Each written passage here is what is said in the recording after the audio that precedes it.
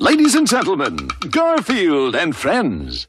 We're ready to party! We're ready to party, we're ready. I hope you bring lots of spaghetti. I'm scared. Come on in, come to the place where fun never ends. Come on in, it's time to party with Garfield and friends. Dancing, Fiesta! romancing, Siesta! samba, La Bamba! Ay caramba! Disguises! Surprises! And pies of all sizes! Come on in, come to the place where fun never ends. Come on in, it's time to party with Garfield and friends. Come on in, it's time to party with Garfield and friends. Garfield and friends. It doesn't start till the fat lady screams.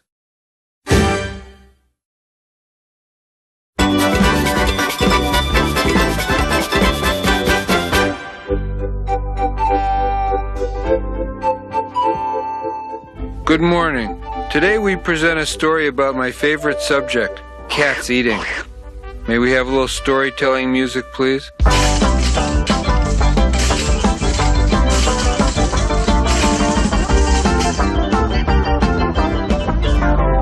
Hey, what do you want on a cartoon show? The London Philharmonic?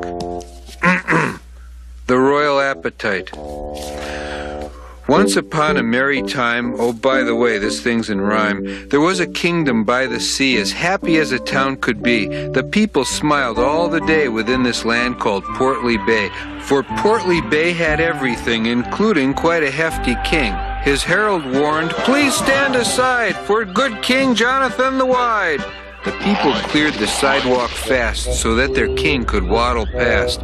For John the Wide was in his reign, a king as large as his domain. And in this town he was in charge, a royal figure very large, a gourmet and aristocrat. Just take my word, this guy was fat. The people loved their chief of state and cheered each time he gained some weight, because this town's economy was based on his obesity.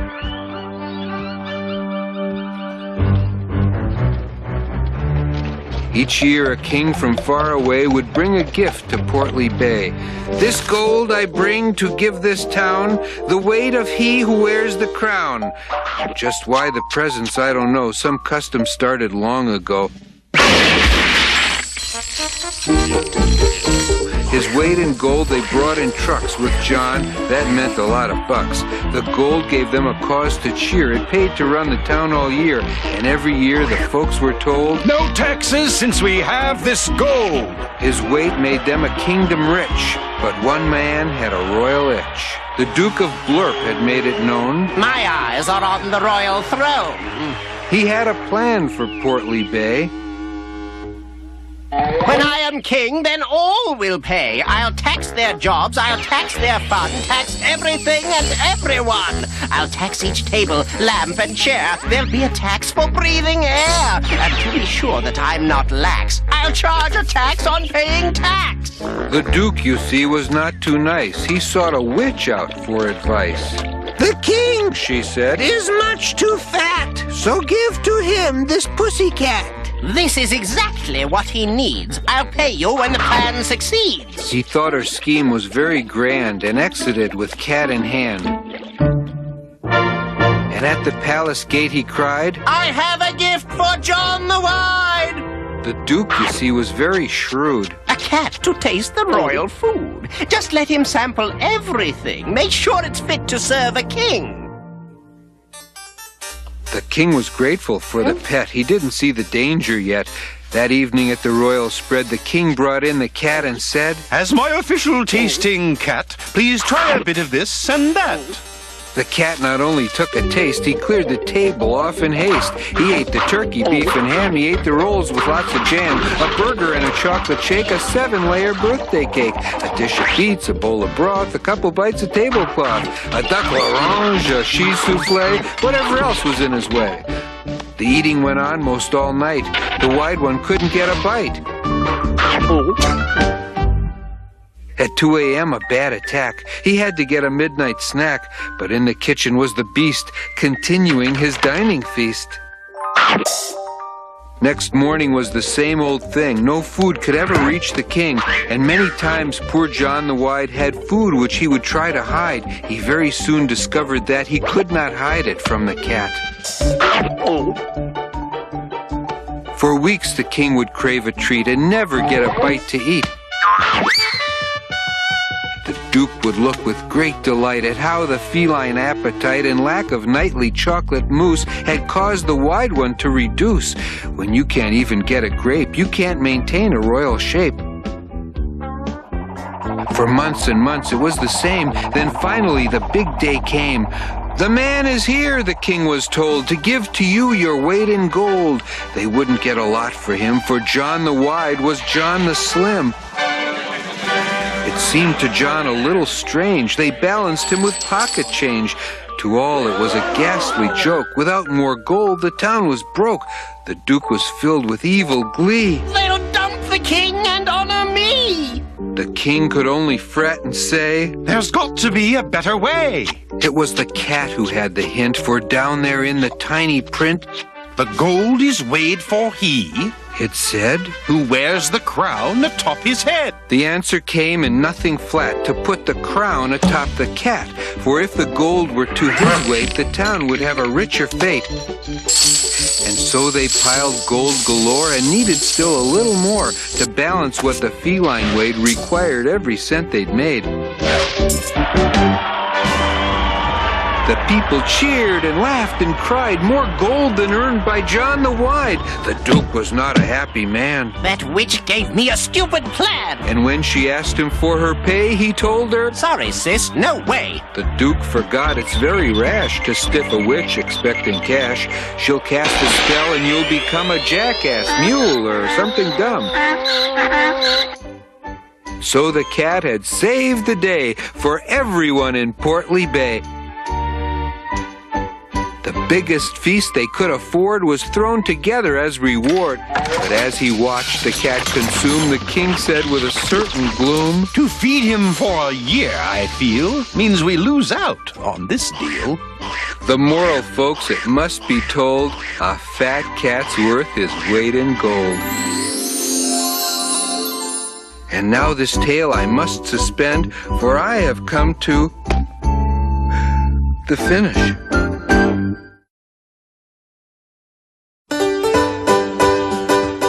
And now, in spite of my better judgment, we bring you Screaming with Binky. Actually, today I'm safe because Binky's 1,000 miles away attending a clown convention in New York.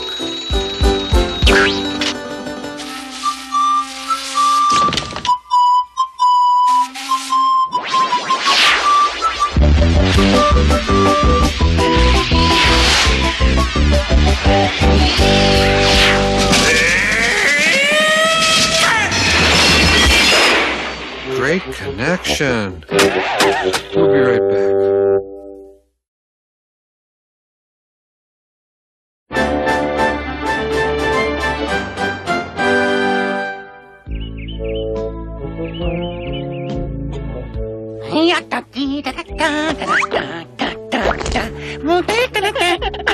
Now, this is the face of a prize rooster. Getting all dressed up to watch the big state fair parade? Actually, we're hoping the farmer will notice how good we look and enter us in some of the contests at the fair. Not I. They do not give blue ribbons for yellow streaks. Sorry to disappoint you, but I think the farmer's only taking the pulling team and some of our best vegetables again this year. At least we can watch the parade as it passes by the farm. Yeah, we'll be the best groomed animals lining the fence as usual. See you later, then. Aren't you coming with us, Orson? Well, somebody has to stay here and guard the harvest, and that somebody might as well be me. Knock yourself out, Piggo.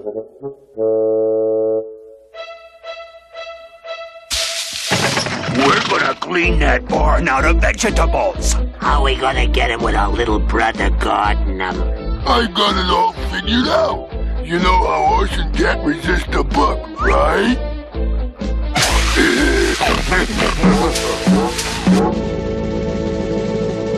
I bet everybody's having fun watching the parade.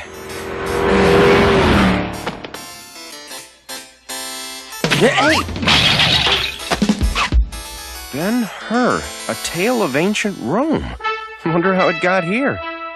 Soon came the day of the great chariot race.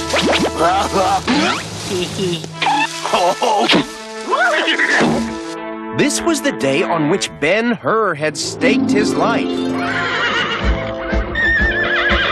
Easy there, my noble steed. You must save your strength and energy for winning the race today. Orson Ben-Hog, there is much wagering among the spectators in the stands. The people are betting on the brothers Gort, Mort, and Walt to win. You can beat the odds and become a very wealthy man if your horses are the swiftest. I chose to match my trusty team against my sworn adversaries, not for money, but for honor. They falsely accused me of crimes against the Empire.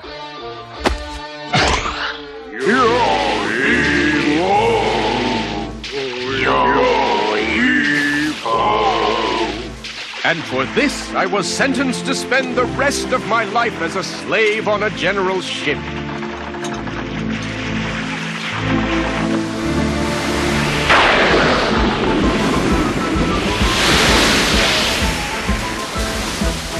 But for the hand of fate, a lifeguard course I took as a child, and the chance rescue of the general, I might have perished there.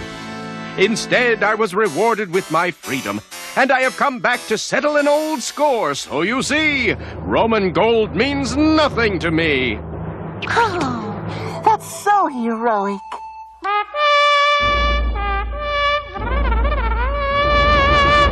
The trumpet calls, and I must prepare.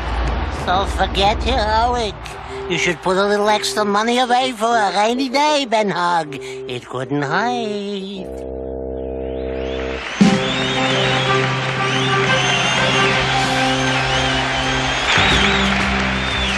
Ben-Hog! The spectators are all giving a cheer. Ben-Hog! To the Empire's favorite charioteer, Ben-Hog! His rig may not look too fancy, but Ben-Hog is one speedy pig in a chariot. Ben-Hog!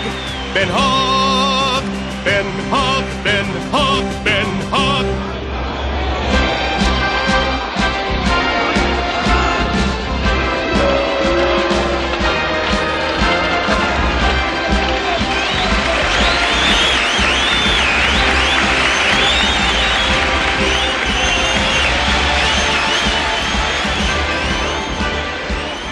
You're a wimp, Ben-Hog.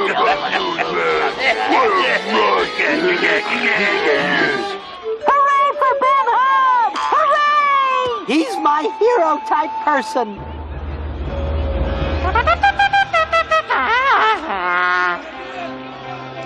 Friends, Romans, countrymen, start your horses! They're off and all the chariots are in a cloud of dust. The dust has cleared and Ben's ahead. He'll win this race, he must.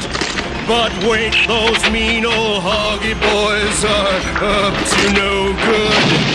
If Ben hasn't paid his health plan, well, maybe he should. Ben-Hog is in trouble. Ben-Hog is behind. Ben-Hog is down. Ben-Hog, never mind.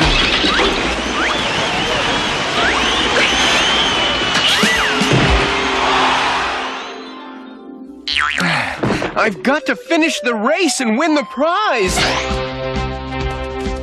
Giddy up. I must get back into my chariot. Uh-oh, our brother's coming after us. This'll stop him.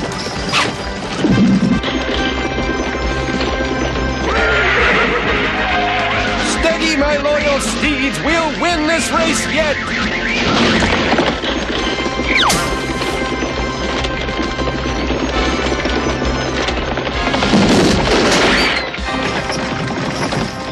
Wow, this sure is an exciting parade. Arthur! Arthur! I just wish they had more floats. I love floats. Ooh, that one wasn't bad. Too bad Orson wasn't here to see it. Whoa! That one was okay. Faster, you stupid horse!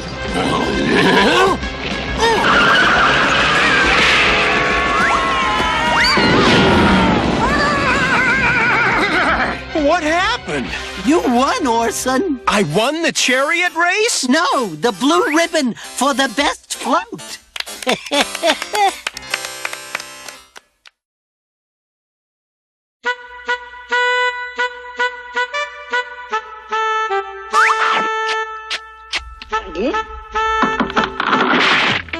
This chair isn't level. That's easy enough to fix.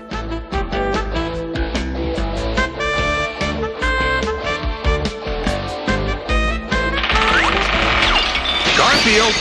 Garfield! Is the chair level yet?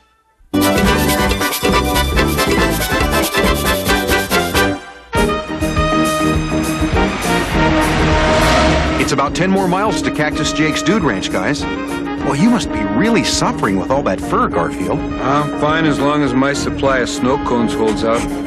Hey, Odie, want a lick? Yeah! You have no idea how long I've waited to do that to him. Well, I hope you have enough snow cones for 10 more miles because... Huck! They got me, Louie. Tell Ma I loved her. And bury me not on the lone prairie. Garfield, it's just a flat tire. Boy, you're no fun. I hope the spare tire has air in it. What? Garfield, you took the spare tire out to make more room for snow cones. Is that it? Hey, pal. Necessities of life. You realize what a mistake this is? You're right. I should have brought less lemon and more grape. I'm going to walk back to that gas station we passed a few miles back. I'll be back as soon as possible. Try and stay out of the sun. Well, I'd better save my snow cones for later. It's later. It's farther than I thought.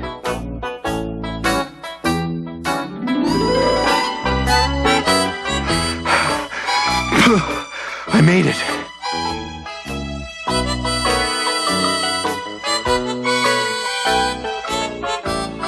Excuse me. Welcome to Seymour's self-serve service station. You can pump your own gas, check your own oil, and wash your own windshield. I have a flat tire. You can also fix your own flat tire. We don't do that, too. But my cat, my dog, they're out there in the desert all alone.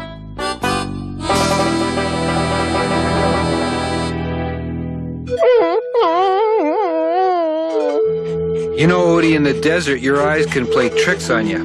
You can see things that aren't there. Huh? Yep, they're called mirages. Mirages are fantasies of the desert.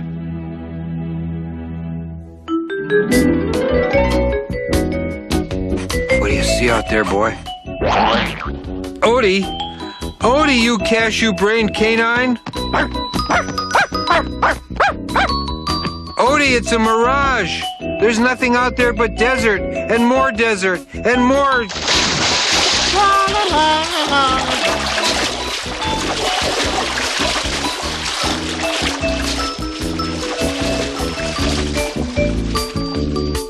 Hey, sometimes you don't ask questions.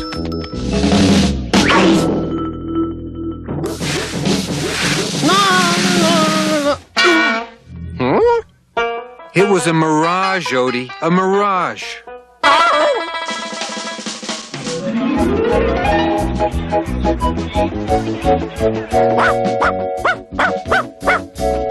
Odie, come back. That's another mirage.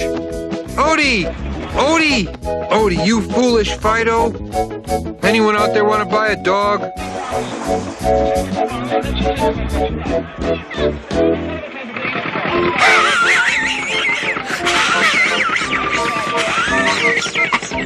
Odie, there is no merry-go-round there. Huh? No, it's a mirage. No merry-go-round. No horsey. No horsey. Odie, your brains are a mirage. Now let's get walking back to the car. It's that way.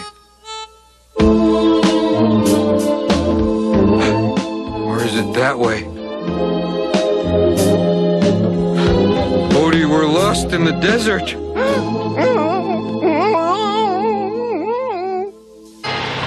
It's right up ahead. Boy, am I glad you happened along. You're so kind. Gonna cost you plenty. I hope my dog and cat are okay. There it is. That car there. Garfield, Odie, I'm back. I found a tow truck and he's... Guys, where'd they go? They left paw prints in the sand. Follow those prints. Gonna cost even more.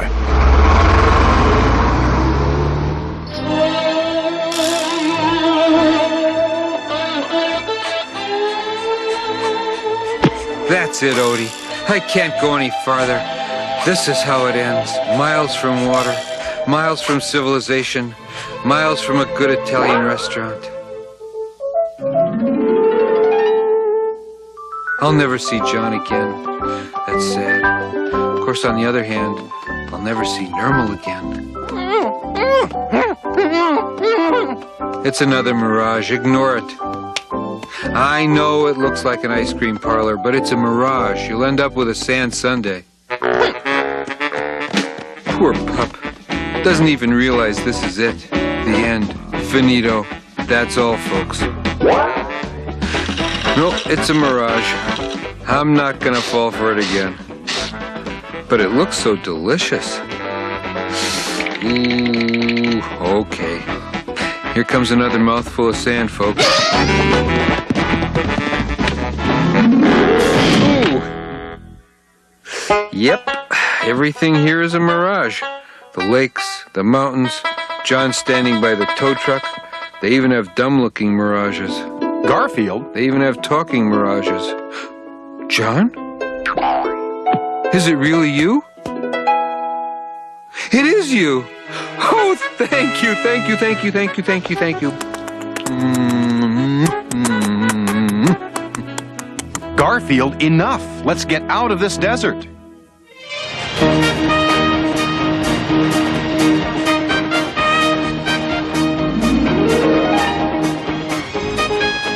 That's the second largest lasagna I've ever seen in my life. No, Garfield, that's just a mirage. We're back at the car. Please fix the tire as fast as you can. Gonna cost you. Looks like we're all set to go. Let me go. There's lasagna out there, and women, and lasagna.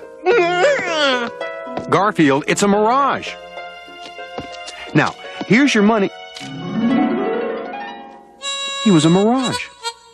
But we got here, and the tire's fixed, and... Let's not ask questions. Let's just get out of here. But the lasagna oasis... That was a mirage, Garfield. Can you believe that? He didn't want our lasagna.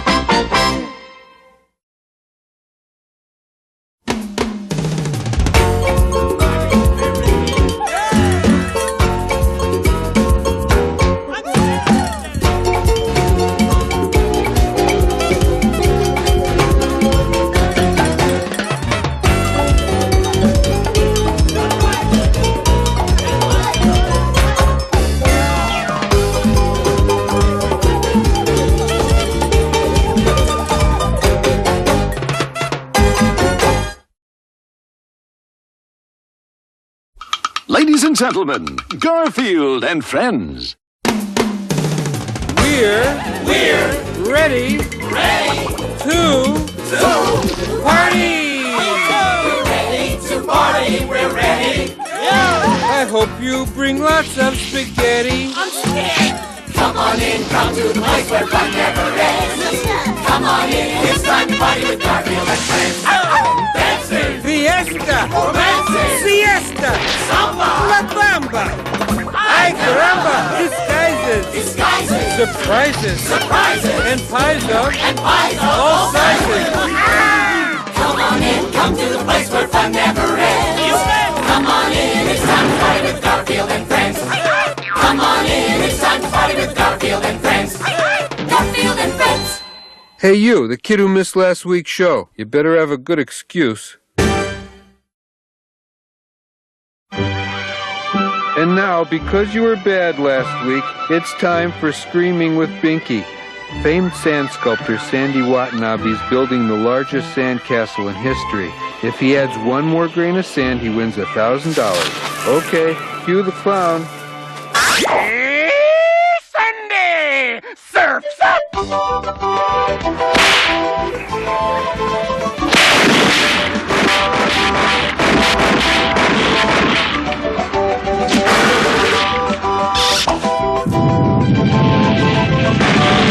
And now, here's something else to watch. Hey, don't you want to hang ten? Surfing is the only life!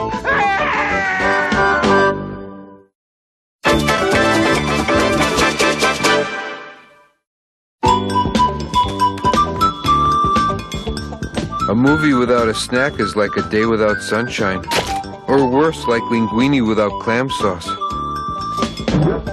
Especially when the afternoon movie matinee is Sherlock Holmes and the Hound of the Baskervilles. Elementary, my dear Watson. Uh-oh. Either the TV's broken or I'm watching the all-static channel. This calls for a direct application of high-level technical knowledge.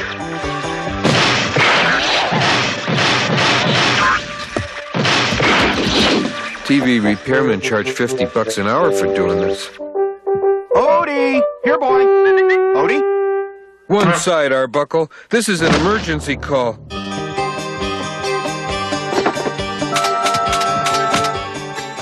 You don't understand. We're under a Code 13 red alert. Severe lack of TV. I know the TV isn't working. I'll call the repair service right after I locate Odie. I haven't seen him all day. He probably went out to bury a bone and dug his way to China by mistake. Meanwhile, I'm missing Sherlock Holmes. Sherlock Holmes, huh?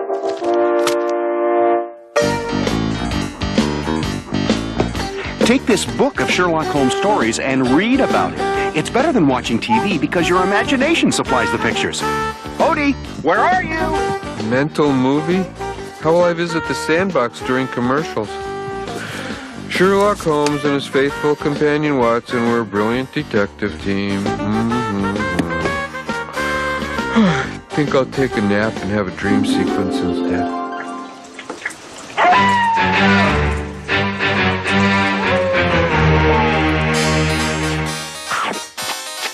Well, Watson, what do you make of this? It was a pretty expensive umbrella before a small yellow and brown dog with an annoying bark whose slurps got to it. I see. You believe the owner has recently had a close encounter with a diminutive canine. You bet your magnifying glass. Mr. Sherlock Holmes? I am Holmes, and this is my assistant, Watson. I'm John Arbuckle, and I've lost my small yellow and brown dog with an annoying bark who slurps. And my umbrella. Excellent deduction, Watson. Piece or cake? We found your umbrella. That'll be 10 shillings, please. As for your dog, I suspect foul play. But rest assured, Watson and I are on the case of the Hound of the Arbuckle. Nice touch. And then my dog disappeared without a trace. Oh no, he's come back to haunt me. We should start looking for clues. Like this piece of tile. Watson, we have our work ahead of us. No clue shall escape my trained eye. He couldn't find a hippopotamus in a hot tub.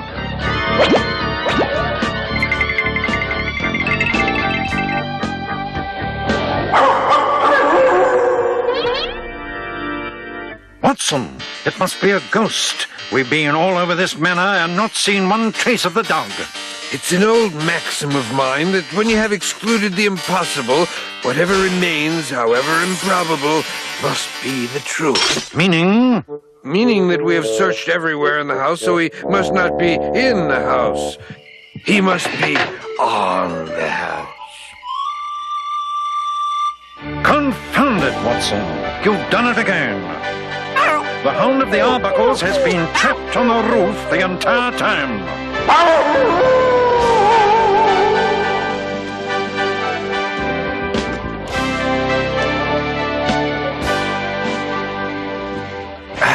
Here you go, Governor.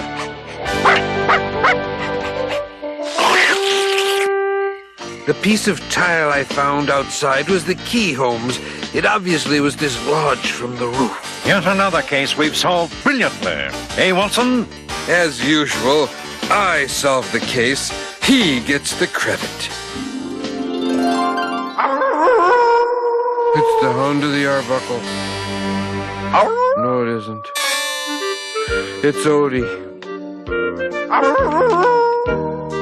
He's somewhere close by.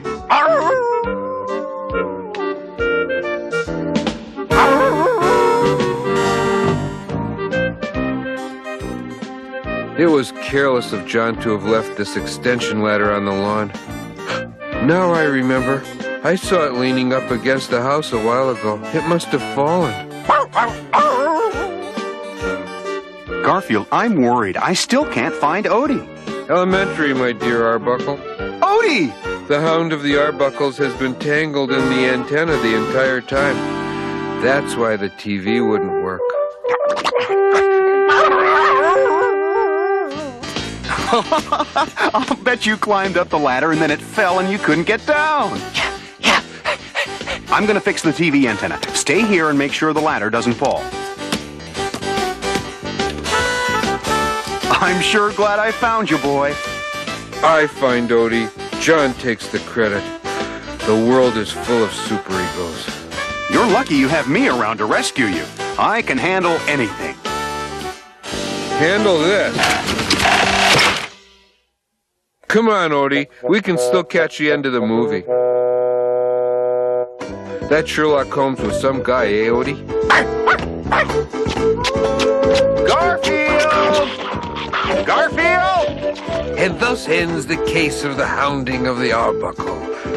Turn the volume up and pass the cheese puffs. Garfield, bring the ladder back! Garfield, you're gonna be in big trouble!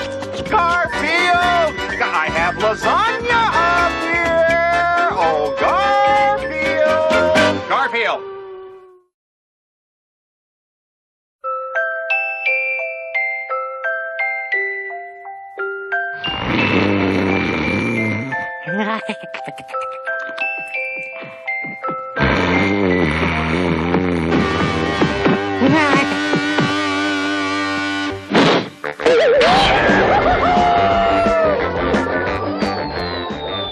Orson, can roosters fly?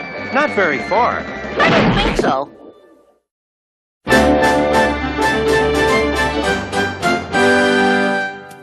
If I wanted to be a sailor, then a sailor is what I can be. By using imagination, I can be anything, you see? I could be a cowboy or a big business tycoon. You know, if I even wanted to, I could be the man in the moon. Where will I be? On a ship on the sea? It's a nice way to take a vacation. I could be anywhere I want to be if I use imagination. I could be traveling in the Far East if I should take a notion. But now my imagination and I are on a ship on the ocean. Yo-ho, har, har, I'm on a ship on the ocean, I are. Batten the hatches and raise the mainsail. I'm gonna go out and get me a whale.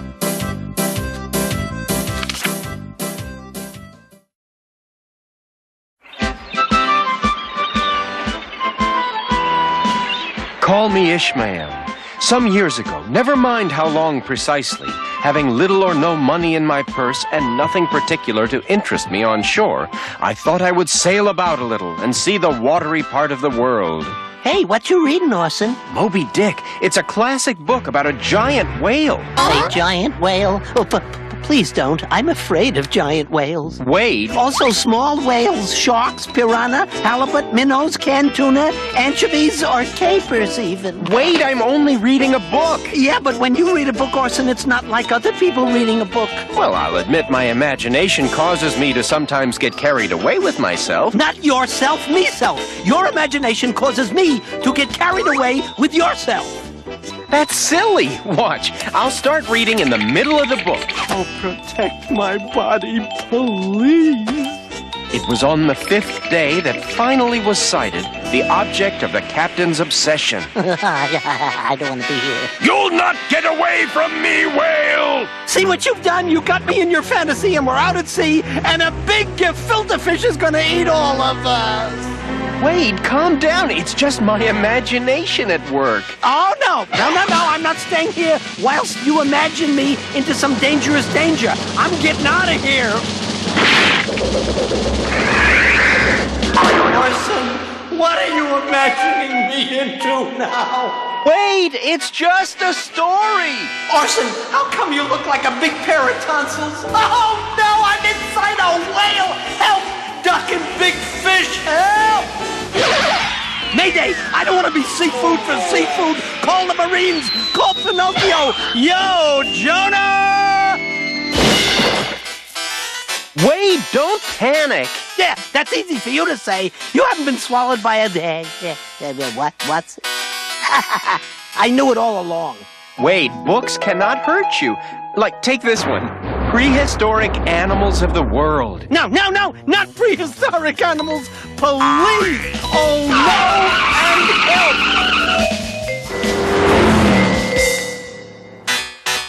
I wish I had a book on courage. The fiercest of all dinosaurs was the Tyrannosaurus. This carnivorous beast walked on its hind legs as it roamed the land in search of prey.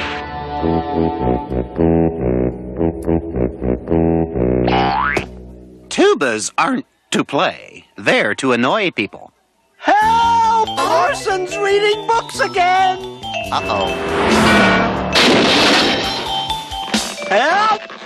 Further help, please!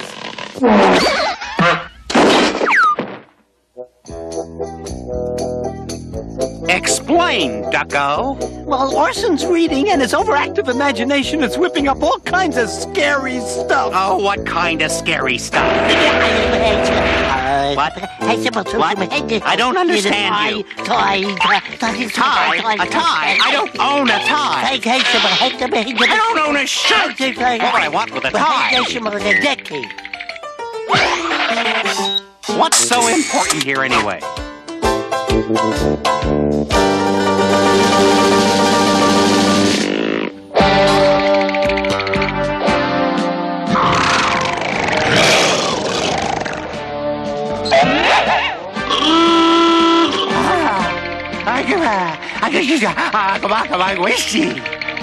Yes, that's about what I said. On your mark, get set, go! We're trapped like rats! Speak for yourself.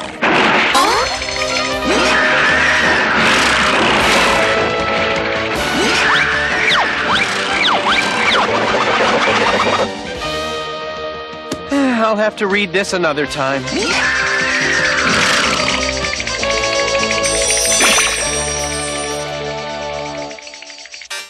Journey to the North Pole. Is the Tyrannosaurus gone? I must be terrified. I'm getting cold chills. This is it. We're gonna be dinosaur chow. July? I wonder if they have anything in here about penguins. I love penguins. Hey, I don't know what Orson's reading, but it beats this heat wave.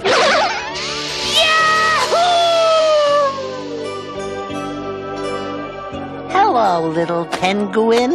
Oh, what's wrong with me? They don't have penguins at the North Pole. They have polar bears.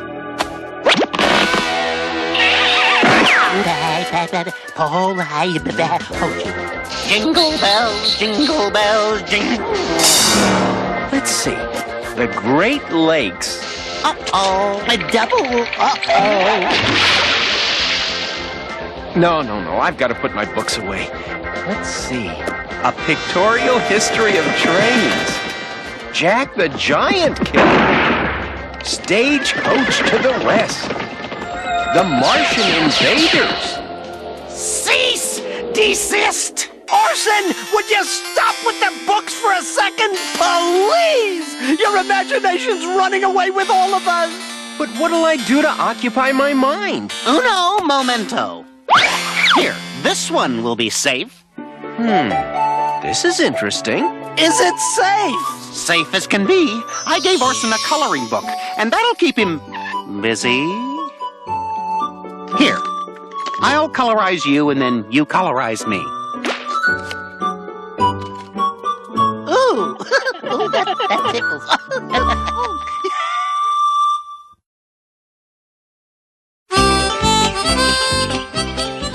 Survival is my life, Garfield.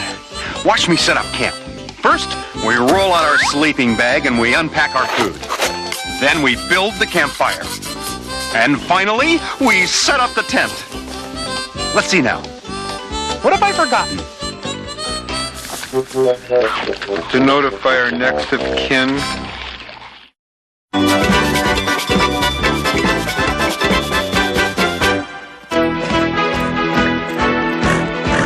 Imagine our old friend Cactus Jake running a Wild West show. I'd be more impressed by him running a hot dog stand. Where are the burgers? Those burgers are a little rare.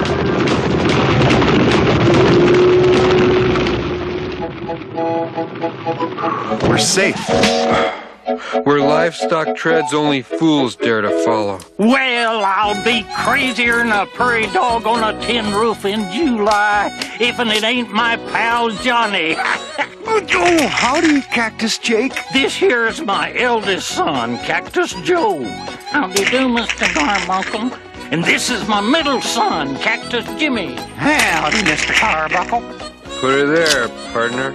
And this here's my youngest, Cactus Josh. A pleasure, Mr. Arnuckle. Oh, the pleasure's mine. Is it my imagination or is there a definite family resemblance here? You still a single feller, Arbunkle? Yep, no city women. They just don't understand us cowboys. What you need is a solid, dependable country gal, Johnny. And have I got the gal for you? There are those of us who could use a solid, dependable country dinner, you know. And now, ladies and gentlemen, here she is, the best little trick rider this side of the Pecos, Cactus Jackie and her horse Goldie. Isn't she the prettiest thing you've ever seen? Looks just like her mother. That was the same look I had the first time I ever saw linguine with clam sauce. What a woman. What a hot dog. Pleased to meet you, John. When do we eat? Go on, ask her for a date. Yes. How would you like to have dinner sometime? That sounds like a swell idea. Let's all go to dinner. But I didn't mean everybody. We're mighty particular about who dates our sister. Can't let my daughter go out on a first date without a chaperone. Let's all head over to our favorite eating joint. I like Western food, especially from the western part of Italy.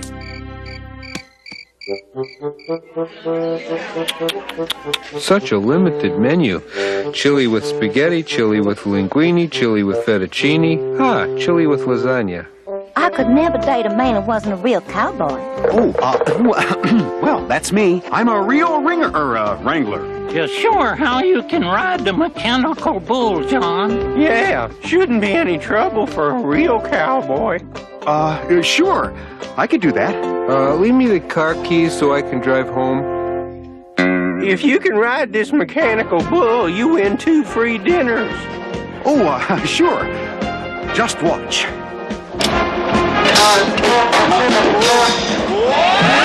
Hey, where's my waiter? Well, about time. I'll have a steak medium well and some baked potatoes with sour cream and, I'm gonna ride this critter. Yeah, I won't eat until I do. Must be winter. The arbuckles are flying south. Let's see how the pasta is. Looks a little sticky.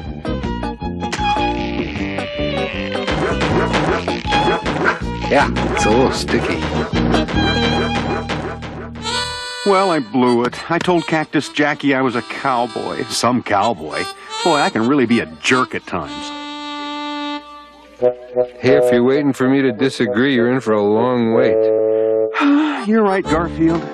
Cactus Jackie will never like me. Looks like it's up to me to help John.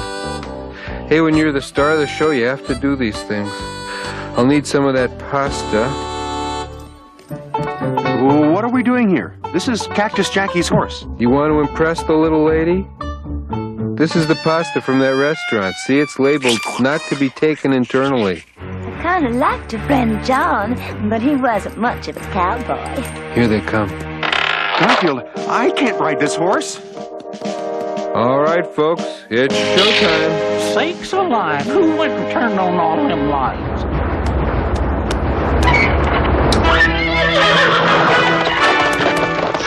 There's my horse! That city slicker's fixing to ride him. This could get real ugly. He won't fall off. That pasta's better than super duper ultra glue. Now that's riding. What a man. Or a reasonable facsimile.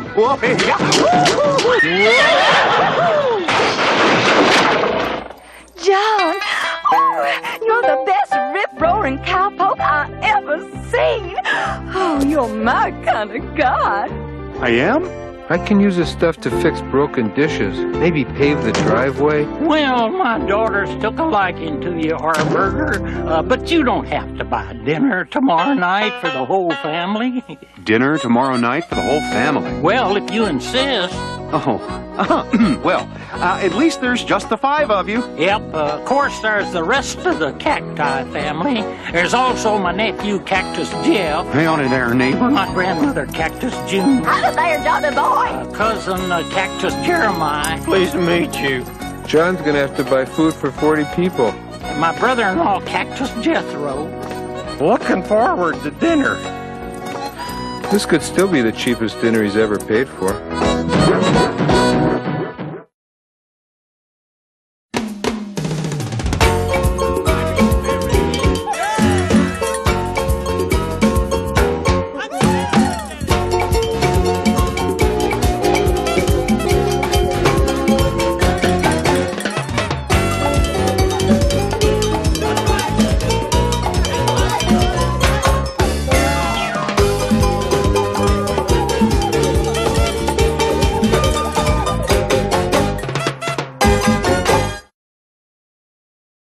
Ladies and gentlemen, Garfield and friends.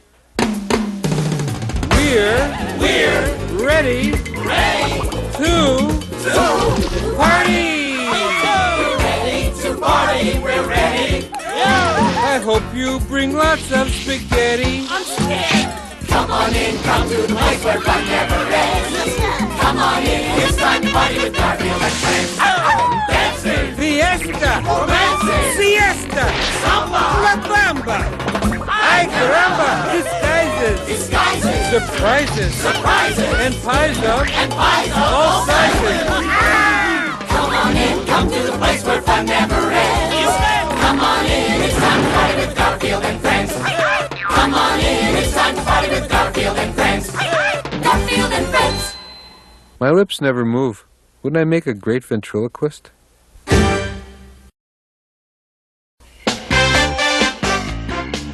Now, while I'm busy being the life of the party, you sit in the corner and do whatever it is cats do.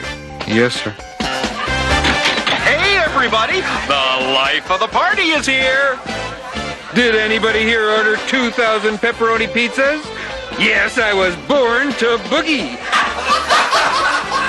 I love the way onion dip squishes between my toes. So much better to dance in than guacamole. We love your cat! Want him?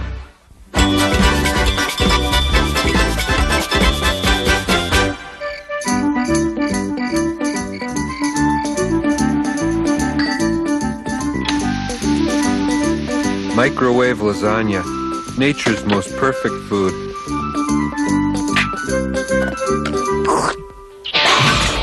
Too hot. I'll let it cool down and watch some TV first and... Ahem. Someone in my chair. Cough. Ahem. Sounds of annoyance.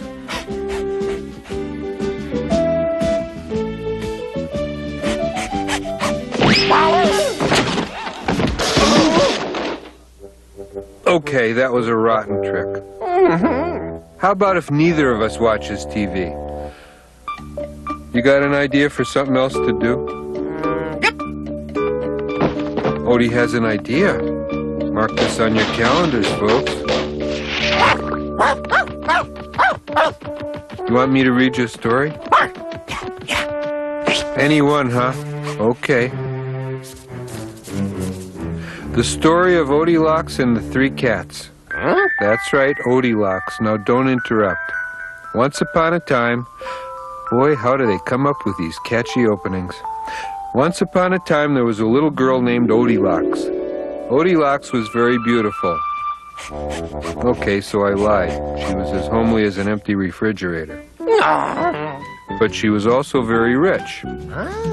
But she wasn't very smart. In fact, she went through her entire family fortune in 6 months. Every time a bill came in, she paid the zip code. She spent her money on many foolish things. She went to Cinderella's town and opened a store selling glass jogging shoes. Then she went to Snow White's town and opened a big man shop. One day she took a walk in the forest, trying to figure out what to invest her money in. Now, meanwhile, deep in the forest, there was a cottage, and in this cottage lived 3 cats, a papa cat, a mama cat, and a baby cat. The baby cat tasted his lasagna and said,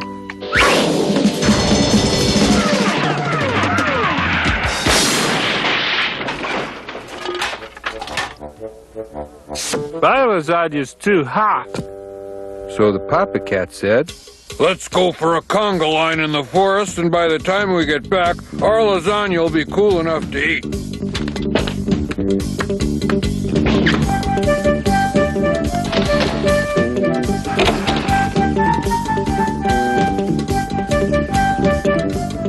So they went for a conga, the baby cat, the mama cat, and the great big papa cat.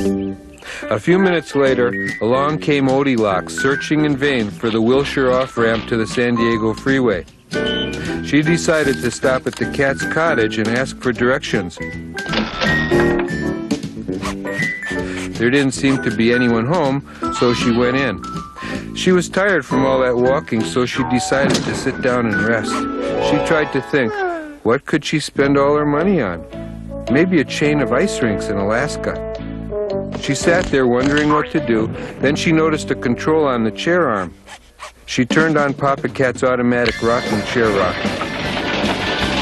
Quickly, she turned it off.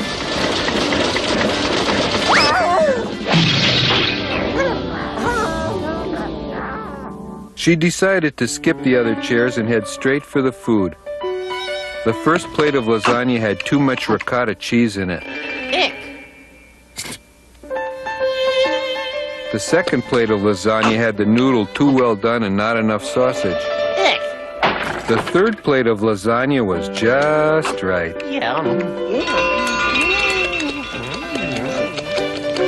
And so she gobbled it all down. It was very good lasagna.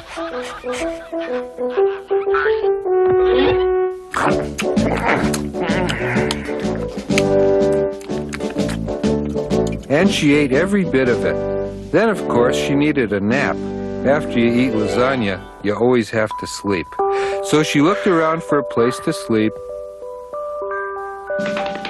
First, she tried the Papa Cat's bed, but it was too hard.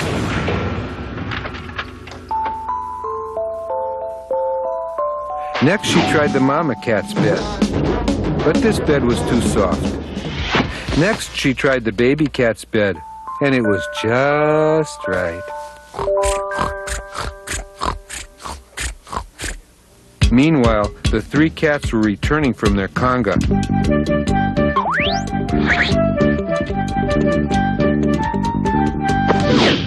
The papa cat said, "Someone's been eating my lasagna." and the mama cat said, "Someone's been eating my lasagna." And the baby cat said, "Someone's been eating my lasagna, and they ate it all up." What a sad story. And the papa cat said, "Someone's been sleeping in my bed." and the mama cat said, "Someone's been sleeping in my bed." And the baby cat said, "Someone's been sleeping in my bed, and there she is now." She started to run for her life. But Papa Cat had previously taken a course in motel management. He presented her with a bill for room and board, and she said, "I had a great time here. How about if we open a hotel?" They had the know-how and she had the money, so they became partners. And Odilocks finally wound up with a successful business. Later, they wound up suing each other, but for now they lived happily ever after. Good story, Odie? Odie?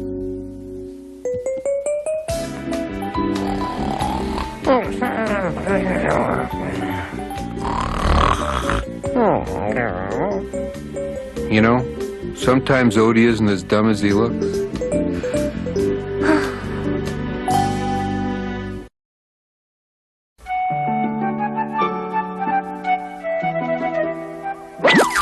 Orson, come quick! My carrot's disappeared! What are you talking about, Booker? It's right there.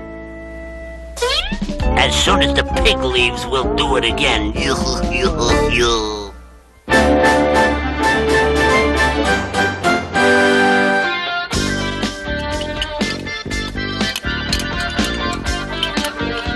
What does the book say to do next, Wade? Oh, Fred, I've lost my place.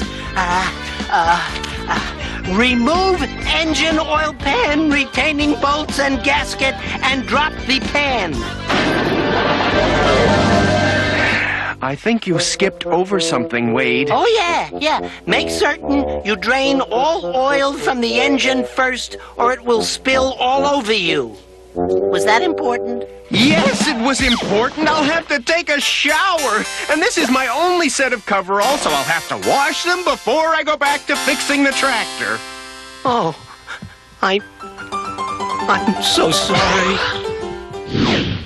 What's Wade overreacting to now? Gee, it might have been something I said, Lanolin. Or maybe the way I said it. I make those mistakes all the time. But you can't take things back once you blurted them out. Yeah, it's too bad time machines haven't been invented yet. We could go back and correct our mistakes before they happen. You must have fallen in an oil waller. You're a mess. Well, I'm headed for the shower and then the laundromat. Fortunately, washing machines have been invented.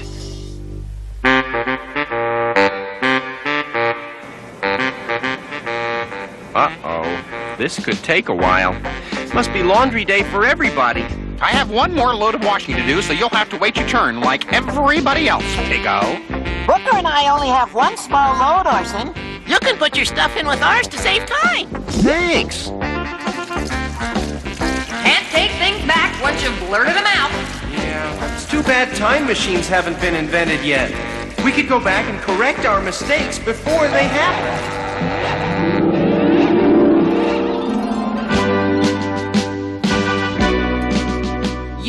Done it, Professor Orson. The first 150 horsepower time machine with a permanent press cycle. It may be premature for congratulations, fellow scientists. Yeah, we don't even know if it works. Well, then let's test it.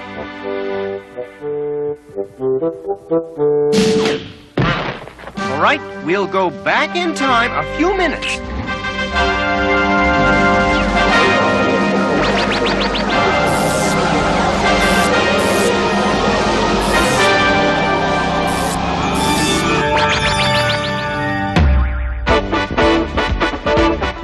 I think we've seen enough of the past.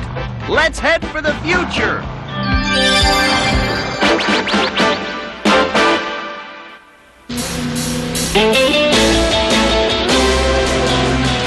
Here we go zooming faster than the speed of light. Sit back and relax and please enjoy your flight. I just can't wait to see what lies up ahead. Into the future to see where the past has led. I don't know what we'll find, I wonder what we'll see in the future. It's a mystery in time, don't know what it's gonna be in the future. The future that's in front of us will soon be in the past. We better take it easy, this machine goes pretty fast. I'm not a gambling pig, but I'd be willing to bet that the song I'm singing now was never written yet. We'll get a first-hand glance at how life is gonna be in the future. Did what I did today, split up our family in the future.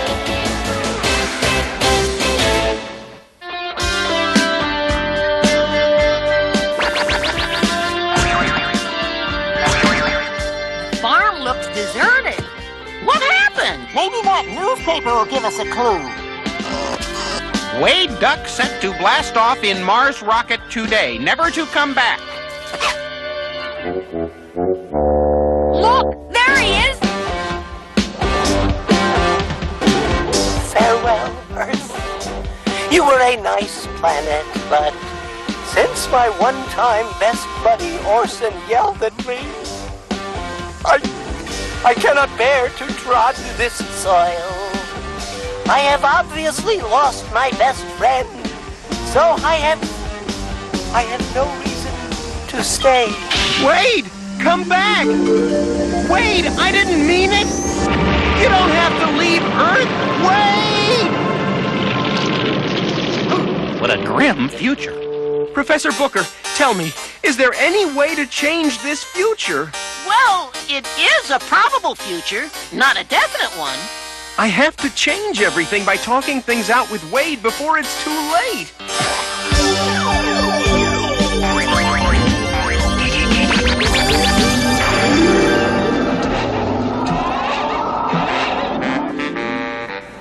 What a strange daydream. I know what I have to do, though. Do me a favor and wash these coveralls for me, Roy. I have to talk to Wade. Orson, they're too oily. Just add some more soap. That'll get everything clean. I have to stop Wade from going to Mars. Going to Mars? Orson's being Orson again. Oh, tremble. Oh, dejected me. I've been looking all over for you, Wade. Oh, gosh, Orson. I'm sorry about the accident. Don't yell at me again. No, I'm the one who should apologize to you. You were doing your best to try to help me by doing something that was hard for you, and I didn't acknowledge that. Whew. And I thought you were mad at me. Oh, I feel a whole lot better now. I'm glad we cleared the air about it. Lanolin, you're right about not being able to take things back once you've said them. But you can make amends before too much time passes and hurt feelings ruin a friendship. Yeah, that's terrific, Orson. But do you notice our weather getting a little, soapy? Oh, Orson, we have a problemo. Oh, no! I overloaded the washing machine! We have to clean it up! We? Well, Booker and Sheldon will help me. Not me. Not me either.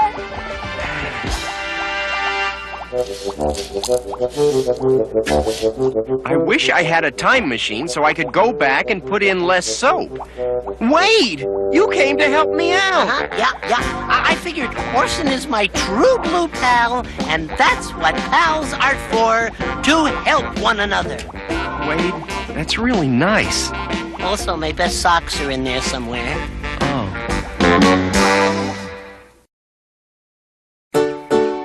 And now, just because you didn't drink all your milk, we present Screaming with Binky. Today, Binky's yelling won't bother me. I have earplugs.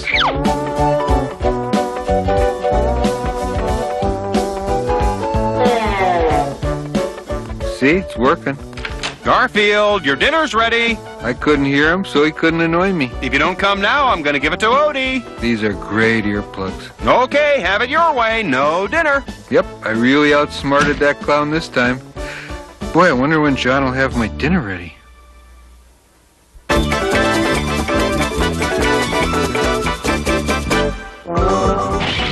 Garfield, come back here with that. I said you could have a light snack.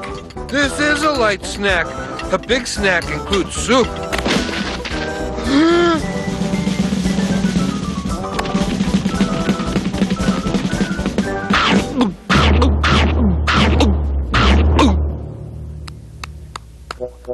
Say, wasn't there a ham in there?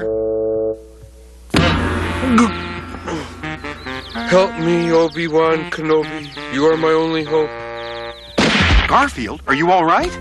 It's all right. Nothing broken. My bed! It's okay, Garfield. We'll get you another one. After all the time we've spent together, we had such good times. Garfield, it's just wood. You were such a loyal friend, old bed. When I think of the good times we shared together, the holidays, Christmas, New Year, Easter, even my birthday.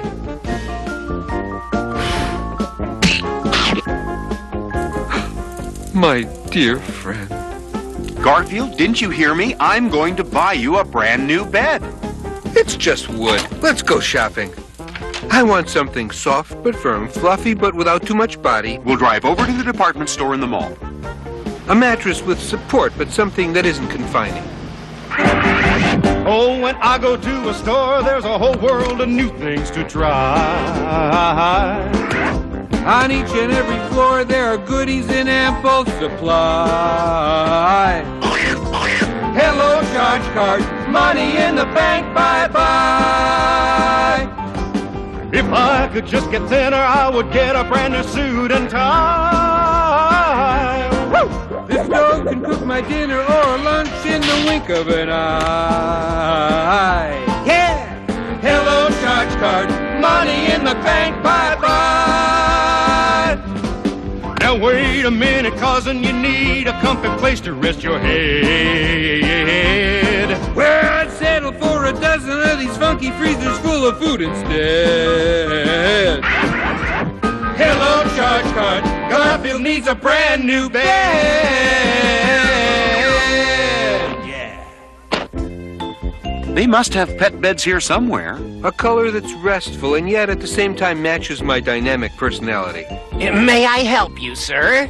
Yes, we'd like to see something in a pet bed. Yeah, we'd like to see me in a pet bed. Your best one. Well, here. Try this one on for size. Wait a minute. I need a running start. On your mark, ready, set, sleep.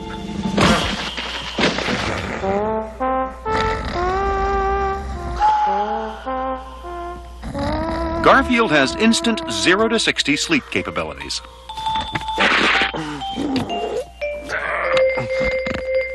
Not comfy. Don't worry, we have lots of different models. Nope, not comfy.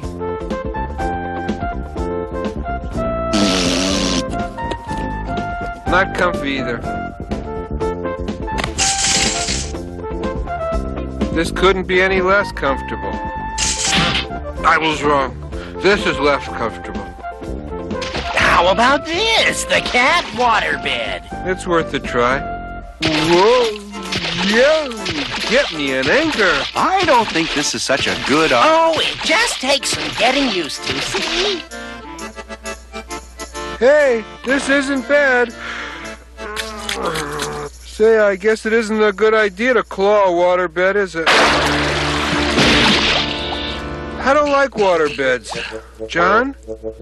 I have a hunch you don't like waterbeds either.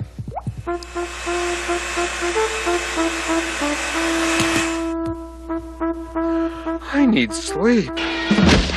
Do you have any other pet beds? Well, we have this one new model. It's the Catnap 7. It comes with vibrating pause massage action, lasagna snack dispenser, and get this, a snooze alarm that can be set for any month.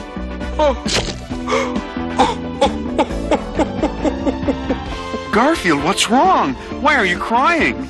It's the most beautiful thing I've ever seen in my life. How much is this bed? I have the price tag right here. Ah! That's the price? Plus tax, of course. Please, Pretty pleased with mozzarella on top. I haven't asked you for anything for hours now. The bed of my dream. All right, Garfield, okay. I'll take it. I hope you appreciate how much this new pet bed costs. I do. But remember, I'm a connoisseur of sleeping. I don't just sleep anywhere. I know, you don't just sleep anywhere. Well, now you have a terrific bed, and it had better be terrific for what it cost. But I just spent... But you couldn't just anywhere sleep. Well,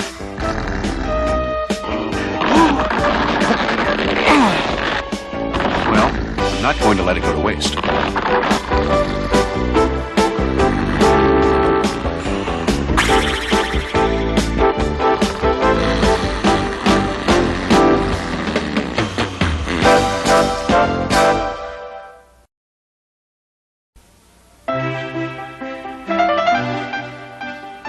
I should change my ways.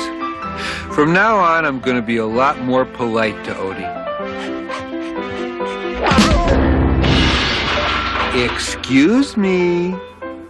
There. Now, wasn't that a lot more polite?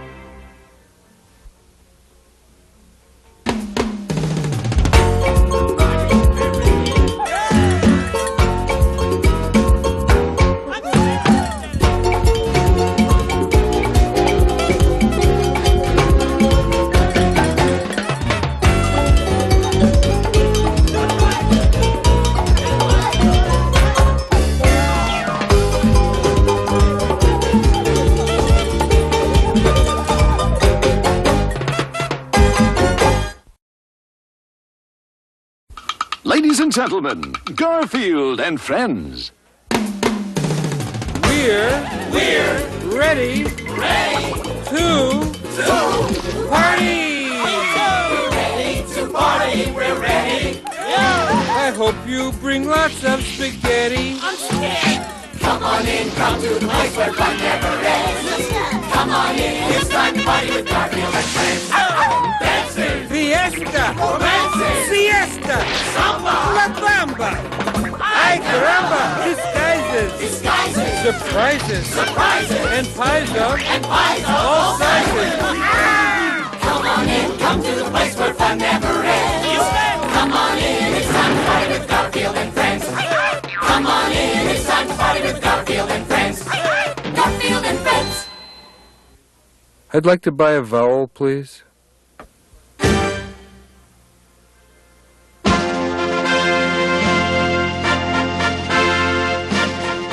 Ladies and gentlemen, kicking Odie off the table. Thank you.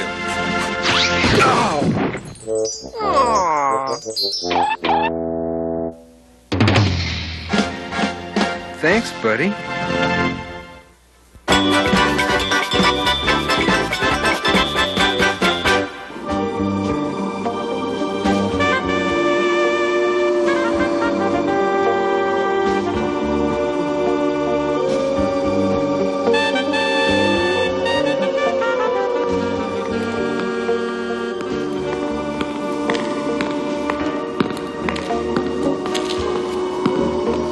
His footsteps grew quicker and quicker as his fears grew. He could almost hear the sinister eyes watching him, eyeing him, and then the creature came forth.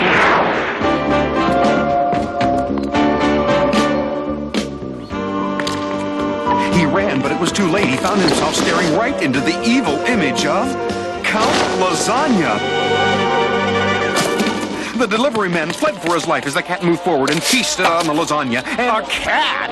Lasagna? Wait a minute, Arbuckle. My readers will never go for a comic book like that. just listen to a little more, Mr. Finster. I spent a lot of time working on this. Let's see, ham, roast beef, 8 sandwiches, gallon of clam chowder, tuna.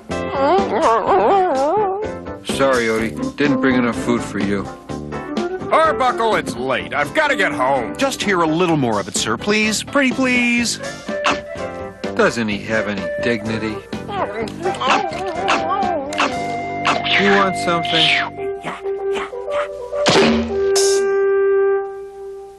My readers want mutants and ninjas and ninjas and mutants. Let me tell you a little more of the story. See, this is where Count Lasagna lived.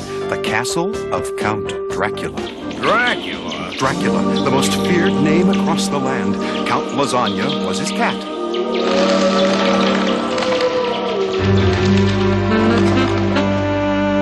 Dracula slept by day in his coffin, but when the moon came out, so did he.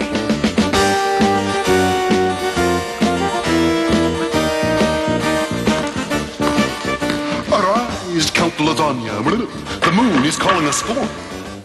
Tell the moon to come back tomorrow night.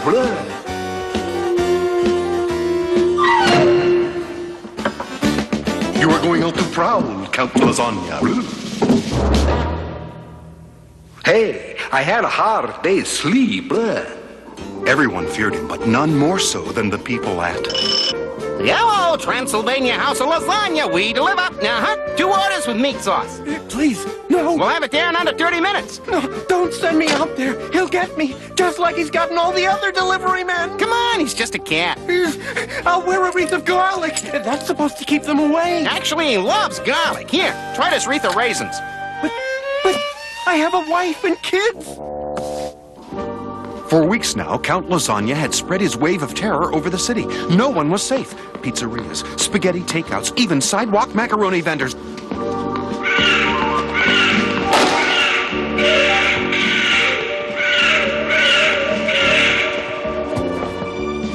None could avoid the cravings of Count Lasagna. Look into my eyes. Please, no, no. I said, look into my eyes. They're very big and hard to miss.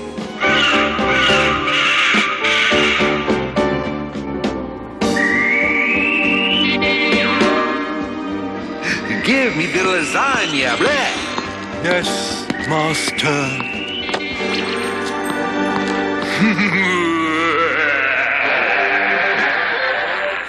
The villagers were outraged by their inability to get any Italian food. Hey, let us storm the castle and destroy the evil Count Lasagna. Soon, the villagers were indeed storming the castle.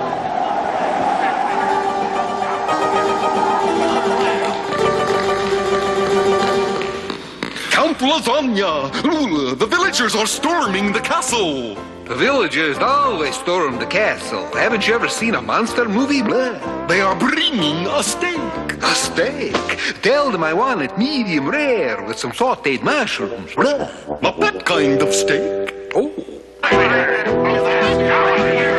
They are here! We must flee for our lives, Count Lasagna! We have no lives, but we must flee anyway.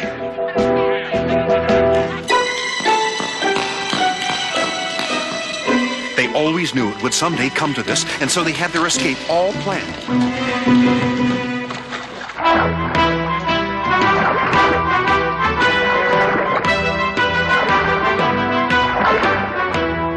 It looked like they would get away, but one of the villagers had a fiendish idea. I know how to capture that Count Lasagna!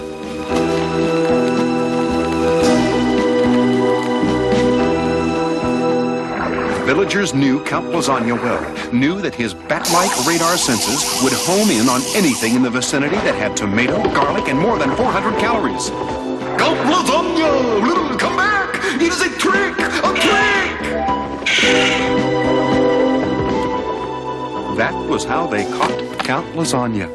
The villagers put him on a low-starch diet, and... Enough, Arbuckle! I have heard quite enough of this silly idea of yours. It'd make a great comic book. It's too far out. A cat that sleeps all day and devours every bit of lasagna in the city? What's so far out about that? Come on, guys. Let's go. Well, thank you for listening, Mr. Finster. I know I kept you late. Don't waste my time with any more silly vampire stories, Arbuckle. Vampires, cats that turn into bats. I can't believe the nonsense some people expect folks to believe. Oh, the moon is full.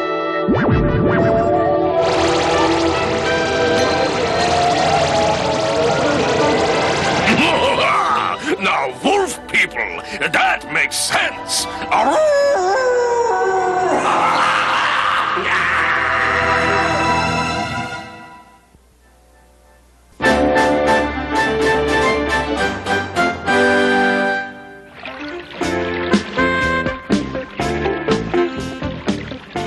Oh, I am a farming failure. Nothing I plant ever grows. Wait, it takes time. Not with Bo, it doesn't. Let's see now. Carrot seeds, tomatoes, lettuce, beets, corn, and cucumbers.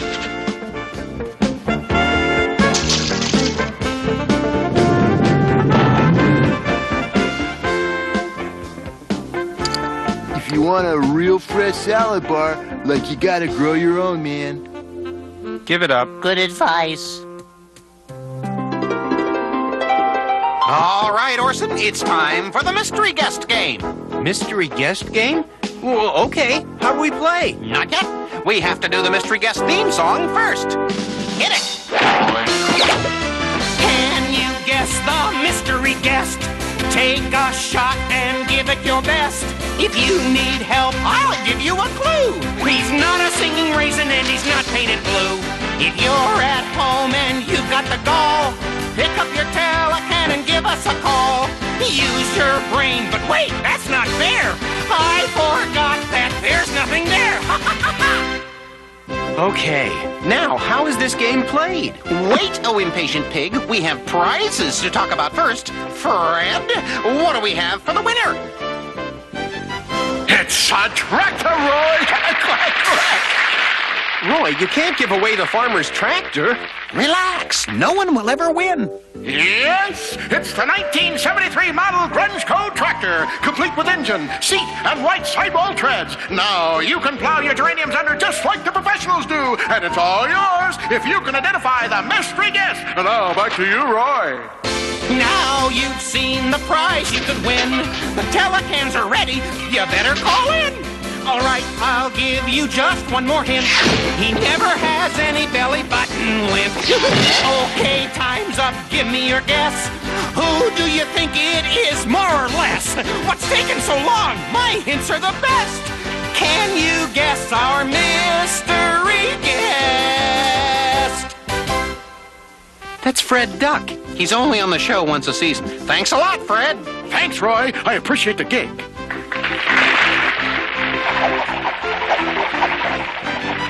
All right, mystery guest, will you enter, please?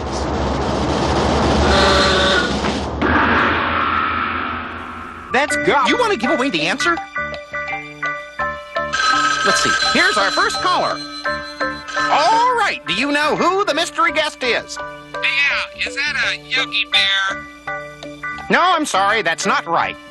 Roy, there is no one in the world who is so stupid they don't know who that is. Gee, I wonder who that is.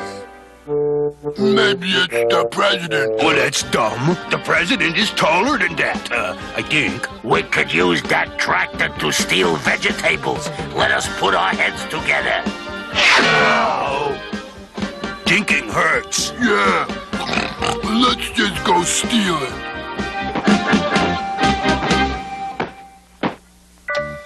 Is it my brother-in-law, Sal? Nope. Here's another clue. The mystery guest sleeps and eats all day and never does any work. It could still be Sal. Roy, I am having nothing more to do with this. Goodbye. Next clue. The mystery guest is fat and completely covered with hair. You sure it isn't Sal? Oh, if only a vegetable or two would grow in my garden, I'd settle for a radish or three.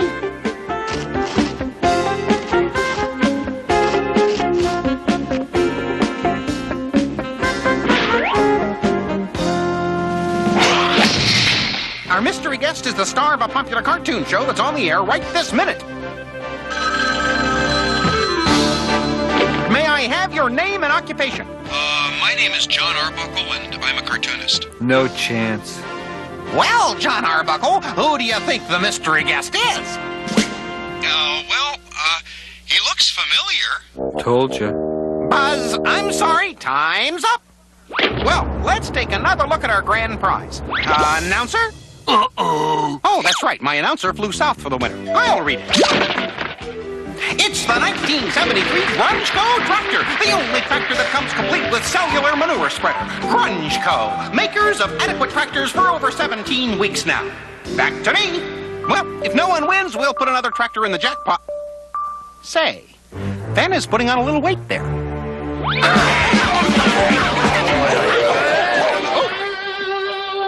If you're not careful, the judges will disqualify you.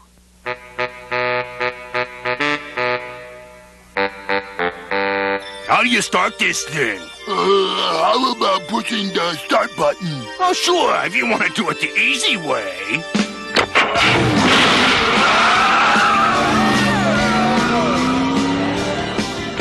Hey, Horsey, your brothers are like stealing hubcaps with the whole tractor attached. My brothers? We have to stop them!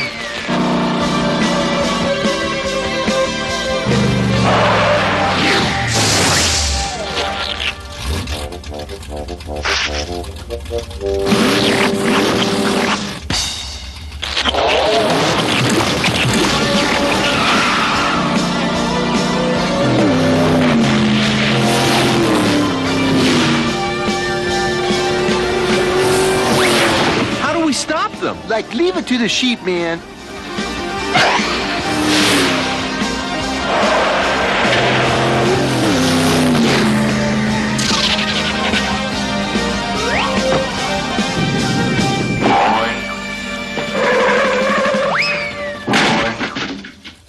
Phooey, I am giving up on trying to grow anything here.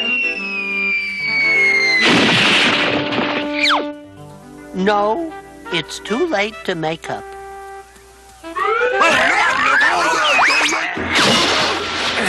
Good work, Bo. We'll lock it up so they can't steal it again. Hey, they're taking the tractor. How are we going to get it now? I know. We can still win it. Well, it looks like no one identified the mystery guest, so here's the answer. It's Garfield the cat. I'll bet you had no idea, right? Well, since nobody won... We won again! The contest's over. The correct answer was Garfield the cat. You can't trick us, is it, Pinky the Clown? Abraham Lincoln? Oprah Winfrey? I think we have some lasagna in the house. Walt Disney? Pee Wee Herman? Michael Jackson? No, it's Garfield. Garfield cat. I know you like it. Johnny Carson? Red Dog? Christy Brinkley? Red Dog. I know you like it. I think it might be Chet Christy Brinkley? I'm going to guess.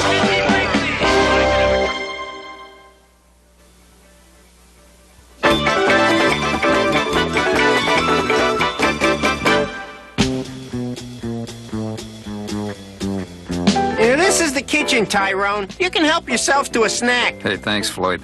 Hey, nice place you got here. This is going to be a great vacation, cousin.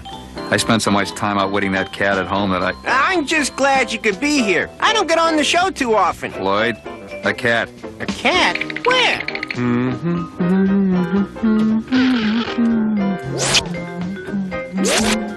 Relax, Tyrone. That's not a cat. That's Garfield. Hi, Garfield. Hi, Floyd.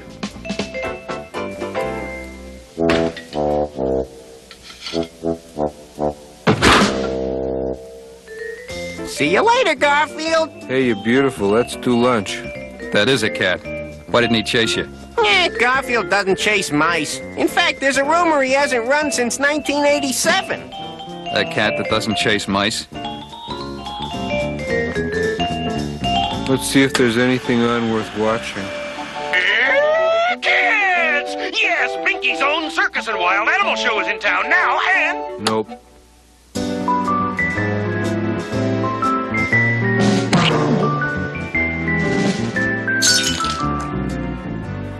I only snack before I go to bed. And don't think it's easy going to bed 18 times a day.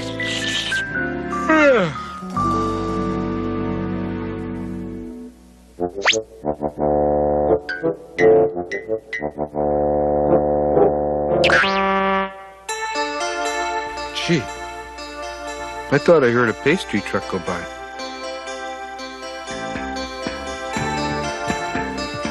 Hey, cat! What is it? Is it true you don't chase mice? What are you? A mouse. What am I doing? Not chasing me. You got it. Oh boy, a cat that doesn't chase mice. This is great. He doesn't chase mice? Told you. Ginger snap. Don't mind if I do. Something's wrong. This is no fun. There's no challenge. It's a mouse. It's a mouse. There's a mouse in my house. I need a mouse trap. No, first I need cheese. No, wait, I need a cat. I have to get a cat. Wait, I have a cat, sort of. Have you no self-respect? I'm a mouse and you're a cat and cats chase mice. Now chase me.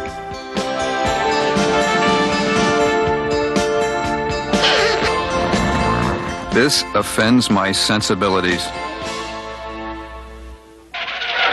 Garfield, there's a mouse in the house. Let me sleep. You're supposed to be a cat. You're a creep. Well-run houses don't have mice everywhere. An invasion of rodents is more than I can bear. Ah, it's only Floyd and I don't care. Let me sleep. A place for everything and everything in its place. That's the way I try to run my house.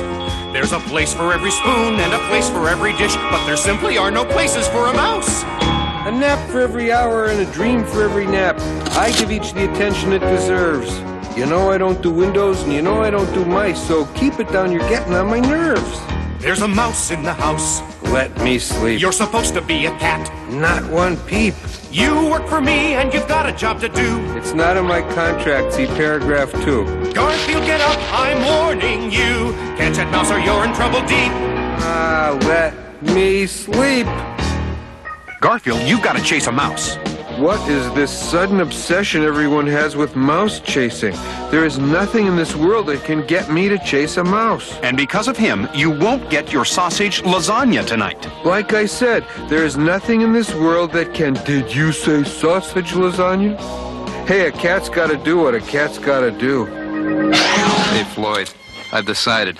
If that cat won't chase mice, I might as well enjoy it. I'm making myself the biggest sandwich I ever had.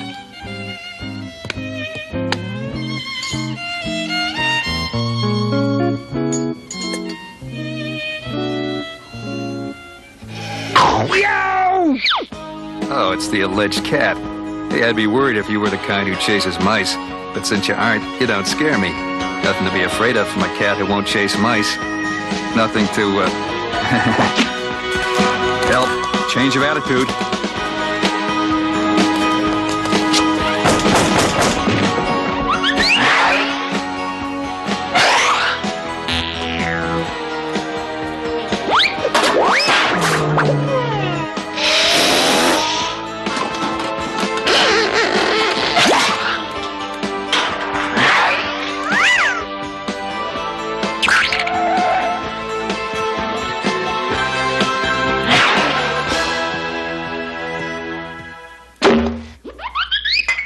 Hope you like Tabasco sauce, cat. Now, this is how mice and cats are supposed to behave.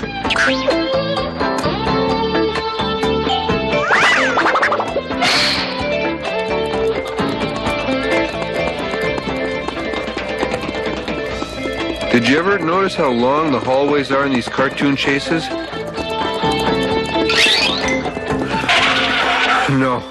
Not even because of sausage lasagna. This isn't my style. No more mouse chasing.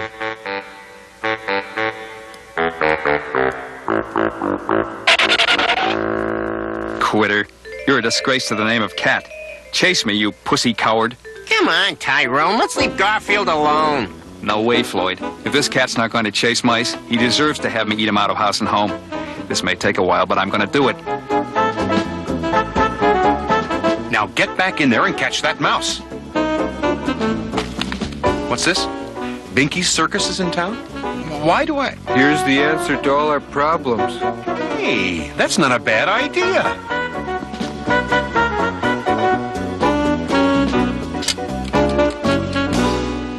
Hello, Binky's Circus? Do you rent animals? Come on, Tyrone. Garfield's okay. Give the cat a break. If he doesn't chase mice, he isn't really a cat.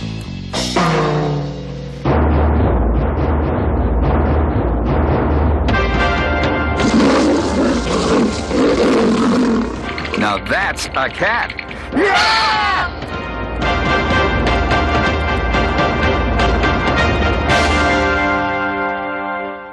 Well, you got rid of the mice, Garfield. Never do for yourself what you can have someone else do for you. A very neat job, too. There's just one teensy detail. Do you think you could do something to get rid of the lion? Hey, I handled the mice. This one's yours.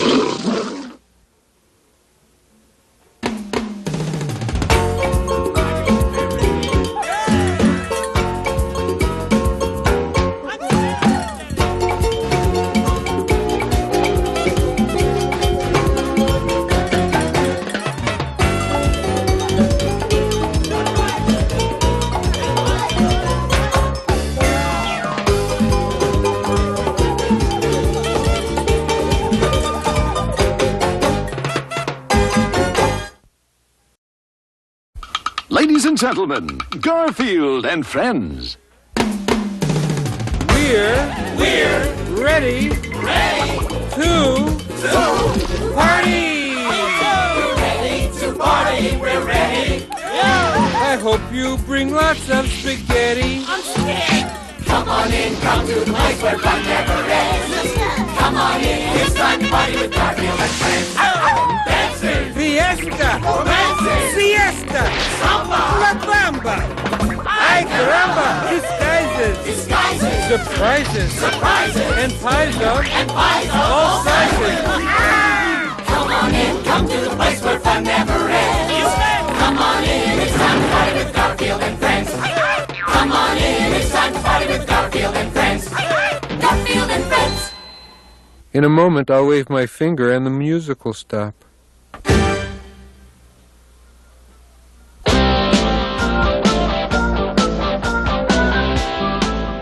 Hey, Garfield, do you notice anything different about me? This is just a wild stab in the dark, but could it be the clown face I put on you while you were asleep? I got a new shirt. Guess I'm not very observant.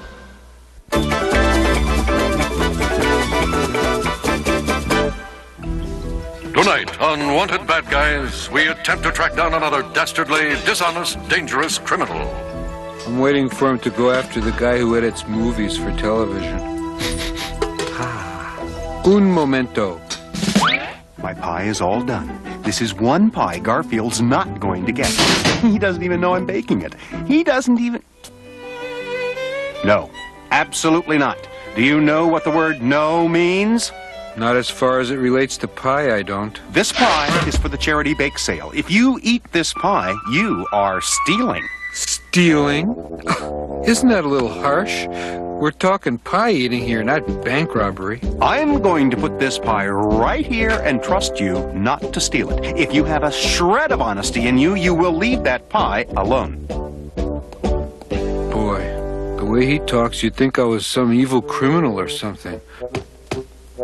Have I no sense of decency? Have I no code of ethics? Have I no piece of pie?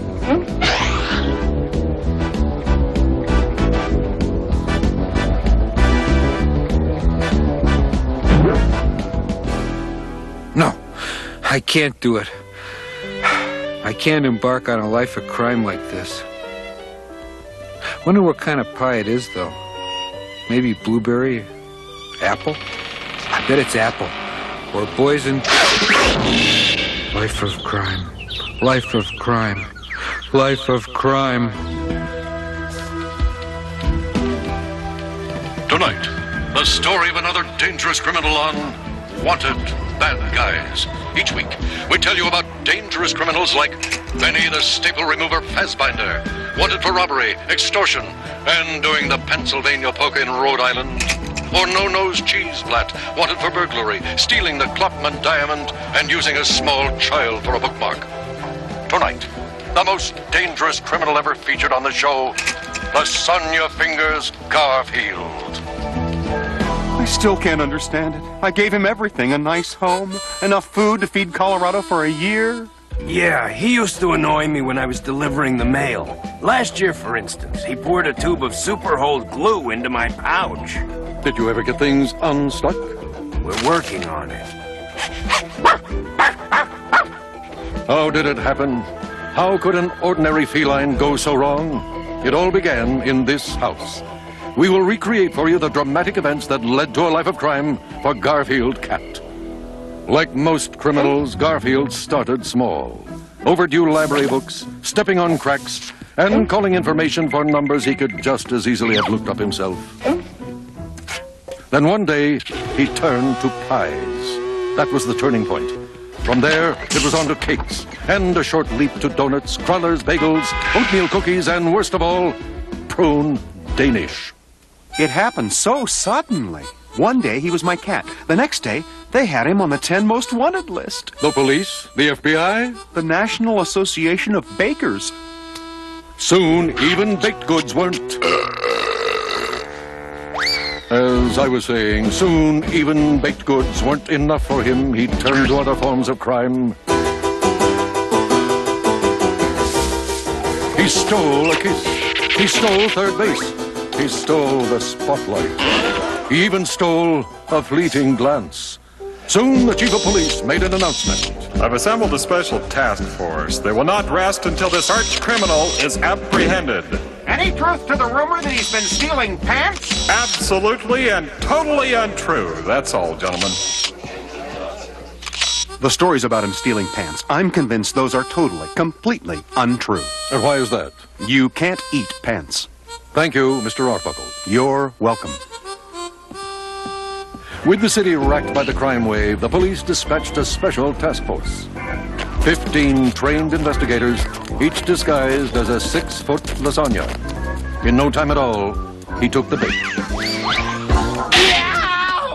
And so, the criminal career of Garfield Cat came to an end. Whoever thought I'd be betrayed by lasagna? He was found guilty of pie stealing, pants robbery, and attempting to devour an undercover police officer. And he was sentenced to a whole mess of years in prison. I hope this isn't one of those places that just serves you bread and water. But it was worse than that. Because in this prison, the only thing they ever served the inmates was... raisins! Get me out of here!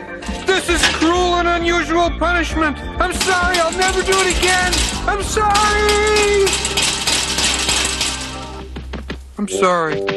I'll never steal anything ever again. Oh, it was just another one of those low-budget dream sequences we do. But where's John's pie? I gotta get this pie back before I end up on the 10 most wanted list. He took the pie. I can't believe he... Garfield, you didn't steal it. That's wonderful. I misjudged you. That's okay. I misjudged me too. I was so sure you'd take it that I made 2 pies. You can have that one as a reward for your honesty. How do you like that? Being honest paid off. Now I get to find out what kind of pie this is. It's a raisin pie. How about that? Maybe Garfield isn't as devilish as I thought.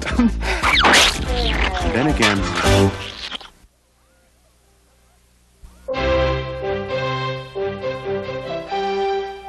All finished, Booker. Yeah, our first snowman. Oh, I love doing that. What do we do now, Booker? We build another one, only bigger and better this time. Well, it was bigger, and it certainly was better.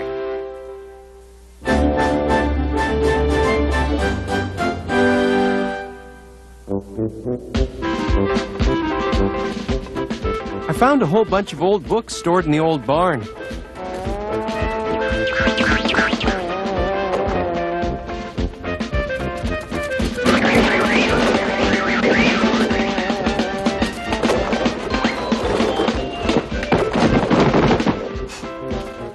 Help! Help! Pizza with anchovies! Orson, is something amiss? Yes, something is amiss. Hey, look at this. A book of old laws for the farmyard. Perfect. And I know what else we need.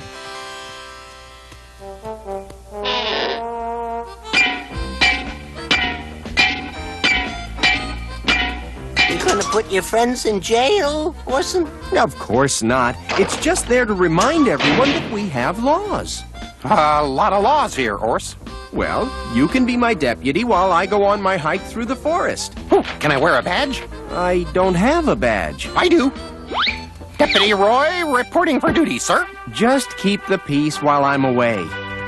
Yes, I shall be the peacekeeper who keeps the peace. Or maybe even the whole thing.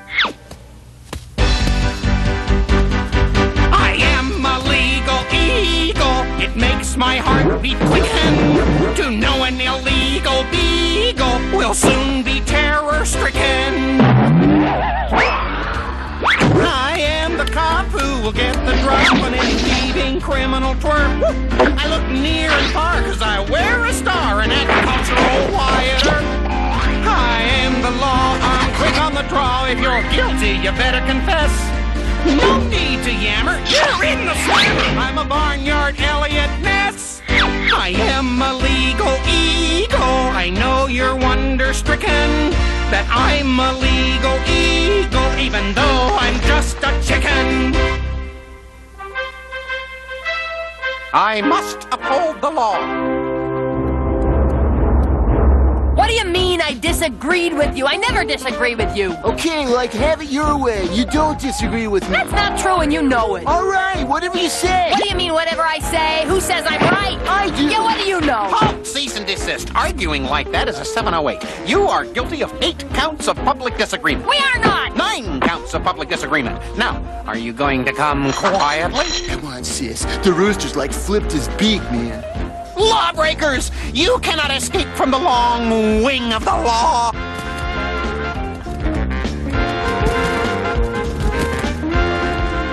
We need a place to hide! Like we're hung out to dry, sis. Now, how can I catch 2 sheep?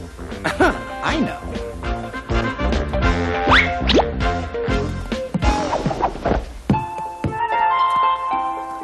I am Little Bo Peep and I have lost my sheep. Wagging their tails behind them. You're gonna be fondue, worm! Aha! A 927. Worm hunting out of season. Ha! Gotcha! Ha! Gotcha!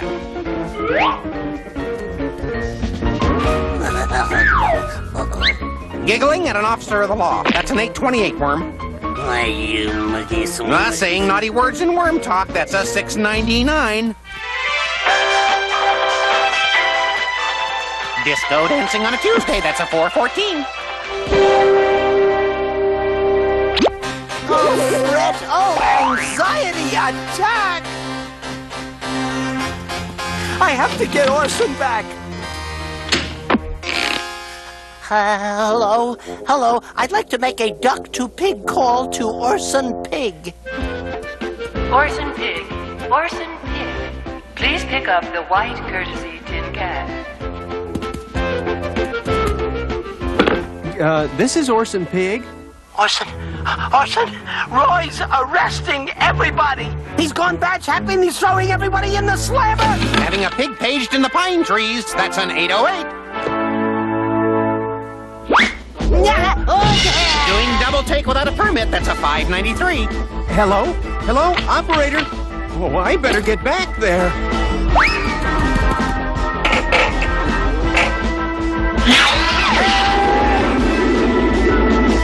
Rooster with a badge! Hey, there's a 9-mile-per-hour speed limit passing a hog waller.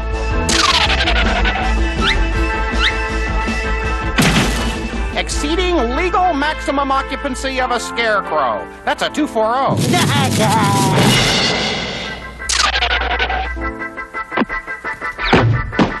Impersonating a Hubbard squash. That's a 666. I give up! Take me in, lock me up, and throw away the key! Like pig returning! Orson, help! Do something! All right! In you go, criminal. one. Just doing my job. Orson will do it. Orson will get us out of here, man. You really think so, Bo? No. Breathing on a deputy's feathers. That's a 588, Orson. Roy, you can't lock us all up. Orson, do something. Don't worry, I've got an idea. Oh, Roy, a word with you. Could I see the rule book? Here, jailbird. Oh, here it is. Putting ketchup on a peanut butter sandwich, that's a 617. Oh, no. Littering farmyard with stale lunch, that's a 938. Uh-oh. Use of a dustpan without a license, that's a 707. I'm a criminal, too. That'll show him, Orson. Yeah, now maybe he'll learn not to enforce dopey laws. Right! I have arrested myself. Roy, who's gonna let us out? Hey, like this book of old laws? It expired in 1889, man. That book is over 100 years old. Who started all this anyway? Oh, that's right. Well, let's get rid of this. And hope that someone comes by to let us out. Anyone. Orson, throwing a book out like that is a 287. Roy, shut up! Sorry.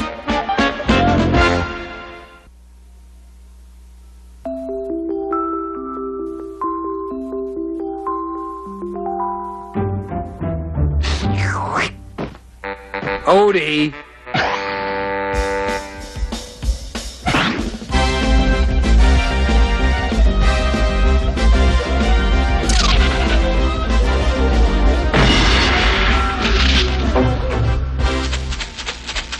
Odie?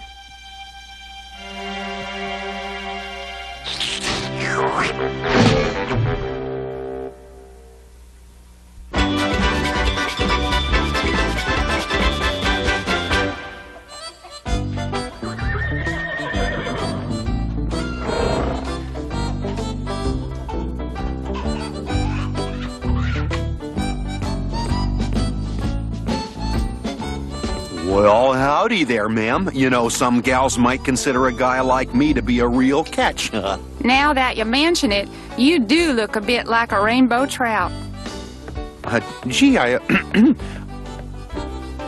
Well, I'm happier than a rattlesnake in a prairie dog town to see you back here at the ranch, Johnny boy. Cactus Jake? I'm hungrier than a rattlesnake in a prairie dog town. Whatever that means. Well, it's my old pal Garfunkel. You gotta watch out for them cactuses. I didn't get acupuncture. Cactus Jake? How did you get the name Cactus Jake? Well, funny you should ask that, Johnny. Old Gargamel here just reminded me of how come my family carries a nickname of Cactus. Uh-oh. I feel a flashback coming on, folks. Let me tell you the story. This would be a good time to go to the kitchen for more cornflakes. You see, it all started with my grandpappy, Cactus Jack. Only he was just plain old Jack then.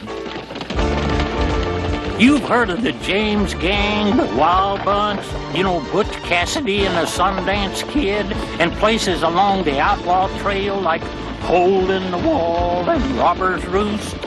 Well, Grandpa Jack was the sheriff of a little town near that old outlaw trail, and his deputy was a feline drifter known only as the Lasagna Kid.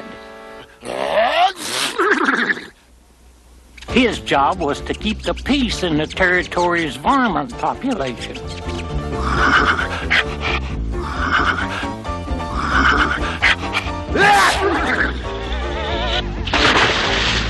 Easy, boy. Just my luck to have the only horse in the West that's allergic to cats. Nobody knew where the kid come from, but everybody that knew him knew to stay clear of him. Hey, who let that cat in here? As for those that didn't, they learned a hard lesson real fast. Make your play, stranger. Fastest flatware in the West. That was a Lasagna Kid, yes sirree.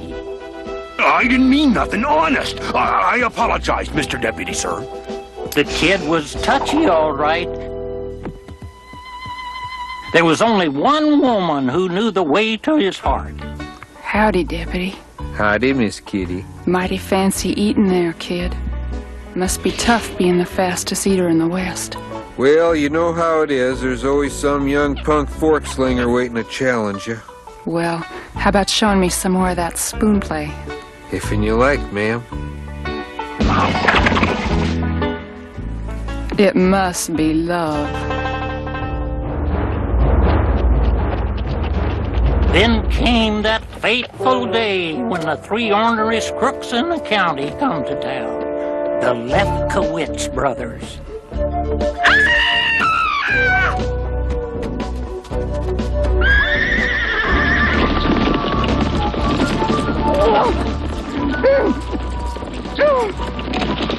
What in the name of Gene Autry is going on? Jerry, the Short Branch Cafe's just been held up and they've gone and took Miss Kitty, too. Grandpa Jack and the kid spoke nary a word to each other about it. Okay, who's the wise guy who moved my horse? They headed out of town after the outlaws. Their destination? The famed varmint-infested and pretty near impregnable outlaw hideout known as Robber's Roost. It was possible to lose yourself for months in that there maze of ridge routes.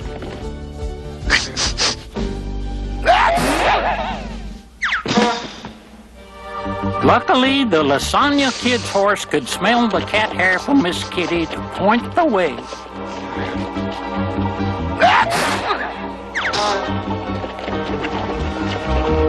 It was tough going. One false step and, well, I don't have to tell you. You boys give yourself up in the name of the law. It looked like Grandpa Jack had bitten off a mite more than he could chew. That's when old Lady Luck intervened.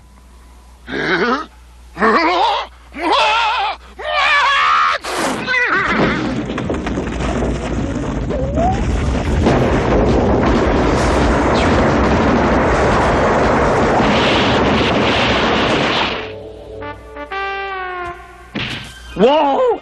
Ouch! Oh! Oh! Oh! Ow! Ah! You rescued me, kid. How can I show my appreciation? Oh, maybe some more of that there lasagna. They took Miss Kitty back to the Short Branch Cafe.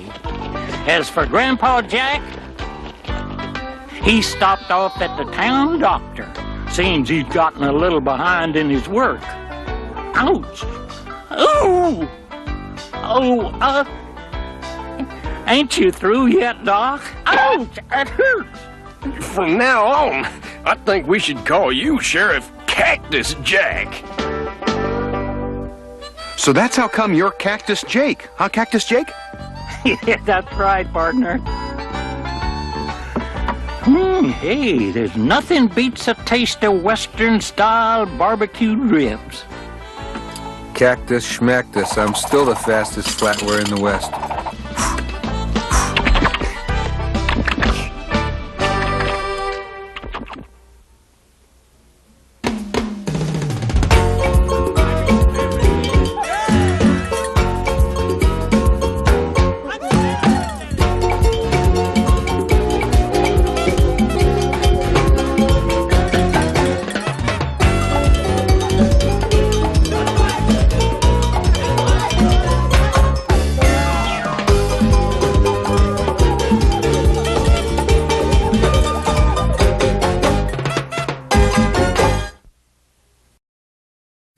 Ladies and gentlemen, Garfield and friends. We're ready to party! We're ready to party, we're ready. I hope you bring lots of spaghetti. I'm scared. Come on in, come to the place where fun never ends. Come on in, it's time to party with Garfield and friends. Dancing, Fiesta, romancing, siesta, samba, la bamba. Ay, caramba! Disguises! Disguises! Surprises! Surprises! And pies of all sizes! Come on in, come to the place where fun never ends. Come on in, it's time to party with Garfield and friends. Come on in, it's time to party with Garfield and friends. Garfield and friends. I'll be back right after they sell you stuff.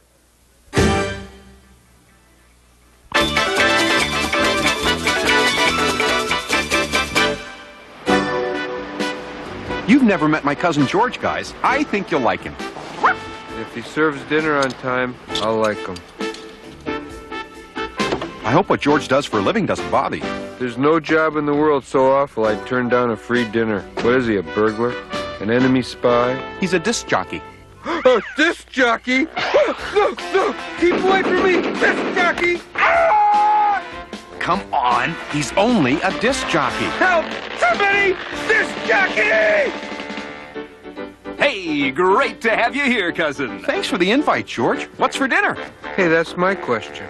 Well, in the number 5 position for the 8th consecutive week, we have celery sticks. Number 4, yes, they're together again in a glorious duet, mashed potatoes and giblet gravy. Moving up to number 3, and this one's really climbing the charts, a personal favorite of mine, steamed carrots. Moving up to number 2, we have a real blast from the past, creamed corn. And at the top of the charts, number 1 this week on our request line, Swedish meatballs.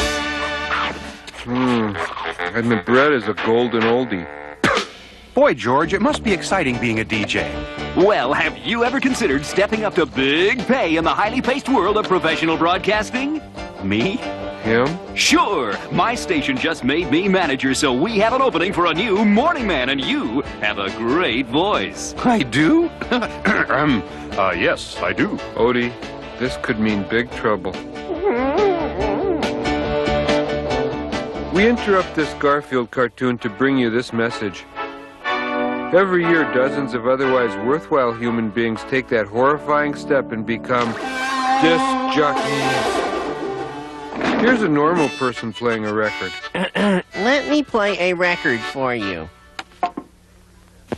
Now here's that same normal person after he became, shudder, a disc jockey. Hey, guys and gals, I got stacks and stacks of red-hot wax coming down the tracks with the boss, sounds of the boss. Please, don't let this happen to you. This has been a public service message from the National Institute for Disc Jockey Prevention. We now return you to our regularly scheduled cartoon. Thank you.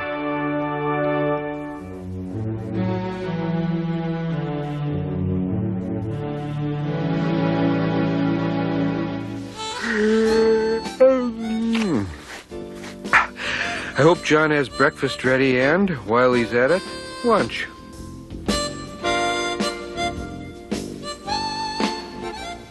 Something's missing. Hello? Hello? Oh, no. No food. John's missing.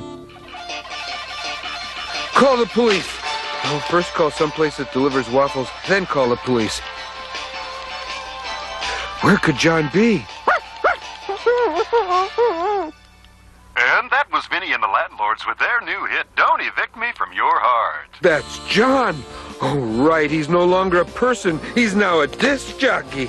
This is Johnny the A coming at you with more solid gold hits here on K-Dum Radio. It's K-Dum Radio. John Arbuckle. And now a word about Frump's fine clothing stores. Don't worry. He'll be home soon and we'll get some attention.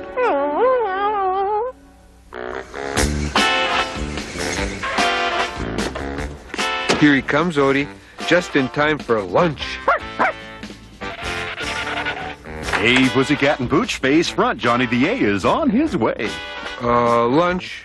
We like lunch. After a hard day's morn spinning the hits, I'd love to relax, but I'm a guy on the go. Got platters to play in the afternoon song fest, so hang in there, Tigers, and face front. Your old pal Johnny the A's only a dial away. Hey, catch you on the flip side. Did I mention we want lunch?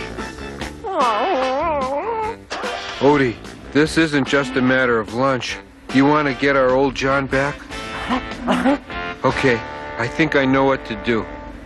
It won't be pretty, but it's for his own good. And here's the surgeon's new hit, I Want to Hold Your Pancreas, coming at you at 3:14 here on K-Dum Radio. It's K-Dum Radio. John Arbuckle. Hey, John, you're beautiful. No, you're beautiful. No, you're beautiful. No, you're beautiful. Hey, John, I'd like you to meet Mr. Frump of Frump's Fine Clothing. Mr. Frump, I've been reading your commercials. Well, do a good job, Arbuckle. I don't want any kidding around in my commercials. Stick around, I got one coming up right after news on the hour. Odie, this calls for a really rotten trick, and I just happen to have one. Come on.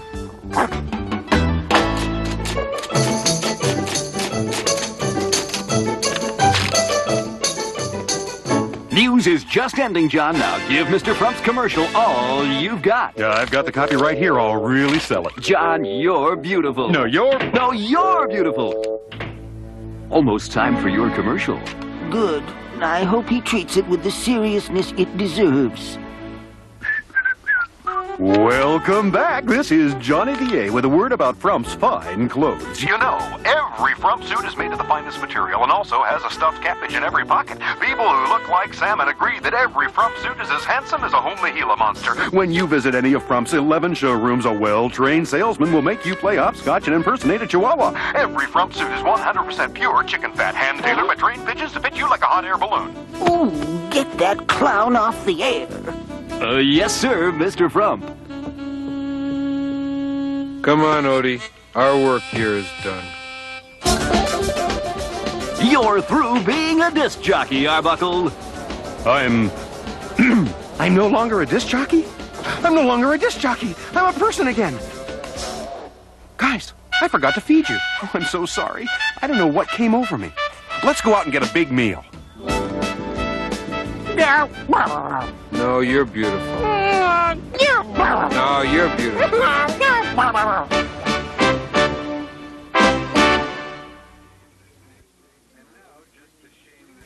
And now, just to shame this station a little, we bring you Screaming with Pinky. Pinky's on vacation in Mexico this week, so today's scream will be done by our special guest star, Wade Duck. Hey, kids. Hey, kids. Hey! Like that, amigo! Like this! Yay! We'll be right back. Probably without the duck.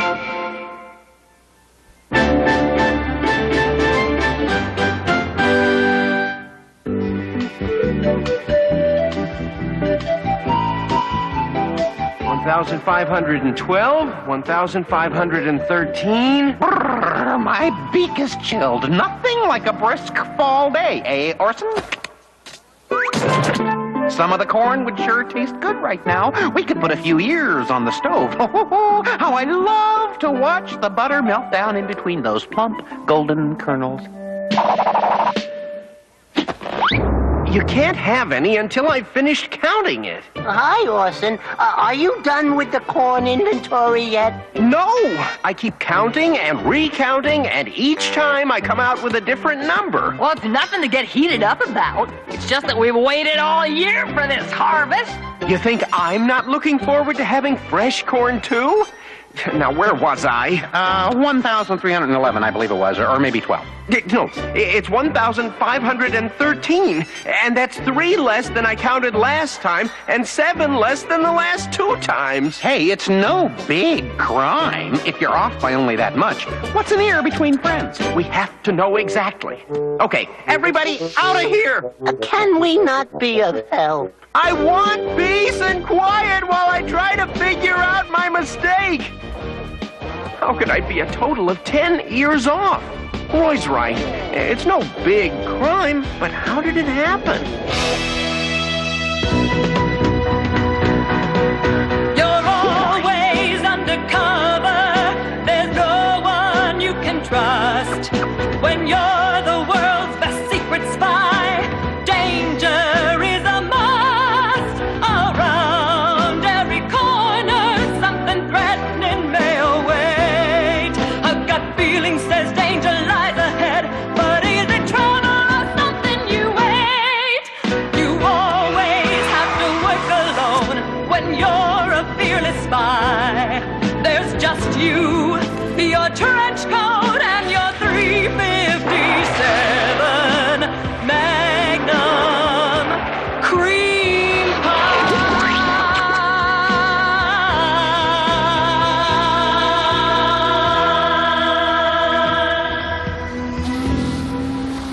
I say, 00 Austin. First it was the Corn Bank of Switzerland, then the Corn Bank of New York. I say, 00 Austin, the Corn Bank of England needs your services. Everyone needs my services, W. England's entire crop of corn is in this bank. Indeed, W, there's no reason to think that the as-yet unknown criminal mastermind behind the other foul robberies will be unable to resist the temptation of the hemisphere's largest corn bank. You just said a mouthful. And you must find that low perpetrator before he strikes. Ah, funny Penny. Still madly in love with me, I suppose. Not as much as you are, 00 Orson. The boys in the lab came up with something for your mission, 00 Orson. A wristwatch? When does anything we give you do what it looks like it's supposed to do? Remember the highly radioactive thermonuclear exploding Grelbin device from your last mission? This is a miniaturized version of it. Just set the alarm to make it go off. And do take care, 00 Orson. That funny Penny. Always Miss Congeniality. Each robbery coincided with a visit from the wealthy international corn broker, P. Cornfinger. Yet, no evidence has been found to link him to the crimes. This could be dangerous, W. You really think so, 00 Austin? Quite, W. Very well, then. Nothing out of the ordinary going on. Cases of canned corn being loaded into a truck.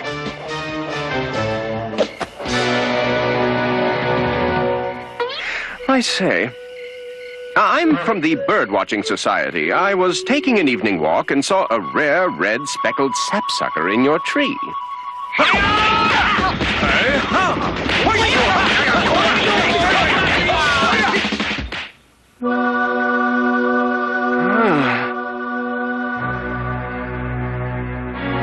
What happened? Where am I? So, we meet again, 00 Orson. My old arch-enemy Pinfeather.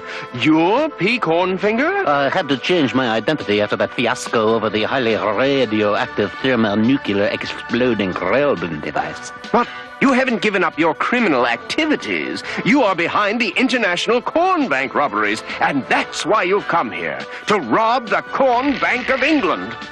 While that may be true, there's no way you can connect me with the crimes. You are going to be canned. You think I'm going to be fired? No, I think you are going to be canned. Canned cream of spy soup. Farewell, 00 Orson. You'll never get away with it, Cornfinger.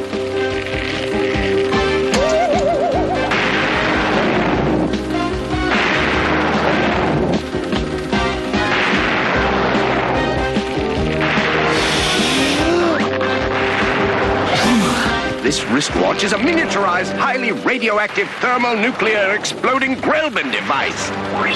Oh no, not a miniaturized, highly radioactive thermonuclear exploding Grelbin device. It's now set to go off, so give yourself up. Oh, look out!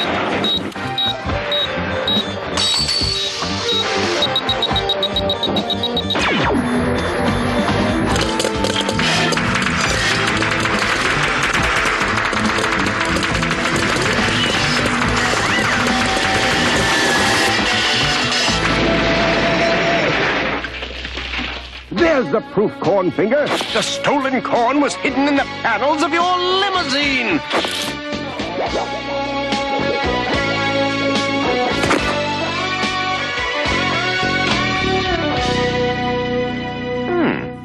I think I know where to find those missing ears of corn.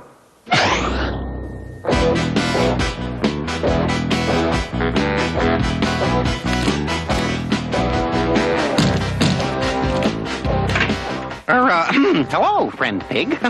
Oh, what can I do for you? Well, I knew you were cold, Roy, so I thought I'd lend you my battery-powered heater. No, take that thing away. This little thing sure heats up a room fast, doesn't it?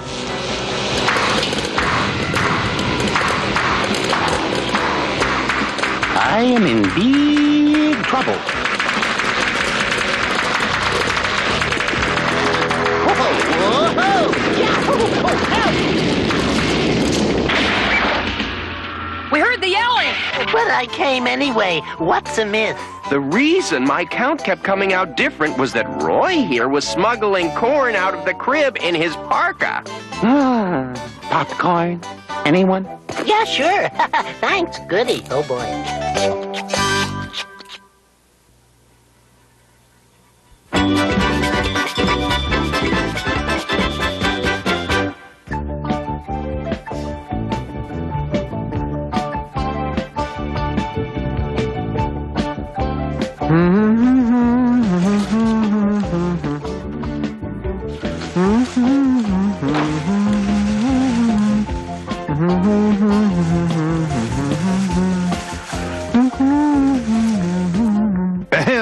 Something is wrong here.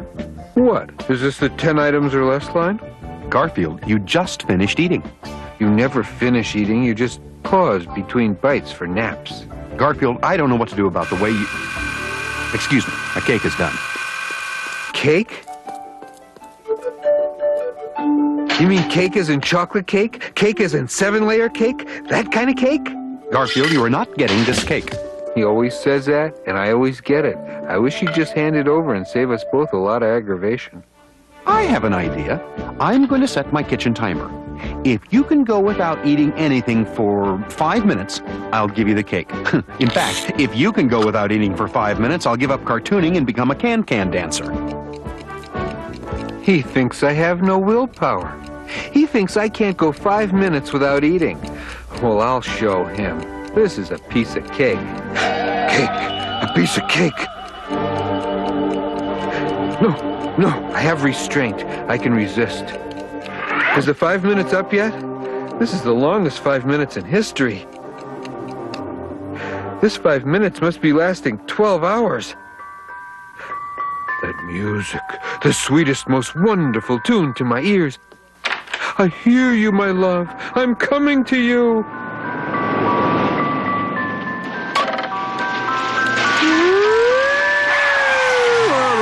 Going through a boulevard stop. That's 5 days in jail or 5 chocolate num-num bars. What's it gonna be?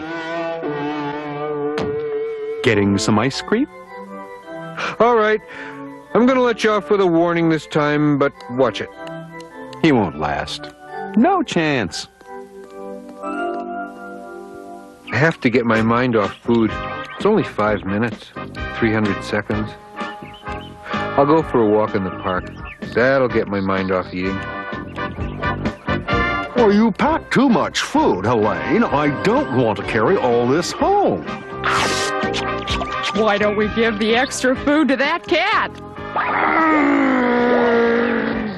I don't know. Do you think he'd want all this lasagna? Gotta get away from food. Oh, hi, Cat. Want to try a free sample of our new prime rib on a stick? Comes in 3 tasty varieties, rare, medium, and horseradish. Ah! Must be a vegetarian. I gotta get away from food for the rest of the 5 minutes. Oh no, not them. I'm Bobby Buddy Bear. I'm Billy Buddy Bear. I'm Birdie Buddy Bear. We're the Buddy Bears. And Garfield, for being our friend, we decided to give you all this. And it's all for you. A medium-sized snack. I'll have some of this, and all of this, and some of this, and lots of this, and large quantities of this, and this, and this, and that, and this, and this, and some more of this. Are you happy? You don't have my favorite brand of mustard, but otherwise, 4 stars. We thought it was time we did something nice for you. Yes, it was time. Time!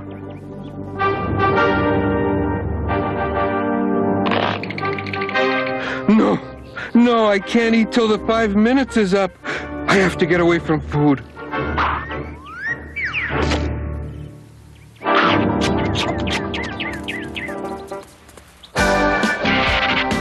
Complimentary hot dog, cat? Complimentary hamburger, kitty cat? Free duck à l'orange with truffle patties, Monsieur Pussycat. This never happens to me except during this 5 minutes. I must not even look at food. My restaurant is gonna have the best salad bar in town. Whoever I bumped, excuse me. Look out! My salad bar is rolling away! Help! My salad bar! Stop it! Now that I think of it, I guess running with your eyes shut isn't such a good idea. Yep, not such a good idea. The 5 minutes must almost be up. I just have to stay away from food a little long. Help! Food after me! Large quantities of food! Yes, I bet Garfield he couldn't go 5 minutes without eating. I told him he could have a cake, plus I take up can-can dancing.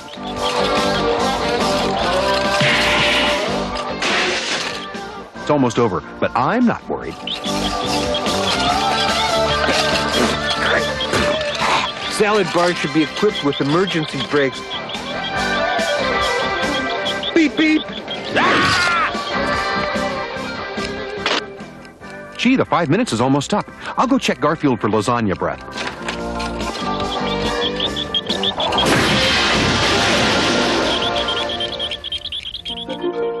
Garfield, you've been eating. Not a bite. Honest. But I can't stand it any longer. I gotta have something to eat.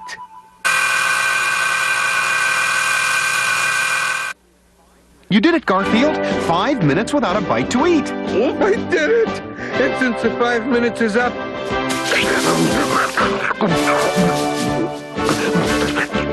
And don't forget my cake!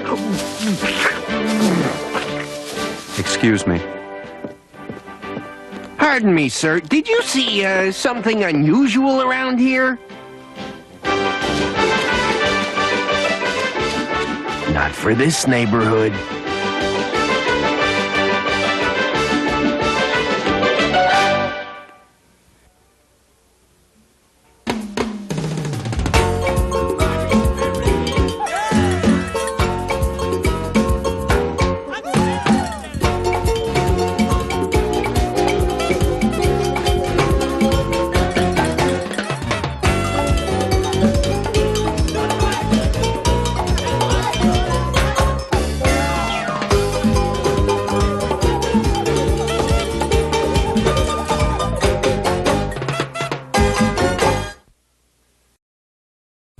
Ladies and gentlemen, Garfield and friends. We're ready to party! We're ready to party, we're ready. I hope you bring lots of spaghetti. I'm scared. Come on in, come to the place where fun never ends. Come on in, it's time to party with Garfield and friends. Dancing, Fiesta, romancing, siesta, samba, la bamba. Ay caramba, disguises, surprises, and pies of all sizes. Come on in, come to the place where fun never ends. Come on in, it's time to party with Garfield and friends. Come on in, it's time to party with Garfield and friends. Garfield and friends. Enough of this entertainment jazz. Let's have some commercials.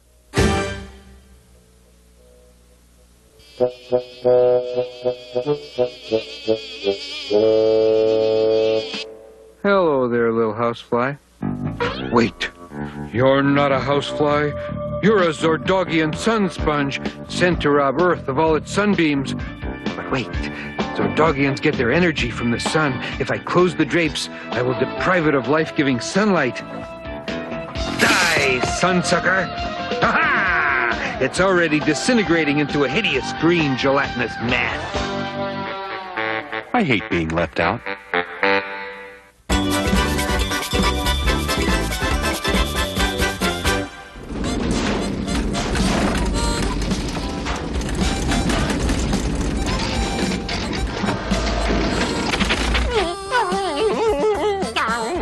Either John's home or someone's put a VCR down the garbage disposal.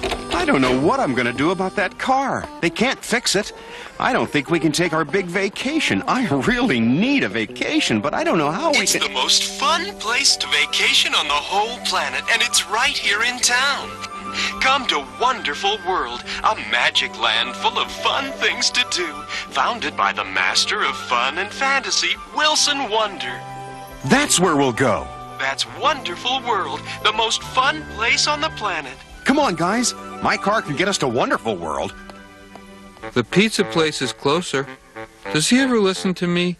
No. Here we are, boys. Wonderful World. Keep Odie on the leash, Garfield. This must be where we buy tickets. Hey, I'm having lunch. Come back another time, like Labor Day, huh? But we want to buy tickets. Buy? You mean as in pay money? Why'd you say so? Huh? Of course you recognize him. He's a recurring character. 3 admissions. That'll be $99. $99? There you go. And keep that dog on a leash and let me finish my lunch, huh? Come on, guys. We're going to the most fun place on the planet. If they don't have lasagna, I'm suing for false advertising. There he is, Wilson Wonder. The man who designed Wonderful World. He built all the fun rides we're about to go on. I can't wait to see this beautiful amusement park. Wonderful World is the hat. Let's get him out of here before the pigeons decide he's another statue. Okay, we paid for a good time, and I'm determined to have a good time. Here's $10. You can do whatever you want with it. I know just what I want to do. Now, Odie, we're going to... Garfield! You cannot take a taxi home. You said I could do whatever I wanted. Step right up, knock down the milk bottles, and win a new car. A new car? I could use a new car. There you go, sir. I'd wish you luck, but it won't do any good. Wait till you see this. They used to call me No-Hit Arbuckle. But only when he was at bat. Some throw. I've seen better pitches that were full of milk. Let me have another ball.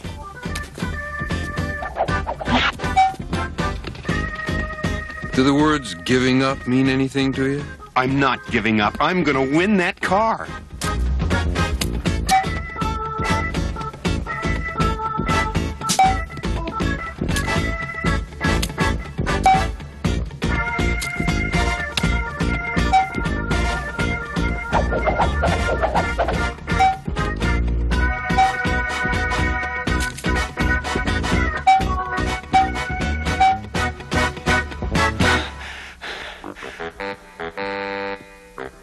A lollipop company just called. They'd like you to pose for the world's largest sucker. I'm out of money. Come on, Odie. Let's find something edible. This place was supposed to be so much fun. What happened to it? No way, Doggala. I'm not getting on any rides. I'm keeping my tummy right where it is, on the inside.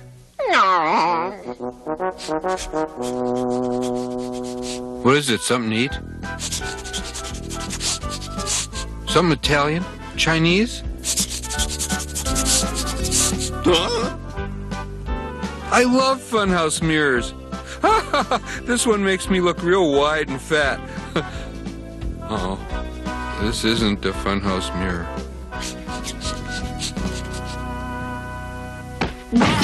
Odie! Well, little puppy, where did you come from? And a kitty, my first company in years. I'm Wilson Wonder. I built this amusement park and I've been living down here for years. My staff runs it for me. Isn't this a wonderful, magnificent amusement park? It isn't? Oh, my goodness. Look what they've done to this place. My wonderful world. I'm holding on to you so you can't get me into any more trouble. Oh, I love money. It can't buy happiness, but it can sure rent. Swindler! Oh, no. I know that voice. What have you done to my park? Mr. Wonder, Come back here so I can fire you! Whoa, Odie. My paw's caught. I've got to get away from him.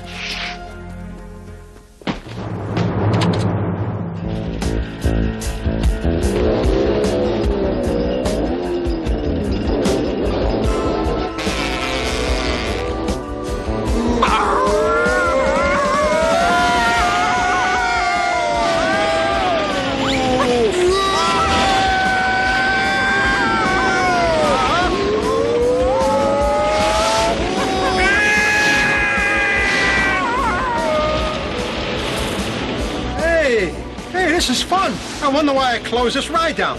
Oh, I remember. Part of the track was missing. Oh, now I think of that. What a waste of money.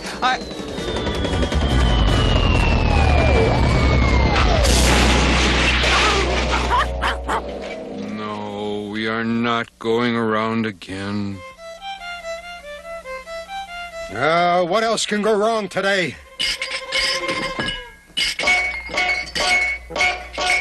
Hey, my cat and dog knocked over the milk bottles. Huh, I guess we win the new car. I neglected my wonderful world, but no more. I'm going to get it all fixed up to be beautiful again. Right, Swindler? Yes, sir, Mr. Wonder. And I hope you'll come back and visit. This will be a place of miracles again. You can count on it, Mr. Wonder. Want to get something to eat, guys? No, don't even mention food. Garfield doesn't want lunch? I think your miracles have already started.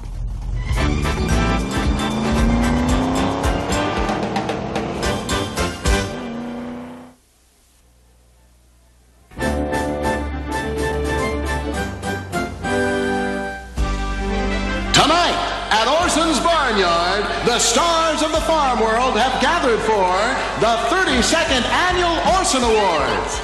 The excitement is building as the stars arrive. Here's that half-pint pair, Booker and Sheldon. Well, the awards will start just as soon as our host, Orson Pig, arrives. No, no, negative, no chance, no way, no, opposite of yes, that is no. Wait, it's just a simple little ceremony. You have to go. What if you win? Well, if I win, I'll have to get up there and make a speech in front of all those people. Yeah, but you might not win. If I don't win, I'll be humiliated and laughed upon by all. Okay, fine. Do whatever you want. I have to go host the ceremonies. I must summon up all my courage.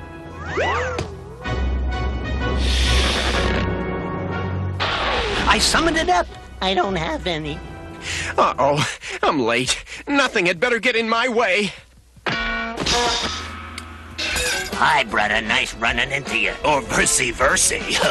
Guys, I have to go host the award show. Oh, we wouldn't dream of delaying you. You gotta go give out the awards. To us? If we don't win us an award, you're gonna get pounded. Is that clear? Very clear.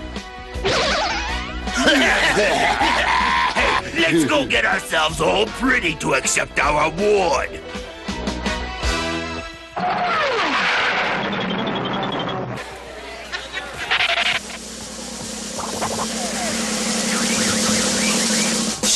Our first category is Best Performance by a Chicken or Rooster in a Supporting Role. Oh, here it comes. My first award. I'm gonna win. Oh, I'm gonna win. You're not, and I am.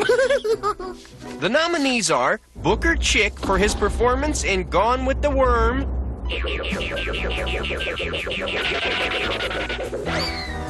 Ha!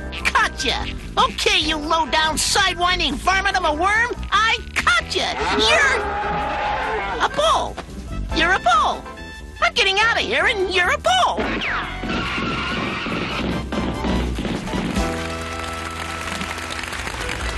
Not bad. Our next nominee, Sheldon Chick in The Yolk's in Me. This Count Dracula guy was really scary. I'm not afraid of Count Dracula. I'm not afraid of him or Frankenstein or the Wolfman or the Mummy either. Well, who are you afraid of?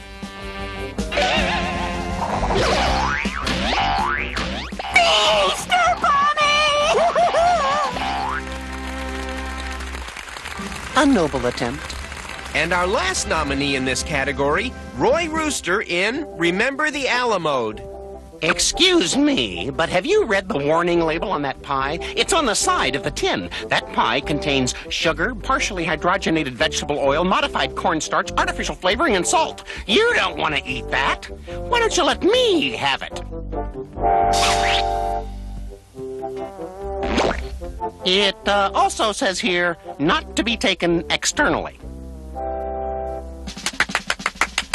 Bravo! Genius! A classic. 4 stars. Thumbs up. Kudos! And the winner is... well, we have a tie. Booker and Sheldon. An unimportant award. Nice to see the kids win something. Orson is right. I must overcome my fears and go into that award ceremony with my head held high. I cannot think of one reason why I should be afraid. But I can think of 3. Gee, it's kind of nice under here. Not a bad place to spend the rest of my life.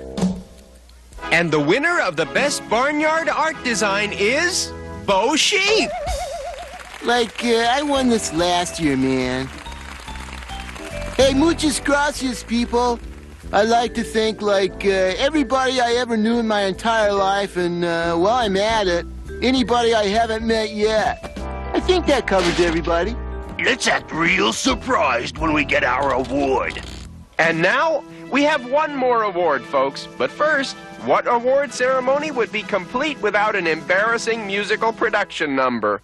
This is my last chance. If I'm going to get one of those awards, I'll have to do something sneaky.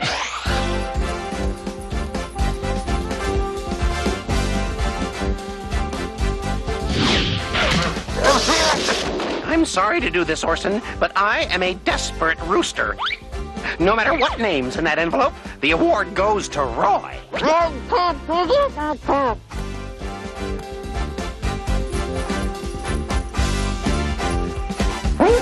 Thank you, ladies. Thank you. Well, and now, our last category, Best Performance by a Cartoon Character on this series. Let's forget about the nominees and just give me, the winner, my award. And the winner is... Wait, Duck. The winner is Roy Rooster. We've been double-crossed. I'll go right off stage and get Roy to accept this wonderful award.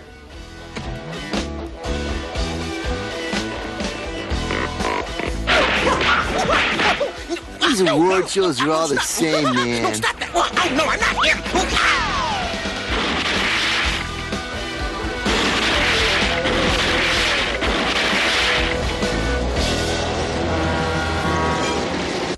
Sorry for the interruption, folks. The last award goes to Wade Duck. Wade couldn't be here, so I'll accept on his behalf. Who says I couldn't be here? Wade Duck is here, and Wade Duck shall accept Wade Duck's award. I would like to thank all the many individuals who made this great honor possible. My cousin Mortimer in St. Louis. My cousin Louis in St. Mortimer. My dear Aunt Sophie. My strange Aunt Harold. My 3rd grade health teacher who taught me the value of the liverwurst sandwich. Oh, and I want to thank all the members of the Academy. And the members of the 4-H Club. And everyone in the whole country named Al. And I would also like to thank myself because I won, and without me, I would not have won. You know.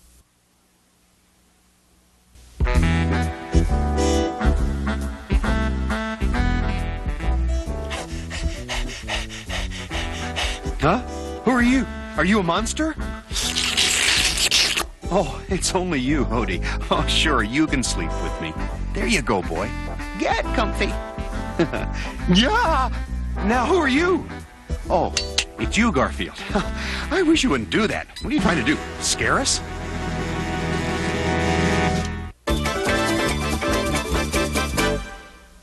Are you ready to do the workout? Yes! Good. You do the workout. I'm going to take a nap. Caution. The exercises you are about to see should not be attempted except under the care of a doctor or good Italian chef. Hey, I'm trying to sleep. Remember to warm up your muscles before exercising and your TV dinners before eating. And remember to breathe. Okay, might as well get this over with. Today we're going to teach you how to get in shape like me. You'll learn great exercises like the aerobic pasta lift. 1, 2, 3, 4, 1, 2, 3, 4. Or the cardiovascular refrigerator door press. And then there's my favorite, aerobic snoring. Snore 2, 3, 4, snore 2, 3, 4. Now that's my kind of exercise. But I hear there are some folks who really want to work out. Who in the world could be so dumb? 63 shows and he hasn't missed a cue yet. My annoyingly active assistant here will show what a normal workout is like. The point of the Garfield workout is to not do this kind of stuff. Assistant?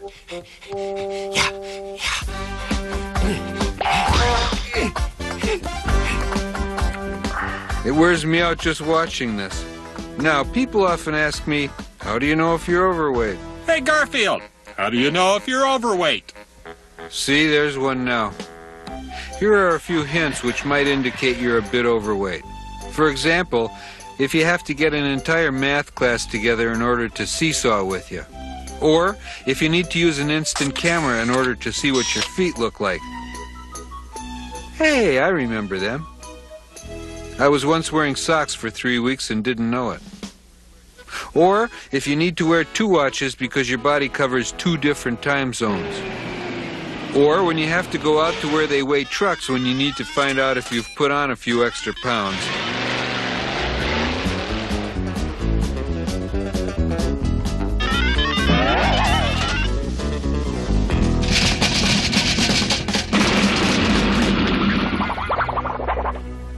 But perhaps the best indicator of overweight is when you can fall down and not find out about it for days.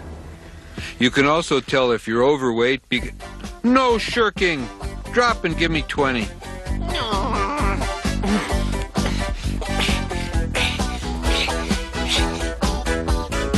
You can also tell if you're overweight by the way people describe you. Arbuckle, you really ought to go out with my daughter sometime. She's really nice. That means she's fat. In fact, she's really sweet. It means she's incredibly fat. And very graceful. So fat you wouldn't believe it. Oh, and she has a wonderful personality. If you come to pick her up, bring a moving van. Okay, now take a few laps around John's date. Now, diet is also important. There are many kinds of diets. The barbecued rib diet, the chocolate mousse and layer cake diet, the sausage pizza with extra cheese diet, but the most effective is what I call the sit diet. Very simply, you can eat whatever you like as long as you sit on an equal portion. The sit diet is based on the principle that the foods highest in calories are also the most disgusting to sit in. For example, a lettuce leaf, very low in calories. Okay, disgusting one. Garfield, I don't want to... Sit. See? No problem to sit on. On the other hand, here's a cocoa vanilla pudding cake with fudgy frosting. 22,611 calories. Per crumb. Notice what happens when you sit on this. Garfield, sitting on cakes isn't cute. Neither is being air expressed to Abu Dhabi. Now sit. Fattening foods are no fun to sit in. But with the sit diet, if you want it badly enough to sit in it, you can eat it. Now, if the sit diet's too messy for you, you might like the comedy diet. With this diet, you can eat anything you want as long as someone has thrown it at you. Hey, bus companies are all doing their part for physical fitness. Each year they're stopping farther and farther from the curb. Hey, I know you're out there, folks. I can hear you leaving. I went to my doctor. He said I was overweight. I said, if you don't mind, I'd like to get a second opinion. He said, in that case, you're ugly, too. Oh, I'm on a roll. Hey, I wouldn't say I'm lazy, but my idea of aerobics is snoring in time to the music. Hey, I just got rid of 40 pounds of unsightly fat. I sold normal.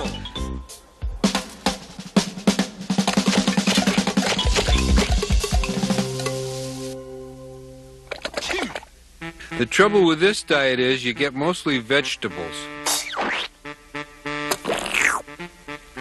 And an occasional banana cream pie. Assistant, front and center. Now, have you done a traditional workout?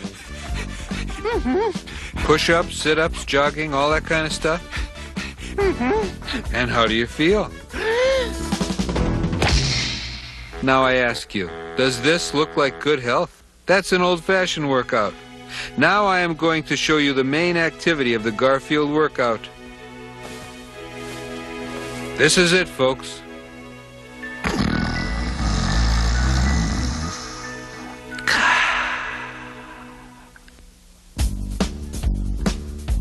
That's not the Garfield workout. I'll show you the Garfield workout. Oh, look. My pepperoni and Parmesan lasagna is done.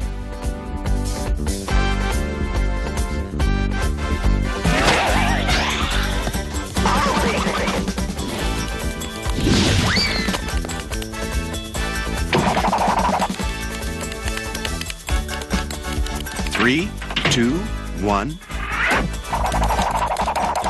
Now that's the Garfield workout.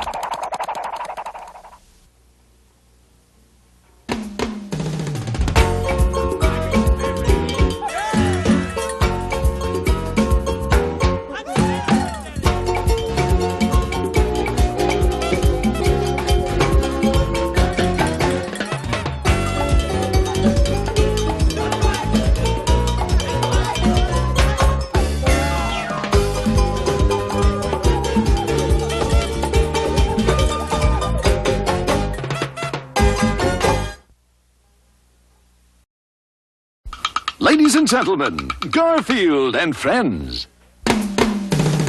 We're ready to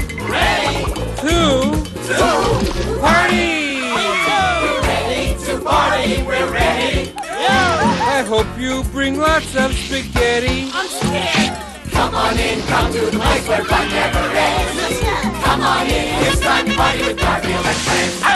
Dancing, Fiesta, romancing, siesta, samba, la bamba, ay caramba, disguises, surprises, and pies of all sizes. Come on in, come to the place where fun never ends. Come on in, it's time to party with Garfield and friends. Come on in, it's time to party with Garfield and friends. Garfield and friends.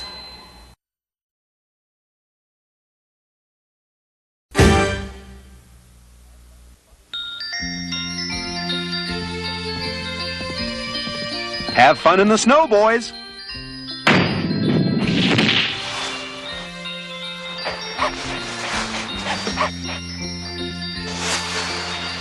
Odie, are you okay?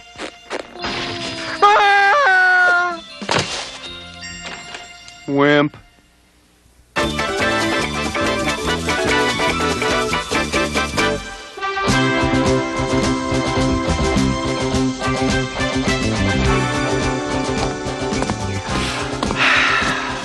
Great morning for some whitewater river rafting, wouldn't you say, boys?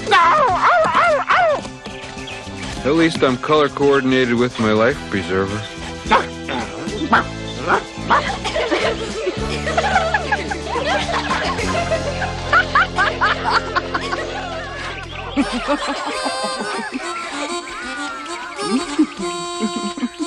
I think I hear the call of the wild.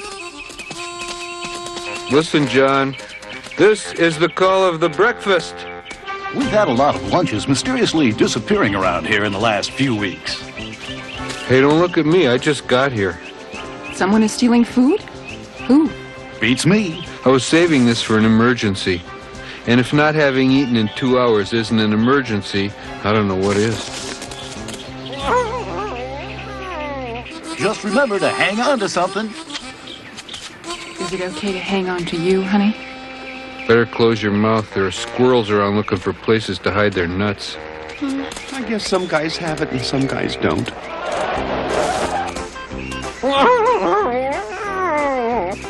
Hey, some pets have it and some pets don't. Okay, you can have a small piece. Hey, I said a small piece. I meant like one piece of lettuce. Come back with much of my sandwich. Whoa! That's my cat. In my raft.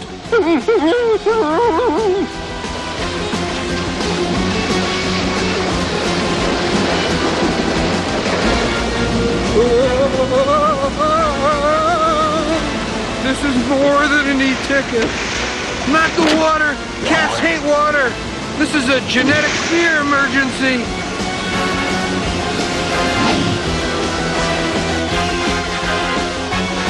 Uh-oh. I forgot about the inherent danger of claws. He's heading downriver. Let's go. Be with you in a second. All right, I'll go with you. Help! Help! Definite help needed! That was nowhere near as much fun as it looked. Trust me.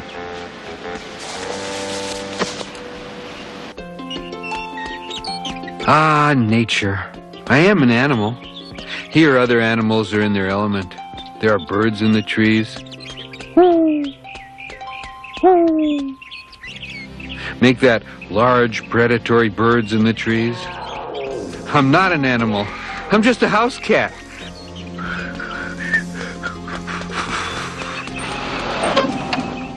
Garfield!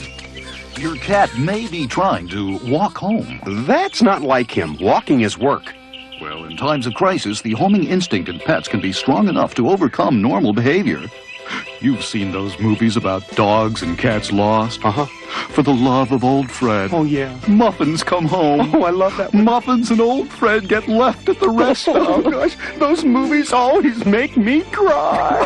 Me too.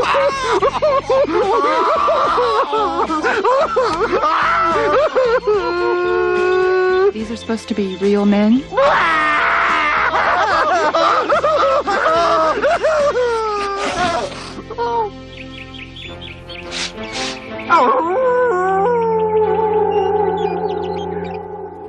Oh no, a wild animal is after me. Campground number 11. When it comes to urban survival skills, I'm the king of the jungle. I'll start with the cute kitty routine. Hey, buddy, over here. A prime example of Felis domesticus, and he's working our campground. No house cats allowed, buddy. This is where we get our 3 squares. There's enough for everybody. Well, maybe not for me, but for you. That is what you think. Uh-oh, that pesky bar's back. Go away! Shoo! Shoo! Elmer, aren't you worried about that bear? No, my dear. I'm more concerned about buggy-eyed razor-beaked fanarks. They're real scary. There's a certain lack of creativity and aggressiveness here. Grr! Snarl! Snarl! Grr! I do a great fanark. Oh, fanark. It's a buggy-eyed razor-beaked fanark. Grr! Roar! Fanark sounds! Snarl!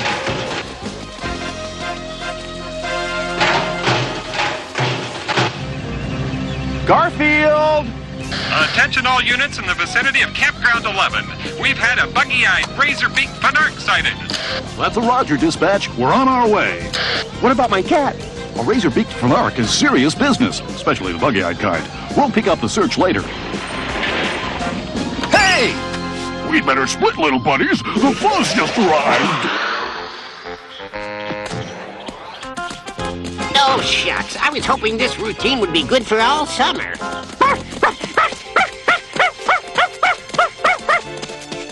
It's Garfield!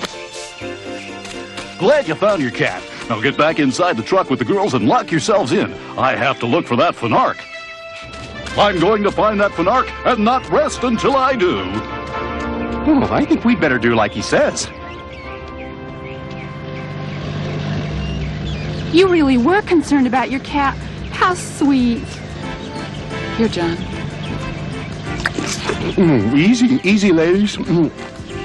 There's enough of me to go around. Well, John's a hit with the ladies, and we got fed. Do we have any ketchup here? Oh, I hate roughing it.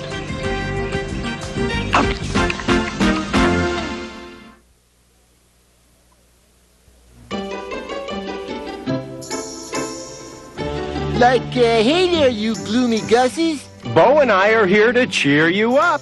We're going to...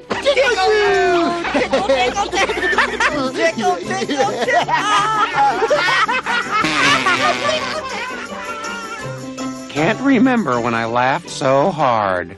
Thought I'd die.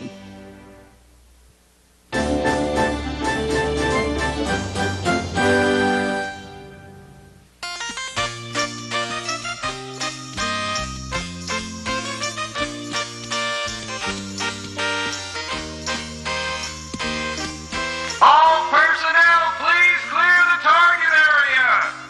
We're all clear, Orson! Archery is a great hobby, but one can never be too careful.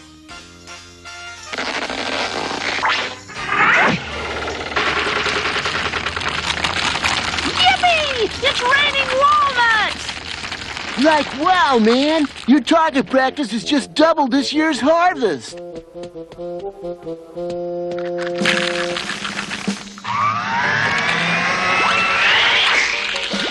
And with the aid of a little ingenuity, plus an extension cord, all those delicious nuts will be mine. A foul for the foul on this play. Unfair advantage, man. It doesn't matter who's got the most, since we'll be dividing them equally. Divide up my nuts? No way! Everything I picked up belongs to me. You know, with enough practice, you could be a regular Robin Hood with that bow and arrow set, Piggo. He can't get away with that! Can he? I'd say he just did. I say we all make like Robin Hoods. We take from the rich guy and give to the poor. That's us. Yeah. I don't like the idea of taking anything away from anybody, even Roy. But there might be a few nuts left higher up in the tree. Yeah, I'll give it another... Are you okay, Orson? You could be a regular Robin Hood with that bow and arrow set. A regular Robin Hood. A regular Robin Hood. A regular Robin Hood.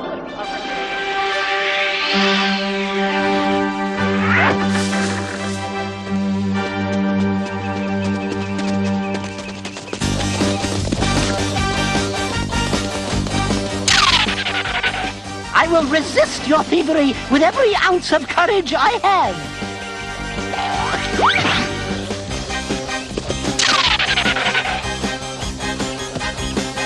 Hey! Those are our walnuts! You can't have them! Boy, talk about rude. Only a bunch of knights who work for the Sheriff of Nottingham could be so greedy as to rob peasants. Robin Hood! 'Twas surely a good thing for Little Bo and myself that you droppeth it in the nick of time, Robin Hogg. Else we would soon have been taken prisoner by the sheriff's henchmen and locked in the dark and nasty dungeon of Nottingham Castle, there to rot. Yeah, what Friar Duck says goes ditto with me, man. Even Maid Lanolin, royal ward of King Richard the Lionhearted, and she of whom you are quite fond, suffers because of his treachery. Indeed, there is nothing the sheriff won't do to increase his wealth of walnuts. Thus, we must remain as outlaws here in Sherwood Forest. Robin Hogg has thwarted my evil plans for the last time. Why, if it weren't for him, all the walnuts in the kingdom would be mine. Oh, what to do? I know! I'll hold a championship archery tournament to lure him here. It seems my plan has been overheard. Going somewhere, Maid Lanolin? It's time for my daily jog around the castle moat, Lord. By way of Sherwood Forest, mayhaps? You're not wearing your running shoes. Make sure she does not escape to warn Robin Hogg.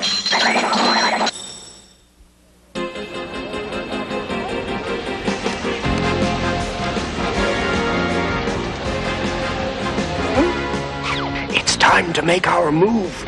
Your plan is a bust, Sheriff. Robin Hog won't risk showing up here. Oh, he'll show. He'll probably try to fool me with a clever disguise, but my knights and I will be on the lookout for that. There he is! Grab him! I've got you at last, Robin Hog!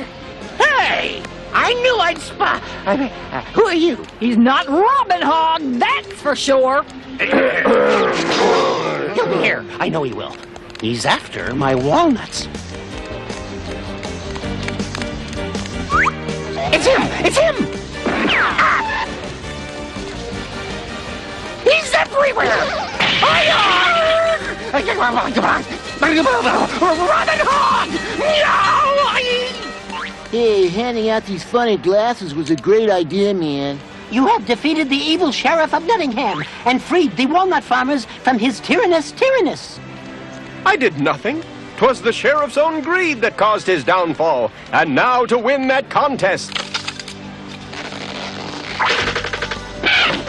Robin Hog is the winner!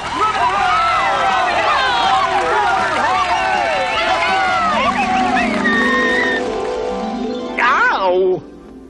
You got quite a bump where that walnut hit you. Oh, yes, the walnut. I think I know how to solve our problem with Roy.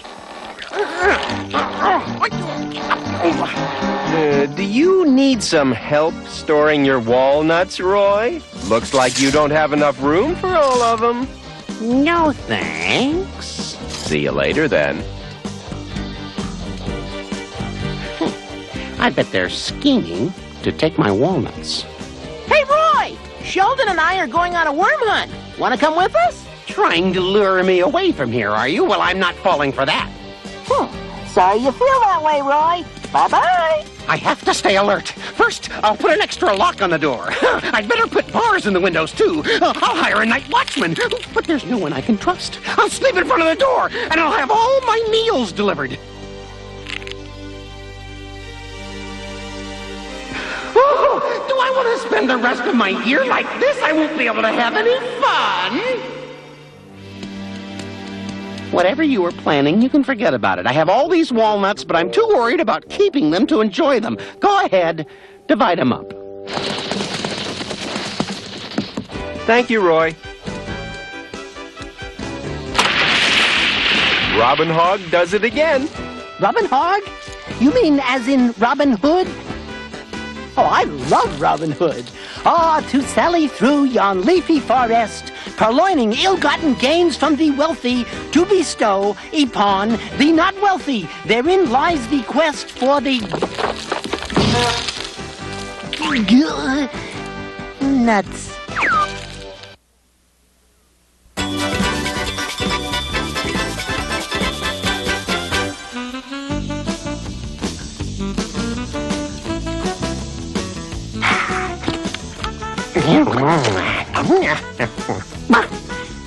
Odie, look! It's a flying saucer filled with intelligent belly button lint. Well, guys, you know what I'm dressed for? They just made you an honorary penguin? The amazing Arbuckle is going to dazzle wonder-filled eyes with feats of prestidigitation and legerdemain. John's gonna bore some folks with his lame-o magic act. And I even rented a rabbit so I can perform my famous rabbit out of the hat trick.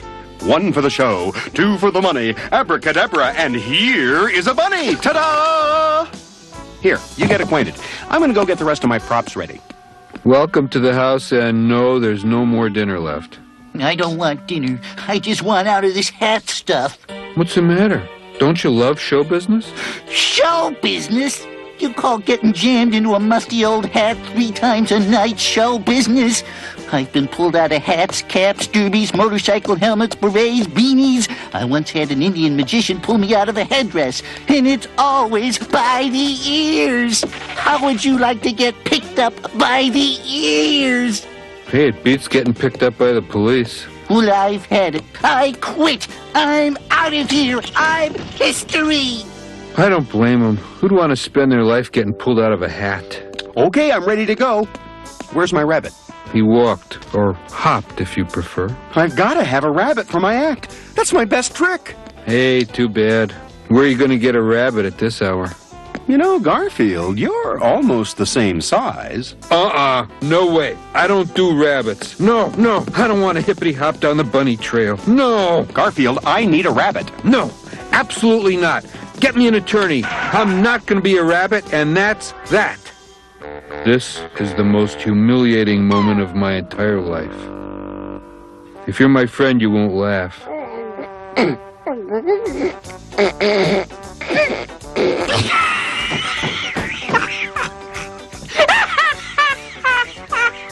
Always nice to know who your friends are. Okay, Garfield, now get into the hat.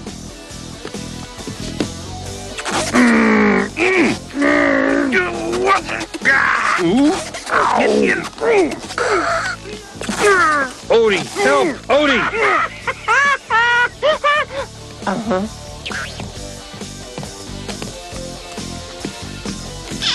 Odie, you cowardly dog! See if I ever help you again!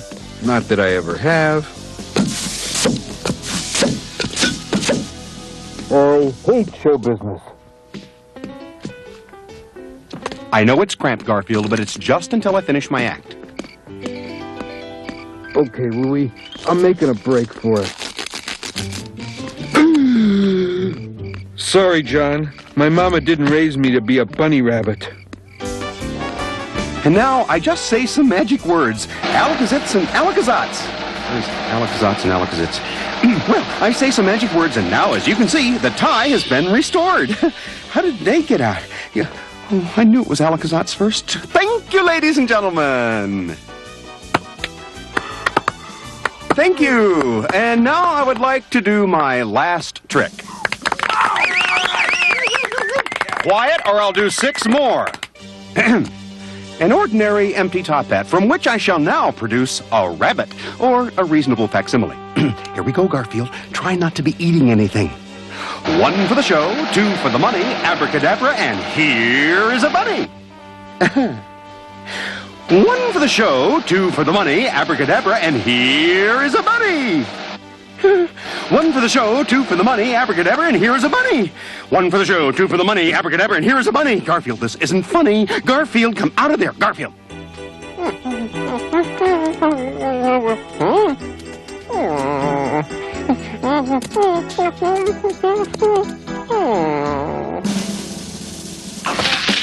Why, you dirty, low-down, sneaky, dog-eyed creature, you keep your blankety-blank nose out of my home, or I'm going to flatten your nostrils and tie your ears in a bow for Christmas.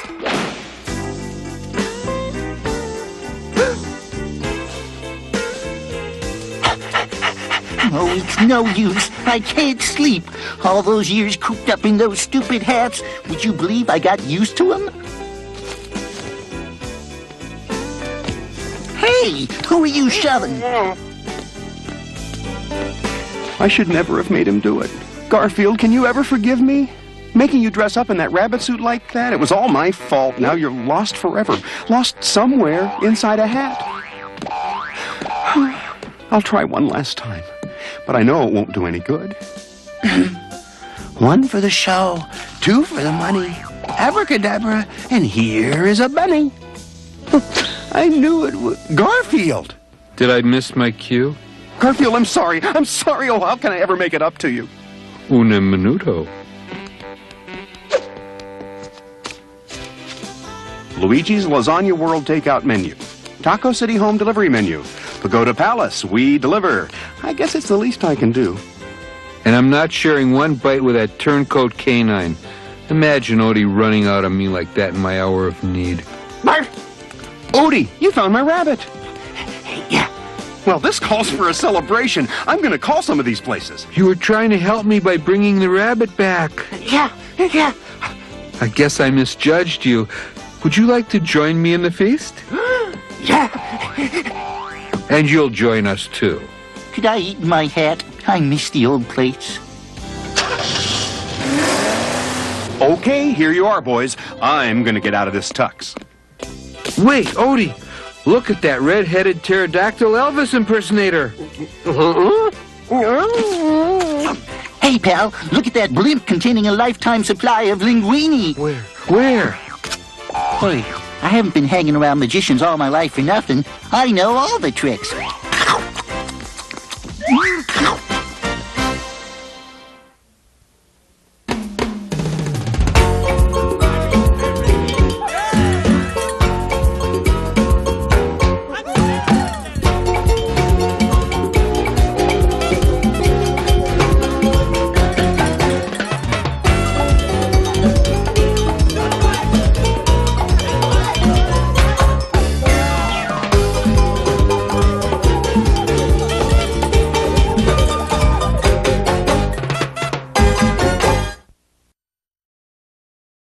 Ladies and gentlemen, Garfield and friends.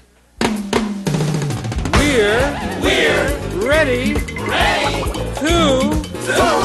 party. We're ready to party. We're ready. I hope you bring lots of spaghetti. I'm scared. Come on in, come to the place where fun never ends. Come on in, it's time to party with Garfield and friends. Dancing, Fiesta, romancing, siesta, samba, la bamba. Ay caramba, disguises, surprises, and pies of all sizes. Come on in, come to the place where fun never ends. Come on in, it's time to party with Garfield and friends. Come on in, it's time to party with Garfield and friends. Garfield and friends. It doesn't start till the fat lady screams.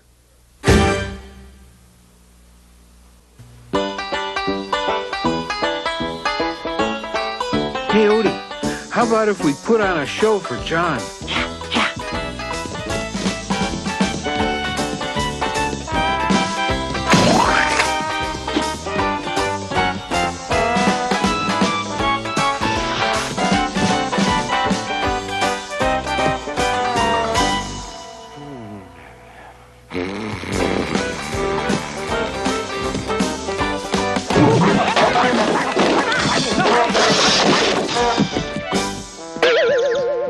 What did I do?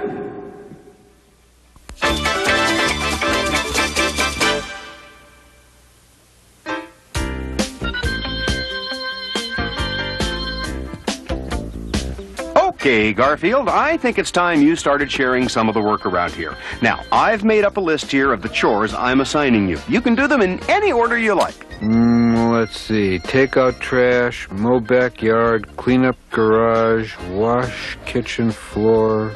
Fine.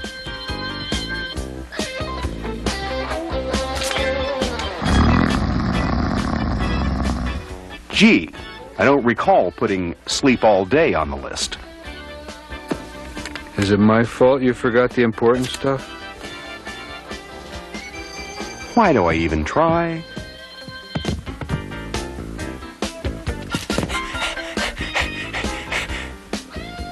I thought I heard doggy drool. I'm sorry, but nowhere on this list does it say throw the stick so dummy dog can fetch it.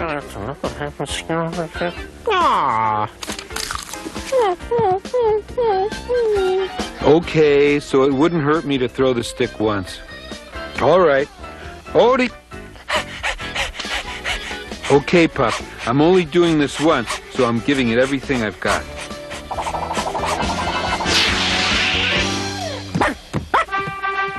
When you don't have a brain, it doesn't take much to make you happy.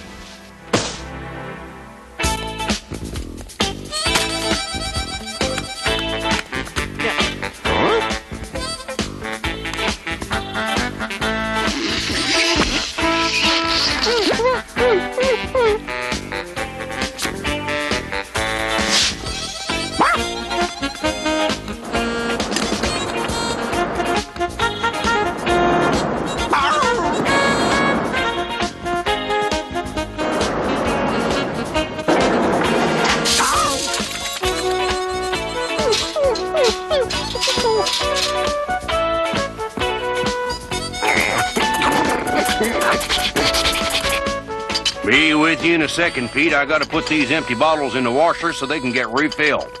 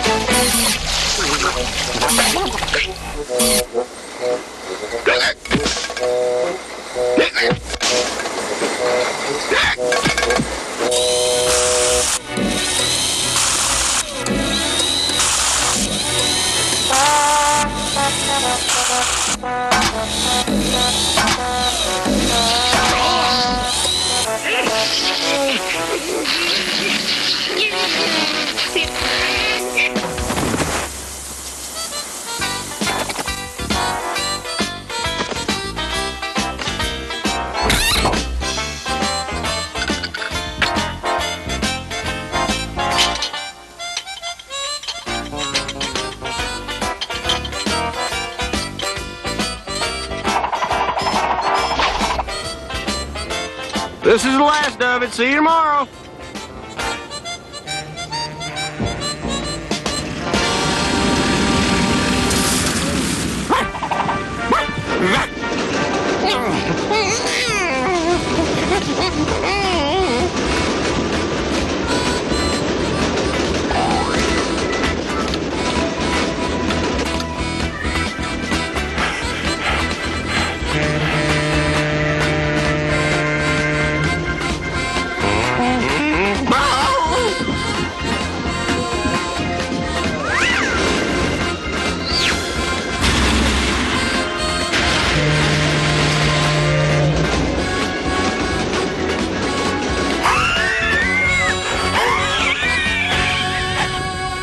Hey, fella, where'd you come from?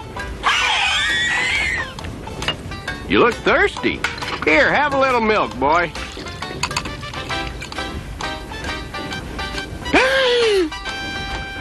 Hey, how'd that stick get in there? Oh, sorry about that.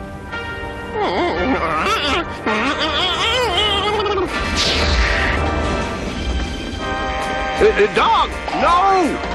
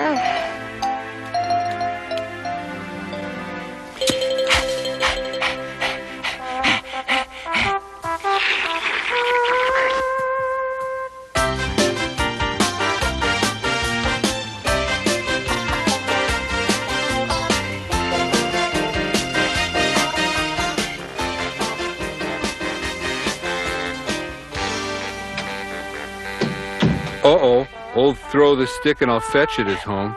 Where have you been? No, I don't even want to know. But I do know you weren't fetching the stick all that time. Where is the stick? All that time and you didn't even fetch the stick? Boy, and they call me lazy.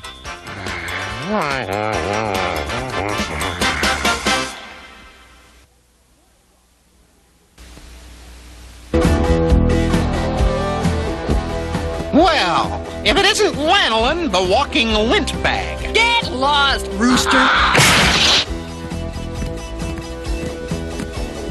Gee, that looks like Roy's beak. It is my beak, you idiot. Now get me out of here. Roy, are you out here? Must be some kind of a joke. And a cruel one at that.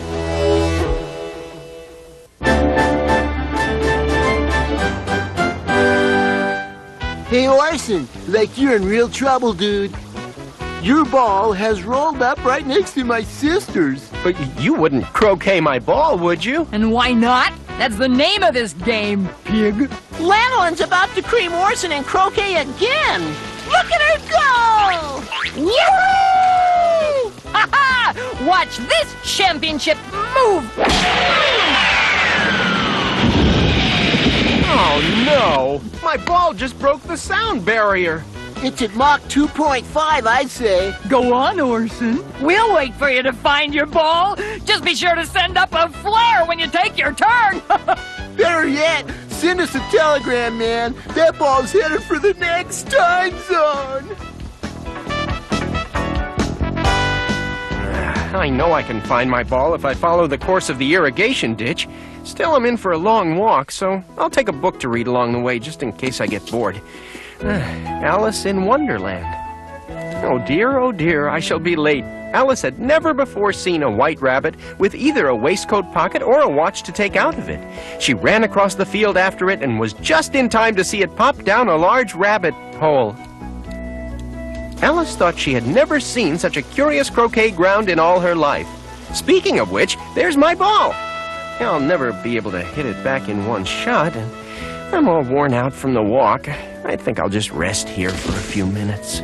Oh dear, I shall be too late. And then, whoo boy, am I going to be in trouble, so much trouble. Talk about late. I am late, am I? I thought I just saw Wade dressed in a rabbit suit. Wade? In a rabbit suit? Yeah, hey, Wade! How come you're dressed up like that? Wait up! Go of all the peculiar things. Oh, maybe it wasn't Wade after all. I'm sure I saw him, though. I'm going to find out for sure. Wade, are you in here? If you are, where are you?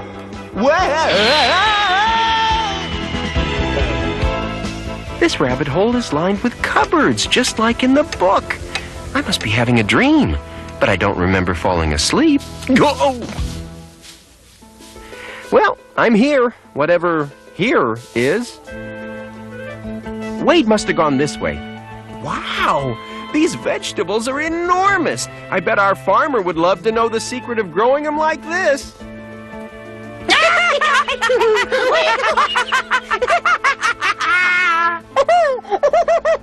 Roy, Booker, Sheldon, am I glad to see you? Are you addressing me, sir, the Mad Rooster?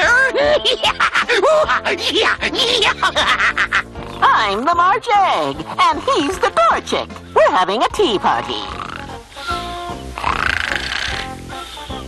I should have guessed. Did you guys see Wade go by here in a rabbit suit? What an absurd image! Wade Duck in a rabbit suit? Not as absurd as the idea of Wade Duck in a chicken suit. Or Wade Duck in a cow suit! As a matter of fact, I think he was on his way to the Queen's croquet game. Of course, he was worried about being late for it. Can you tell me which way the croquet field is? We'll do better than that. Since we've been invited to play, you can tag along with us. Wake up, Dorchick. Here, let me help. Oh, there's so much noise around here. How's a fella supposed to get any sleep? Off with their heads! Like, who do you mean, sis? Who cares? Off with somebody's heads, I say! Off with their heads! But I haven't done anything. Relax, Porco. You will. Off with their heads! You better do what she says. She's the queen, you know. Whew, boy, am I glad to be on time. I need a new battery for this thing. Now I get it. She means off with these heads of lettuce. Okay, pig. I'm challenging you to a game of croquet. Sorry, but I left my mallet behind. Here, we've got plenty of mallets to go around. You play croquet with lettuce and cabbage and use carrots as mallets? What's the matter? Don't you like vegetables? A piece of advice, the Queen is a very bad loser. How bad? He got 3 in a row in tic-tac-toe. That's bad. Okay, pig, it's your turn.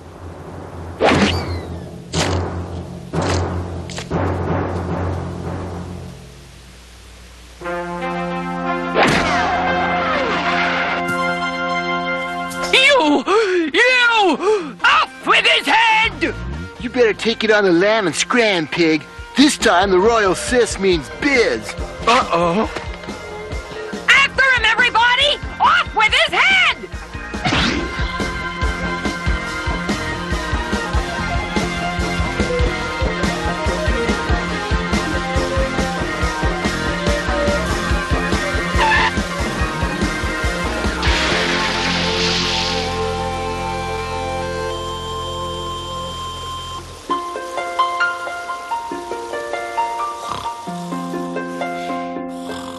What? Oh, I was dreaming after. Better take my turn, but I'll never be able to hit the ball back there. Wait a minute. I think I know how I can win this game after all. All I have to do is hit this wooden croquet ball into the irrigation ditch. And now I'll take a shortcut back to the field via the tool shed. Hope I can make it in time.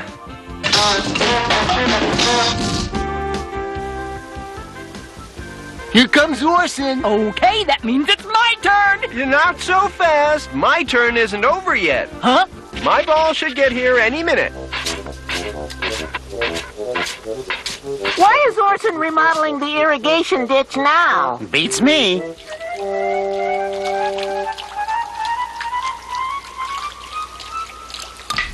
Go! I win! What? Orson, you won! That was a real last-ditch effort. That was the most difficult trick in the world! No, here comes the most difficult trick in the world. Getting away from lanolin. Come back here, you croquet crook! You crummy, lousy cheat! You low down pig! Get back here!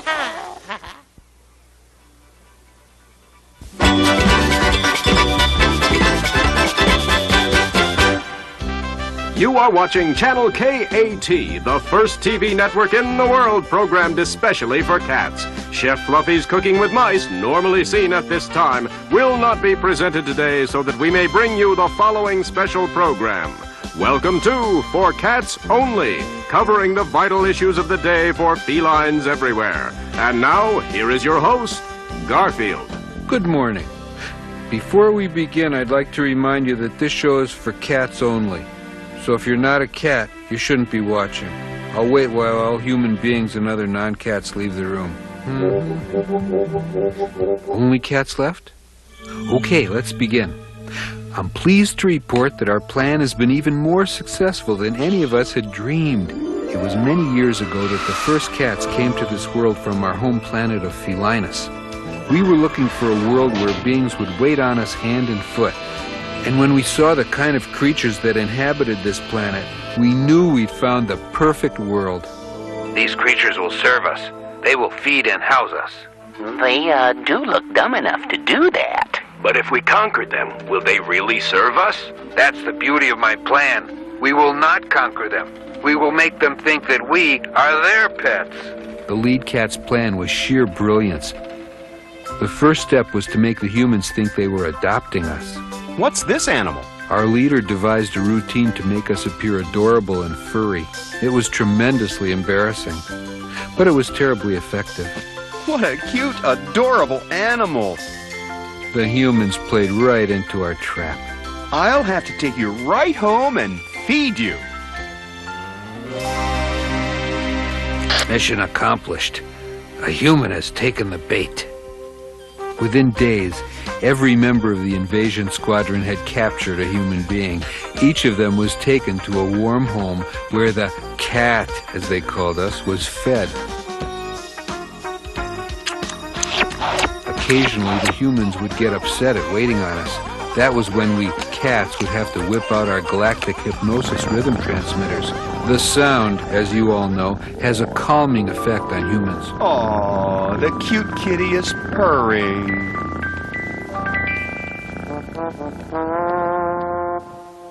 And that's how we enslaved the human race.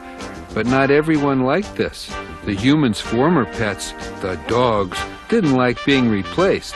This was way back when dogs were smart. Yes, I know it's difficult to believe, but dogs used to be intelligent. Dogs, never wrong. You are wrong. Yes, this one in particular. He was determined to drive us back to our home planet. One day when our first leader snuck off to attend the weekly Felinus meeting, the dog followed. That was how the dog found our headquarters.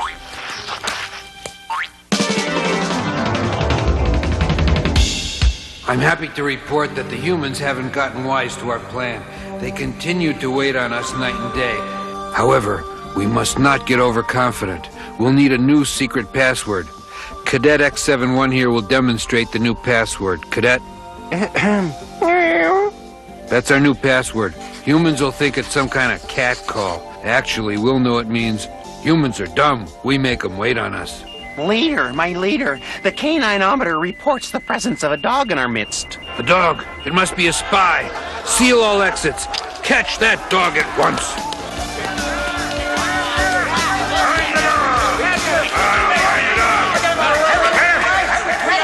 In no time at all, every feline in the place was after the dog. The dog was smart, but we were smarter.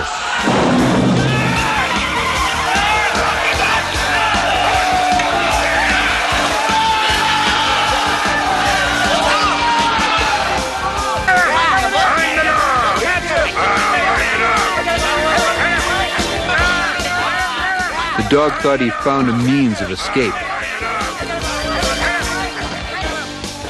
He was wrong.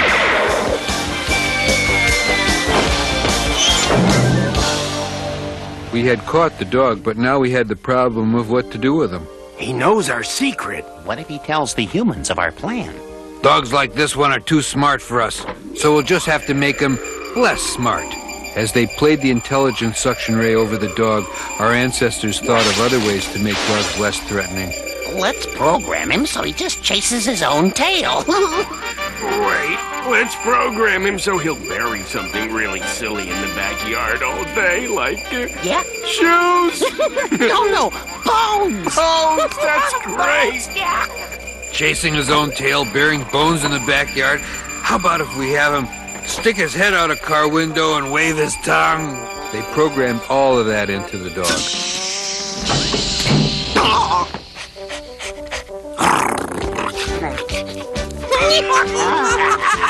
That's great!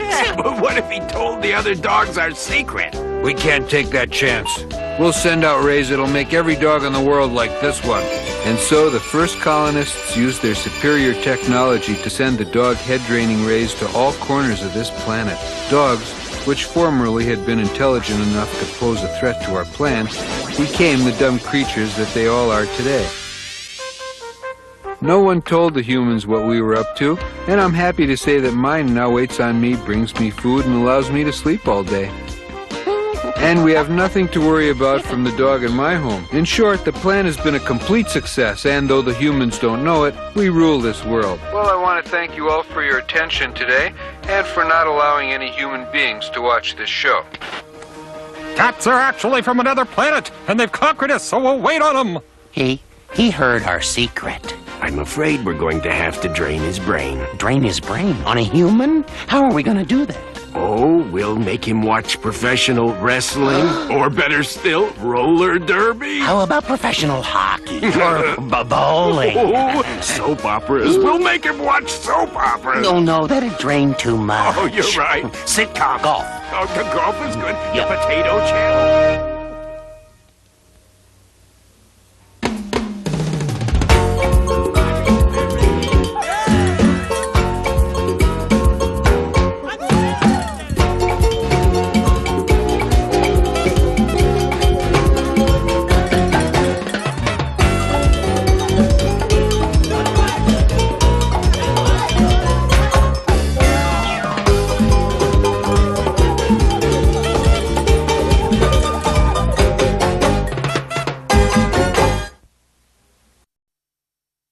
Ladies and gentlemen, Garfield and friends.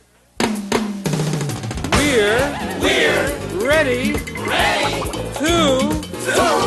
party. We're ready to party. We're ready. I hope you bring lots of spaghetti. I'm scared. Come on in, come to the place where fun never ends. Come on in, it's time to party with Garfield and friends. Dancing, Fiesta, romancing, siesta, samba, la bamba, ay caramba, disguises, surprises, and pies of all sizes. Come on in, come to the place where fun never ends. Come on in, it's time to party with Garfield and friends. Come on in, it's time to party with Garfield and friends. Garfield and friends. Here are some commercials, and then more of me.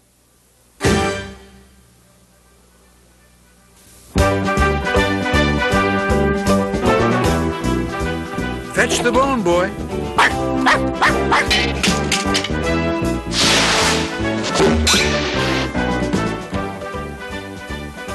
Odie, you stupid idiot. That's not a bone. That's a fire hydrant. Oh, well. Maybe it'll make a nice planter or something.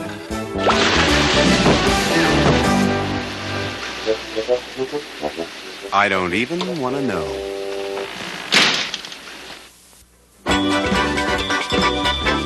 Hold it a second. Before we start this cartoon, I have something to say. Several of you have written in lately to say that you spotted mistakes on this show. This is not possible. Around here, we don't make mistakes. Except occasionally in casting. Okay, so sometimes we make mistakes. I'm going to watch this next cartoon with you and see if there are any mistakes in it. Pay careful attention. I'll be back at the end to compare notes. You may do the honors. There better not be any mistakes in this episode. We picked a great day for a cookout, guys. Yeah. Garfield usually likes his medium rare. Garfield, your macaroni is ready. Eating. The only thing in this world preferable to sleeping. Boy, if they could just come up with a way to sleep and eat at the same time, they really have something. Okay, now you like your pizza with everything on it. This is too big a portion. You know that I never like to eat too much, right, Odie? Uh-huh. Garfield, Fido, make sure you don't get lost in the woods. See any mistakes yet? Me neither. There are stories that these woods are supposed to be haunted. Haunted? Huh? That's right, haunted. Be real careful. Can you believe Pete trying to scare us like that? I don't know. I'm kind of scared. Relax, there's no such thing as haunted woods, and I'm going to prove it. I warned them about going into the woods, but they won't listen to me. Maybe it's time I taught Garfield a lesson.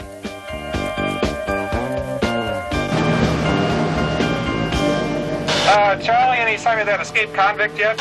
Negative, Chief, but I'll keep looking. The cops will never get me. There's not another cop within 100 miles of here. I'll just hide out till they stop looking. Haunted woods. That's ridiculous. In all the years I've lived with John, I can't recall anything so Sorry. Hold it, let's take that line again. Garfield cartoon, take 2. In all the years I've lived with John, I can't recall anything so foolish. He thinks there are ghosts around here. That's ridiculous, Garfield. No mistakes yet. We're all alone out here in the forest, Odie. There's no one else for miles around. Not a single living being. Oh, we are the Buddy Bears, we always get along. Each day we do a little dance and sing a little song. If you ever disagree, it means that you are wrong. Oh, we are the Buddy Bears, we always get along. Not a single living being for miles around. Those cops will never find me here. I got the whole forest to myself. Some haunted woods. There's nothing here to be afraid of. Pets. That means there may be people around. I gotta scare them off so I don't get found. Fred was all wrong. There's nothing to be afraid. When?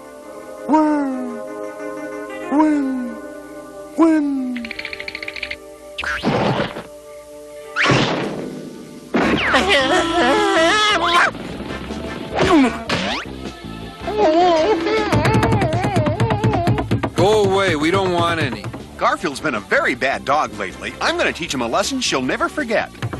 Come on, let's eat this snack I bought.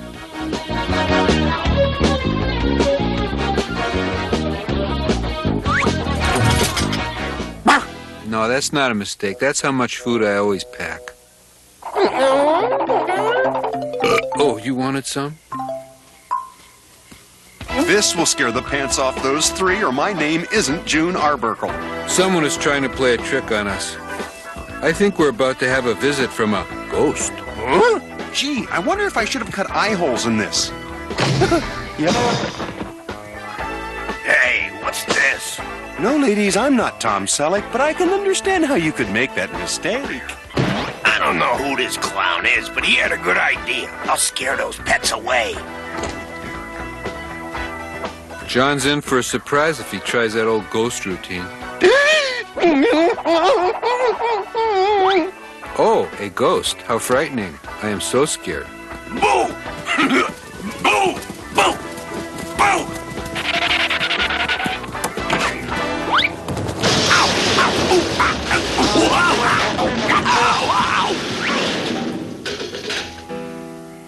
I'm gonna scare that cat clean into the next county. Let's resume. Hey, where'd the cat go? Take this, Arbuckle. Hey, get off of me! Play ghost on me, will ya? Get off! Get off! That phony voice doesn't fool me. That cat is out of his tree! Come back here, Arbuckle. I need a place to hide. Help! Help! Help! Police! Take me back to prison! Take me I think I showed John. Say, did you hear a rhinoceros?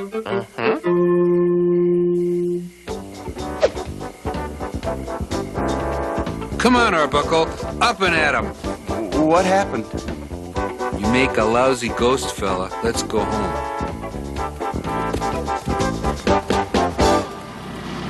And we have reports of an escaped convict just apprehended in the forest.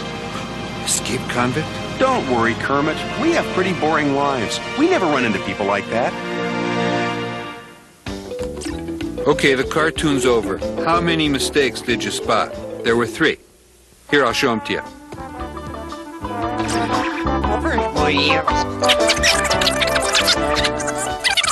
See that scene?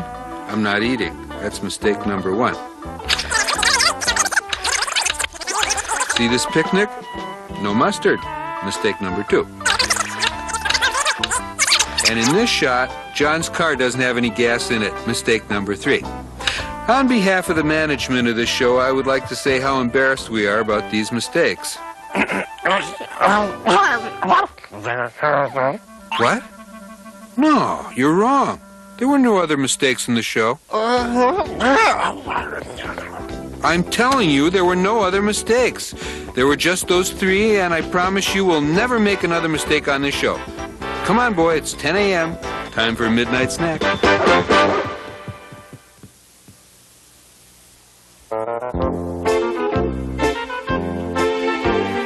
I love my costume trunk. With these outfits, I can be anything. I heard that, Hog. If your trunk's so great, let's see you be a bear. You're on. I laugh. Ha ha! That's the worst bear suit I've ever seen. Ta-da! Enough's enough, Orson. Now spit me out!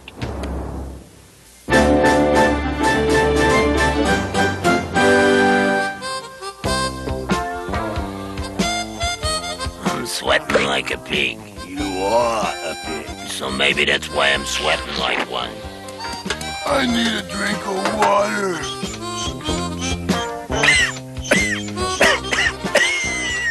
Our pump is dry. We've got no water. It would be real rotten of us to go over to Orson's farm and steal their water. Right. Let's do it.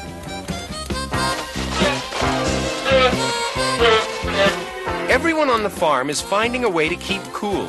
Booker is fanning himself, Lanolin is fanning herself, and Bo, meanwhile, has missed the whole principle behind this. Bo, I need your help with the new well. I'll help all I can, man. This is bummer weather to be wearing woolen undies.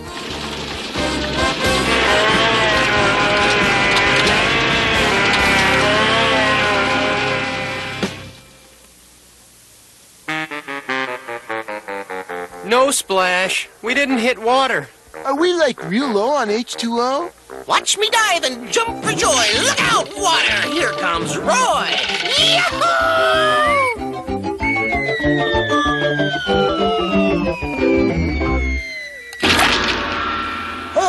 There's nothing like a refreshing dip. Whoa, now that's what I call a water shortage. The drill has gone as deep as it can go and we haven't found a drop. I don't know what we're gonna do.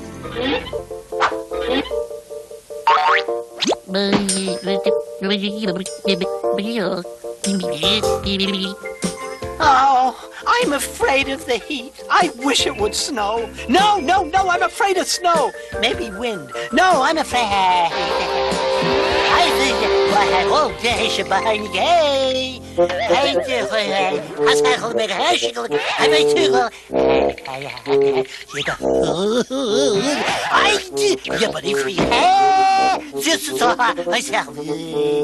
want my money. Mommy! Yes, you betcha. This is all the water we have left. You mean I can't sail my boat? I can't do my laundry? I can't brew up a pot of coffee? No! We can't spare a drop of it. I'm gonna lock this water up so nobody touches it. I need to sail my boat. I need to do my laundry. I need a cup of coffee. What's Orson so fussy about? It's only... Oh, hi, Wade. Water. What's the big deal? You want, like, one of us should stand guard, man? No, we don't have to. I installed an alarm on that door. We've got to get back to the digging. We have to find water. Thirsty. Very thirsty.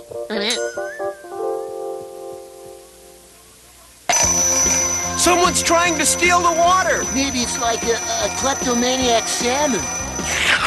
I've got him. What have I got? It's like a definite miscellaneous, man. What is your name? Al. Al? Don't creatures usually have names like Gorch and Bork and Gleep? Beats me. My name's Al. I'm from a city way below the ground. I was just walking along when a rock hit me in the head. I came up to ask you to please not do that. A rock? Oh, that must be the pebble I threw down to test the well. Hey, like, welcome to upstairs, Al. We gotta find us some water, brothers. I'm sorry my rock hit you on the head. I just wanted a drink of water. It's so hot up here. I'd love to give you one, but we have to save this water because... Here, have a drink. Hey, what's that thing? Maybe it's a zebra. Zebra's got stripes. Maybe it's an unmarked zebra. Well, whatever it is, it's probably worth a fortune if we sell it at the zoo. We'll get it and the water. Thank you very much. Now, I'd appreciate it if you wouldn't drill into my home again, okay? I didn't know it was your home. You see, we have a big problem here. We're running out of... Hey, I got the whatchamacallit. And I got the water. Like we ain't going nowhere, man. Oh, please, sir. I am very thirsty still. Could I have some water? Ha! You ain't getting any of our water. Yeah, shut up. Oh, you are not nice people.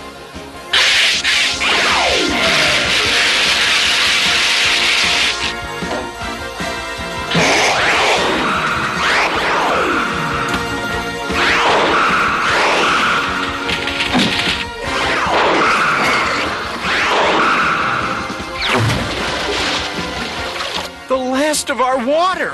Hey, the kid's hot. How's he doing that? It sounds like trouble. Big trouble. It's a civil way. Get it with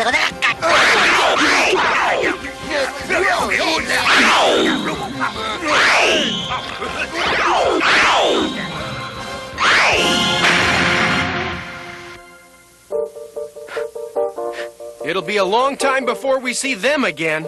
Next week's show, at least. I would like to go home now, please. We will get you back to your home. Don't worry, I won't be drilling here anymore. There's no water under this ground. There's no water anywhere. I don't know what we're gonna do. Our crops need water, and so do we. You do? Gee, we have plenty of water down below. Goodbye. There's no water down there. I've been drilling here for weeks, and I can say for sure that there is no water under this... ground? It's raining! Sort of. We're saved! Hey, it's watering. Oh, no, water.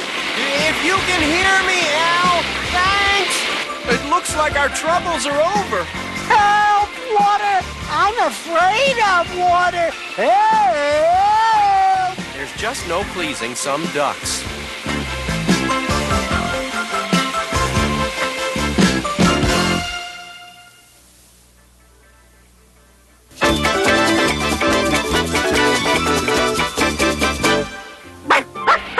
I've got so much work to do. I shouldn't be on a picnic today, but you and Garfield are always suffering because of my schedule.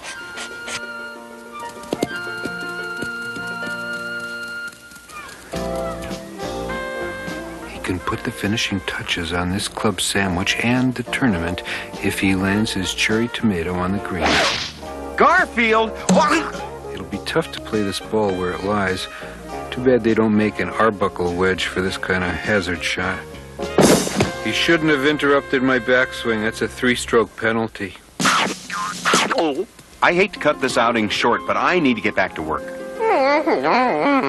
I'm sorry, but I'm responsible for the house payment and the car payment and grocery bills and... How very obsessed you are with material possessions, young sir. I am Maharishi Sensei Bhagwan Changsu Gangadin. Wow, a real Maharishi.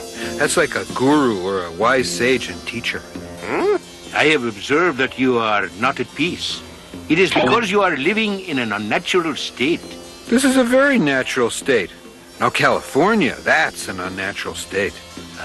Learn from the example of this humble cat. Humble cat? Where? Oh, me? Oh, yes, John could learn a lot from me. Ah, so, the young student comes hither to prove that he is worthy. Yes, O wise, all-knowing, and all-consuming one. Very well, then. Snatch the lasagna from my hand, grasshopper. Not quick enough? But exalted wise cat, this is the 420th time I have failed the test. Yes, but at least you get a copy of our home game and our thanks for playing Snatch That Lasagna.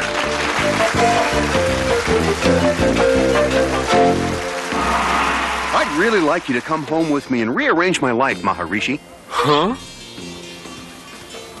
Odie, John is taking someone useless and obese home, and it isn't me. I'm so flattered that you would consider taking a guy like me on as a student.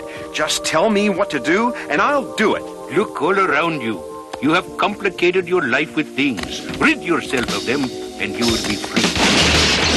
In this way, you will discover the 9-fold path to the 27 gates of the 112 roads of wisdom. Just hang left at the stop sign and keep going. You can't miss them. Odie, I've decided to do something positive and constructive. Huh? I'm gonna take a nap. You mean sell my furniture? We must get rid of all that does not have a purpose. Oh no, the cat stays. No, my son. Allow me to show you.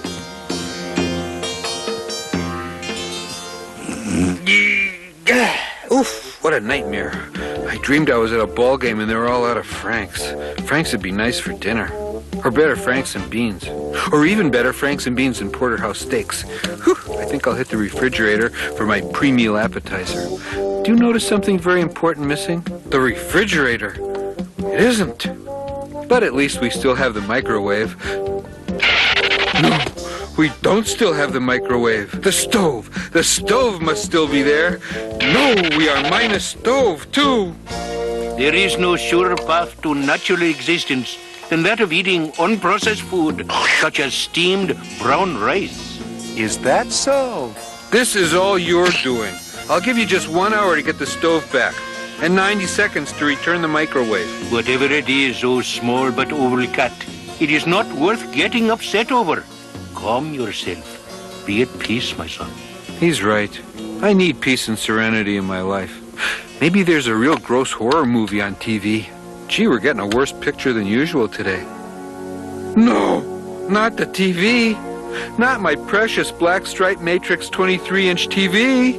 Why couldn't he take Odie? Why'd he have to take something important? You missed the box that exists to entertain, Pussycat?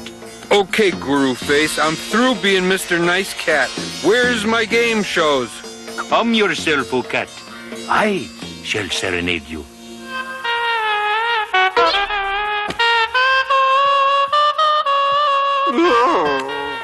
could be worse. He could be on CD.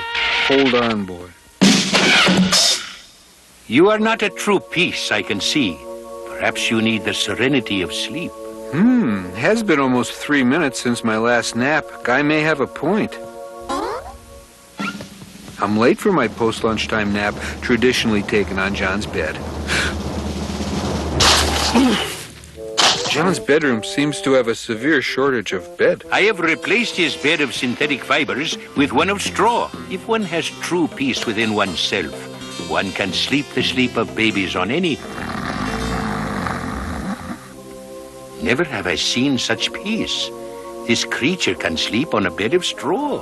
I must observe this animal and how it lives.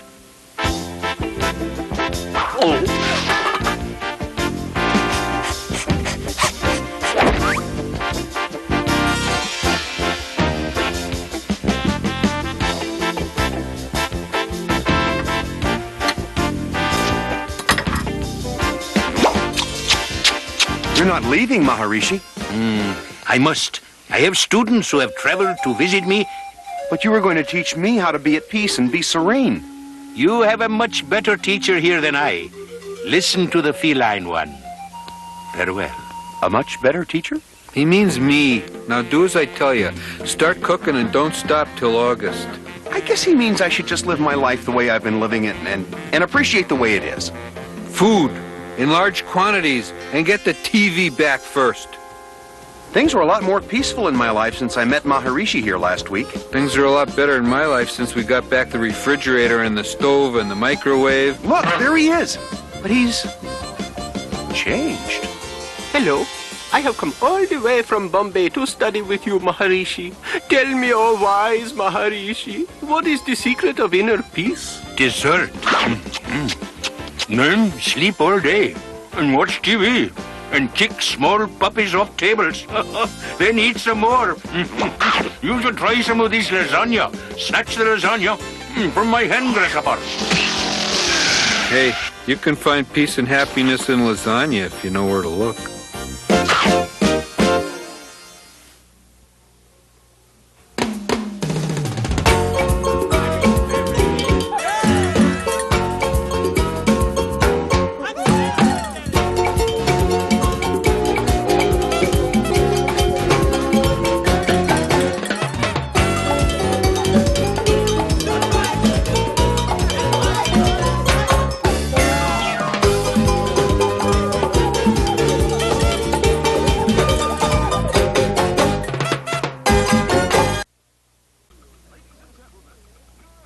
Ladies and gentlemen, Garfield and friends.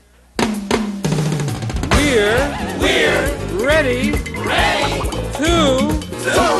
party. We're ready to party. We're ready. I hope you bring lots of spaghetti. Come on in, come to the place where fun never ends. Come on in, it's time to party with Garfield and friends. Dancing, Fiesta, romancing, siesta, samba, la bamba, ay caramba, disguises, surprises, and pies of all sizes. Come on in, come to the place where fun never ends. Come on in, it's time to party with Garfield and friends. Come on in, it's time to party with Garfield and friends. Garfield and friends. Garfield and friends will be right back. At least I'll be.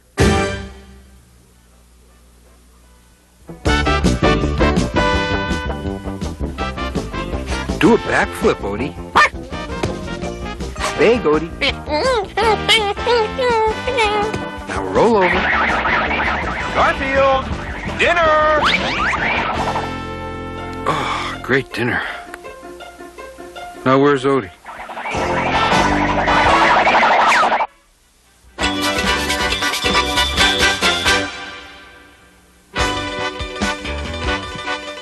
Oh boy, lasagna.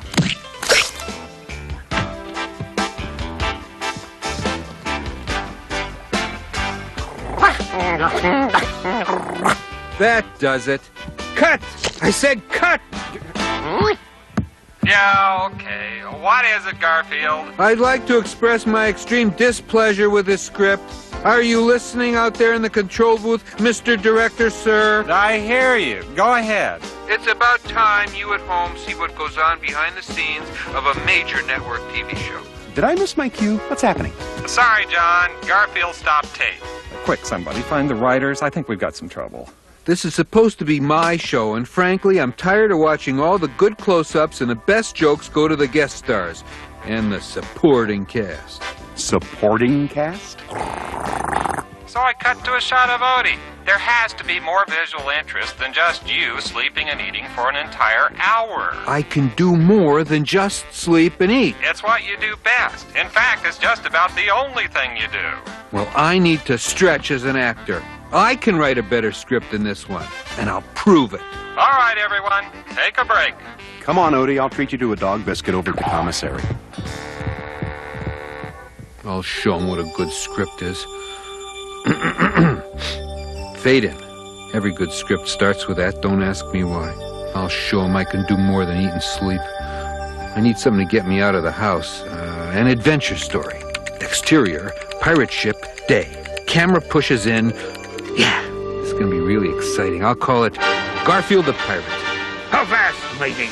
There's an ocean of treasure out there for the taking. I say there, mateys. Well, the mateys. Oh, forgot about writing some supporting characters into the script. Okay, maybe I do need the kid and the dog. John and Odie enter dressed as pirates. How fast, mateys? Look lively and prepare to repel boarders. 'Tis the king's entire fleet chasing us. Aye, aye, Captain. Arr, arr. Look, off to the right. That's starboard. I knew that. The king's armada.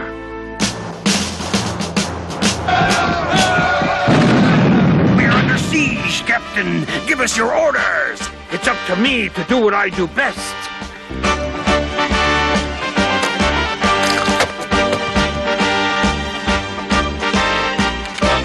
I seem to have written myself into a corner. I seem to be eating and sleeping again. Okay, I'll write something with a lot of action in it. Let's see. Got it. Exterior, city, street, night. The criminals' getaway car races through the street. I think they've made their getaway, but they failed to reckon with the avenging force of the Cat Crusader. They're nearing their hideout when they see it. The projected symbol, it strikes terror into the hearts of criminals everywhere. That's a ducky. Now here's a rabbit and a horsey. Wait a minute, I'm a serious dramatic crime fighter. I don't do duckies and horsies. Terror filled their hearts as they saw the figure of vengeance approach. And as the striped knight neared them, he knew what he had to do.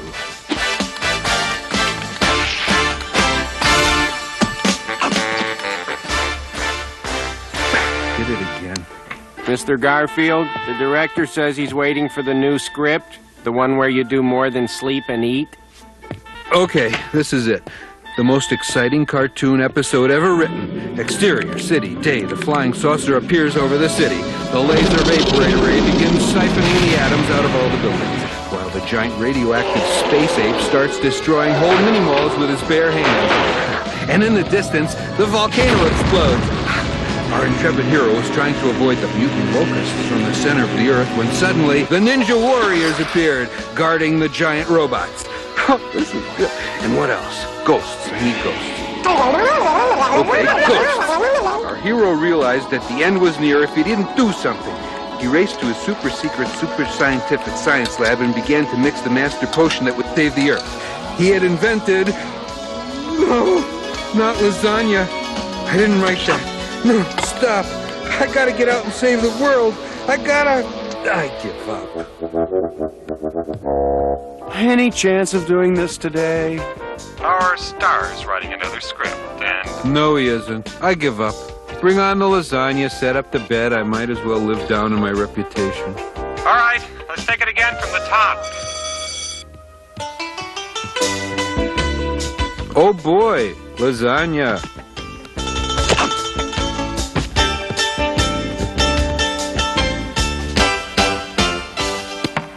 Huh? Wait. Stop tape again.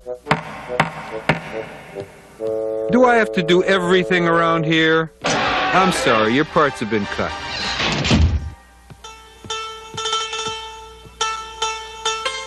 Okay, roll them. Hey, eating and sleeping may be boring, but at least I got steady work.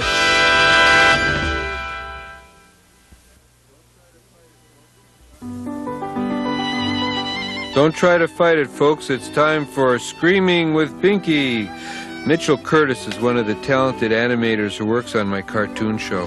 The job requires a willingness to work cheap, along with careful precision and a steady hand, all to draw marvelous moi.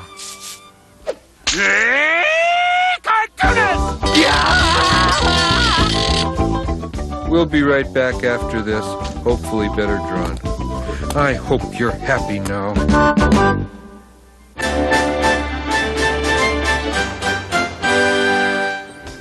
Booker, Sheldon, get that corn over for Roy to shuck. Our customer's coming for it tomorrow. Bo, you help Roy shuck the corn. Oh, and keep an eye peeled for that rotten weasel. Lanolin thinks she saw him sneaking around.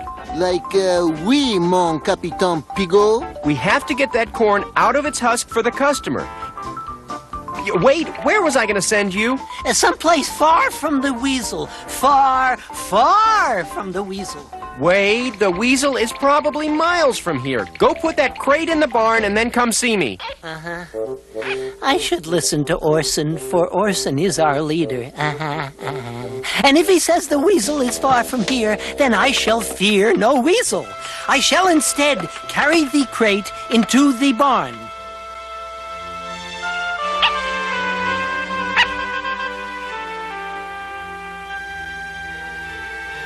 The 3 seconds to duck panic. 3, 2, 1. Fire! Oh, it happens, death, help, help! Mystery! Severe crate mystery! Oh, help! Yes, help! Orson said to clean the corn, but I'm not sure I like to shuck. It's so boring that I'm snoring. It's a job for Wade the duck. La la la la la la la la. Psst. Hey, Rooster, how come that pig's the boss here instead of you? Hey, how come that pig's the boss here instead of me?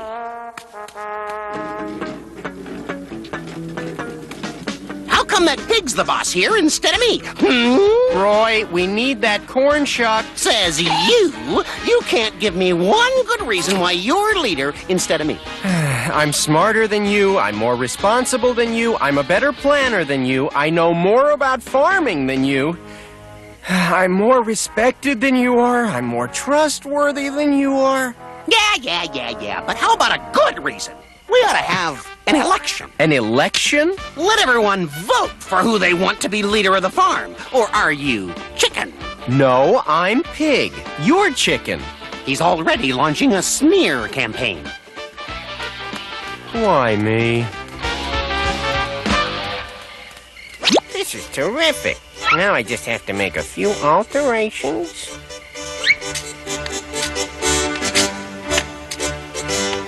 Vote for Roy. Roy's your boy.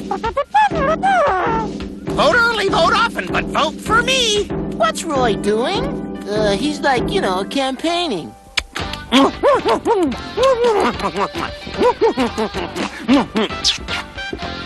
he's making speeches.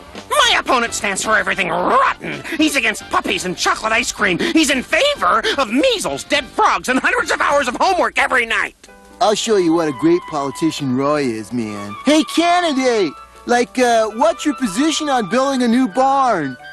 I'm glad you asked that. The building of a new barn is a matter of great importance, and we must proceed with both caution and bold vision for the future. Thank you. But he didn't answer your question. That's the idea. Isn't he great, man? Go on in and vote, and remember, you don't have to vote for the best candidate. You can vote for me.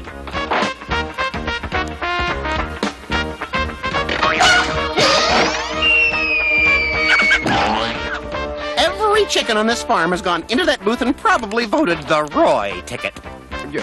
How many have come out?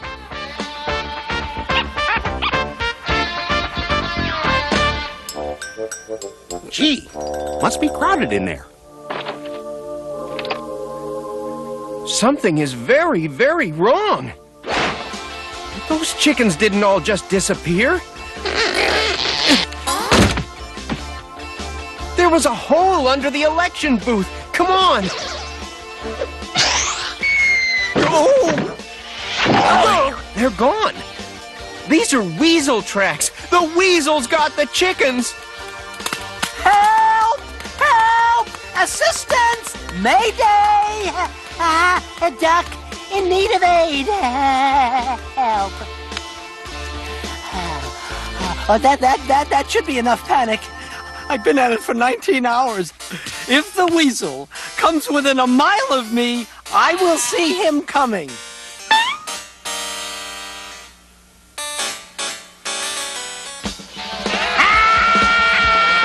Resume panic, Doc!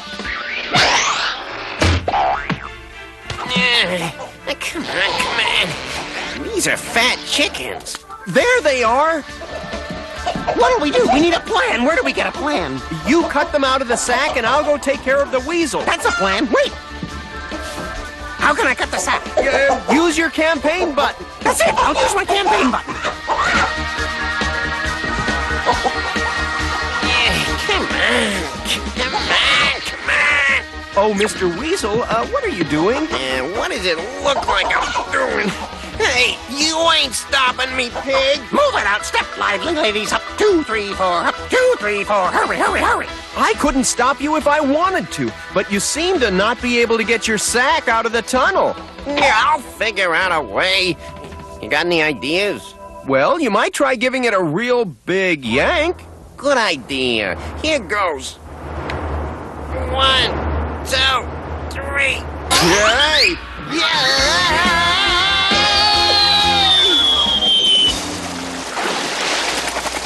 Hey! I want my chickens. This ain't fair. Are we weasel-less? Weasel-less? Let's head back to the barnyard.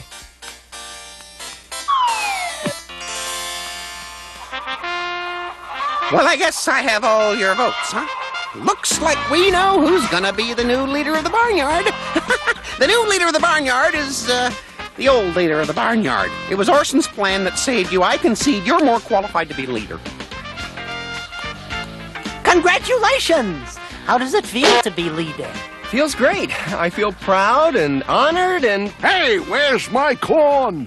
My corn better be all husked and ready for me. Are you in charge? Yes, I am, and your corn will be ready in a jiff. Of course, being leader does have its disadvantages.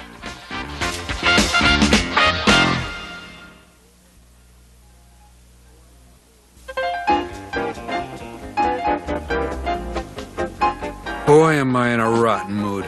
Out of my way, Brie Breath. Hey, you can't do that to me. I'll tell my sister Loretta. Loretta? She'll pound you flat. Bring her on. Good fight might cheer me up. Hey, Loretta!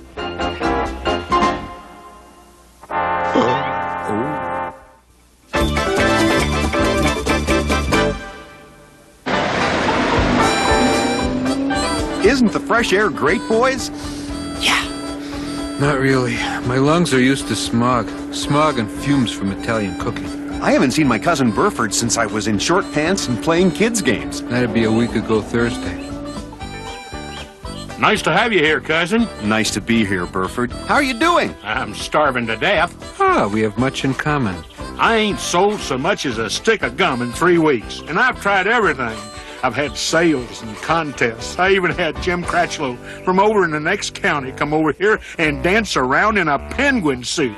Most pathetic thing you ever saw. And I didn't sell a thing. It's all on account of what happens to folks when they come near here. What happens to them? Well, there's your first hint right there. Someone's slinging mud. And it's nowhere near Election Day. Rufus Crabwater, you hear me? You stop this. It's way past the amusing stage. I'll stop it when you give me back my pappy's watch. I ain't got your pappy's watch, you miserable excuse for a person. 3 years back, he left his pappy's watch in my store and it up and disappeared. I've had a load of things disappear around this place. Don't know how, don't know where, but I didn't take his pappy's watch. Can't you reason with him? I'd say not. Hold it, Odie. You may proceed. I'm gonna dry off and eat my candy bar. No towels. I have to use the automatic hand blower. I hate these for two reasons. First, it's impossible to blow your nose on them.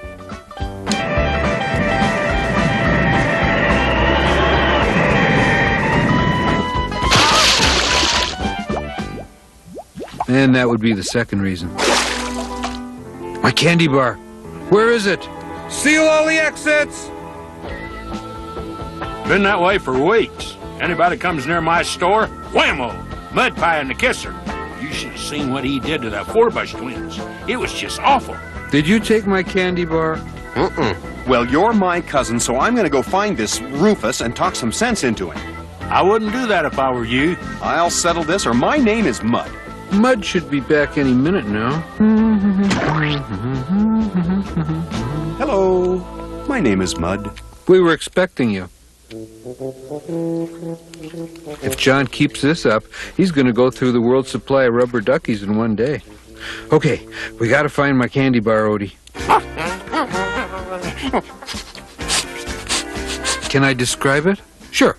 It had peanuts and nougat and wafers, and it was all wrapped in a mouth-watering chocolate coating and sprinkled with bits of chocolate. And Odie, we gotta find it. That's not it, that's a watch. Candy bars just don't walk away, or do they? Maybe that one wasn't dead. Odie, you found the watch. That must be the watch that the Fernando Valenzuela of the Mud Pie was looking for. Wait here, and don't lose it. It's not my candy bar, but it's not a bad find.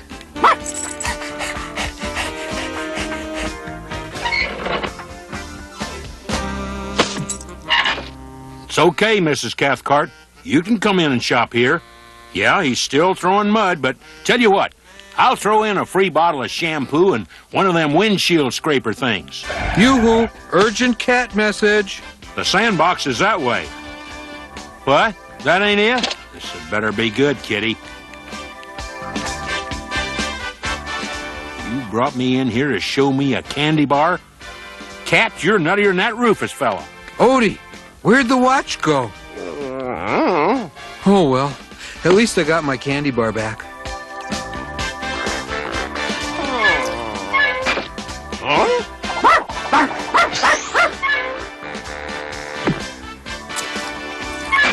The trouble with candy bars is, if you can finish them, they're not big enough. You should know better than to interrupt a candy bar. Odie, you clumsy canine!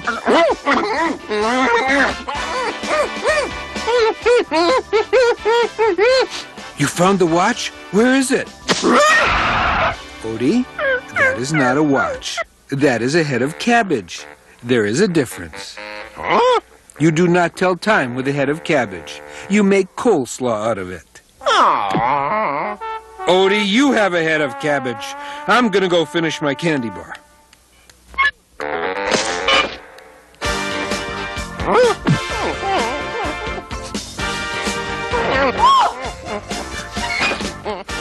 I hope you have a good excuse for that feeble impression of a real dog. Playing charades. This is probably a movie title. A movie about a very silly dog. Odie, I have no idea what you're saying. And you have no idea how proud I am of that.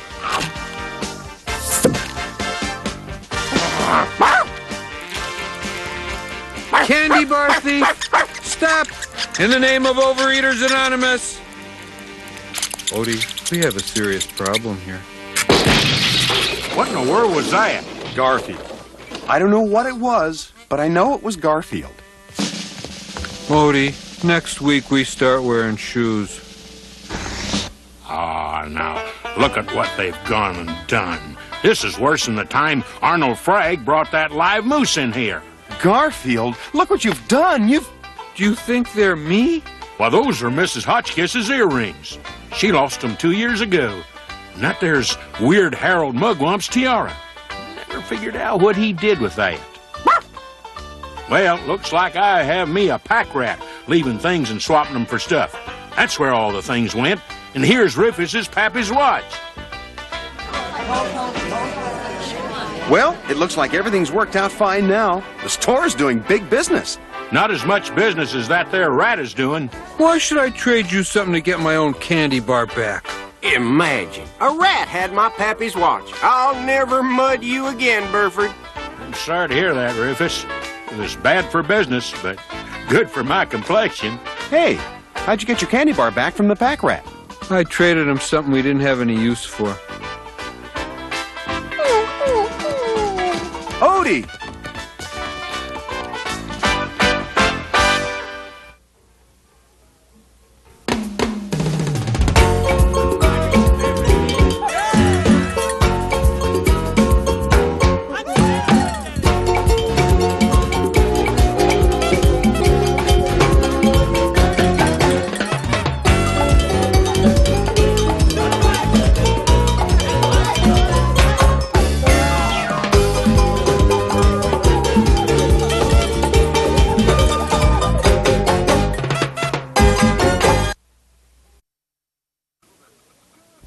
Ladies and gentlemen, Garfield and friends. We're ready to party! We're ready to party, we're ready. I hope you bring lots of spaghetti. I'm scared. Come on in, come to the place where fun never ends. Come on in, it's time to party with Garfield and friends. Dancing, Fiesta, romancing, siesta, samba, la bamba, ay caramba, disguises, surprises, and pies of all sizes. Come on in, come to the place where fun never ends. Come on in, it's time to party with Garfield and friends. Come on in, it's time to party with Garfield and friends. Garfield and friends. Just think of me as like a teenage mutant ninja pussycat.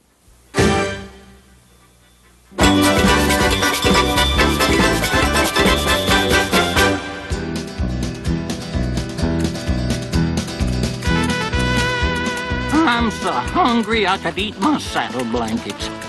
This is as good a place as any to tie up and chow down, eh, Arbuncle? You're the expert, Cactus Jake.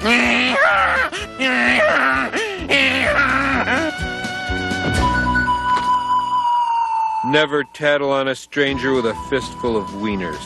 That's the code of the West. What have you done, Garfield? He's gone and ate everything except these here dried pinto beans. Let's get a cook fire going, and I'll whip us up a mess of my famous Mexicali chili for lunch. Not the Mexicali chili. Hot peppers with a side of heartburn. Everybody, dismount.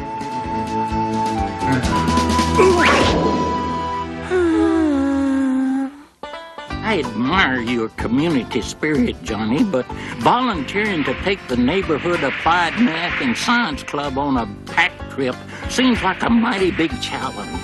They've been to the observatory and the atomic research lab. I thought they'd enjoy a change of pace. So far, the only fun they've had today is calculating how to send a certain oversized payload into orbit. Cowboys are a thing of the past, an anachronism. Kids today want to be astronauts, Mr. Arbuckle. Astronauts. Well, stuff my bedroll with rattlesnakes, if that don't beat all. You know, the local Indians named this here spot Medicine Green Canyon, 'cause sometimes when they build a cook fire, they saw visions of the future in it. I'd rather see visions of lunch.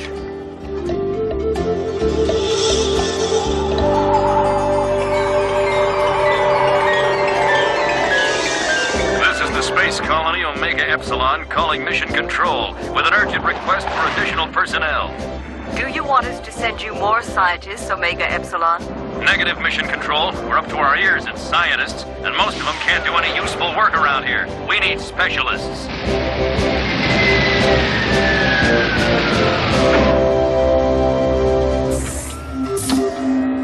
I dephase the ion drive and cycle the main reactor so we can go EVA for a while. Reception committee. They look mighty upset about something. I don't know. It seems to me. We sure are glad to see you, Cactus Jupiter. Our space cattle were stolen off the range this morning by aliens. Well, then me and my sidekicks had better get to scouting around for the trail of them pesky outlaw extraterrestrials. I better grab a life-sustaining snack from my spacesuit food supply.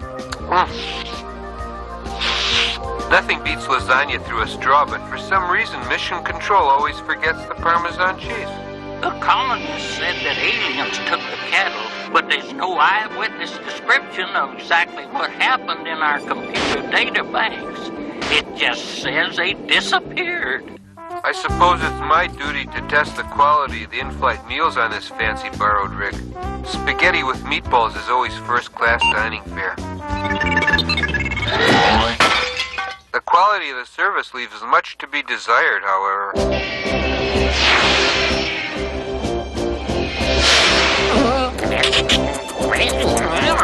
The omnidirectional digitized locator system is honed in on something.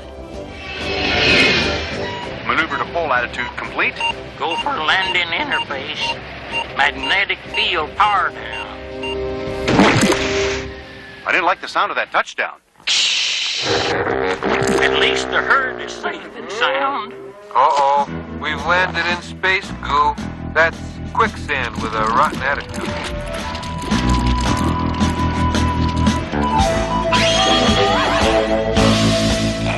Only a bunch of stupid colonists with good intentions and no practical experience would fly all the way out here only to land in the goo.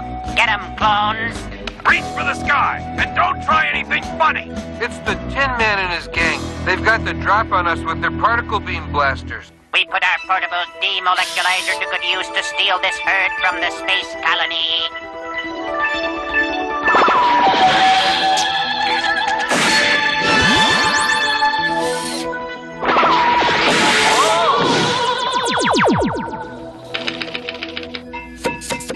Yeah, I'm stuck.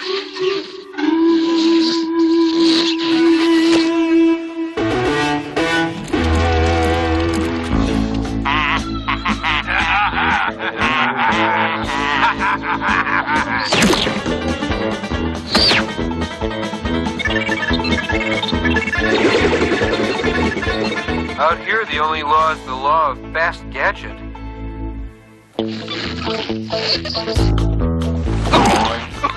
Our space cat is keeping us covered. While them outlaws is down, we'll get a hold of that demoleculizer.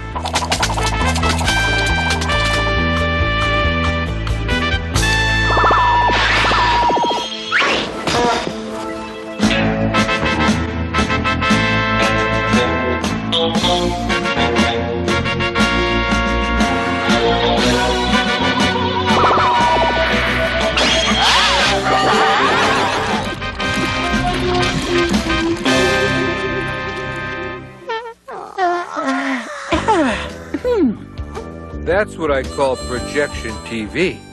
Well, what happened? Well, I'd say the legend of Medicine Dream Canyon done caught up with us. That's a radical theory, Cactus Jake.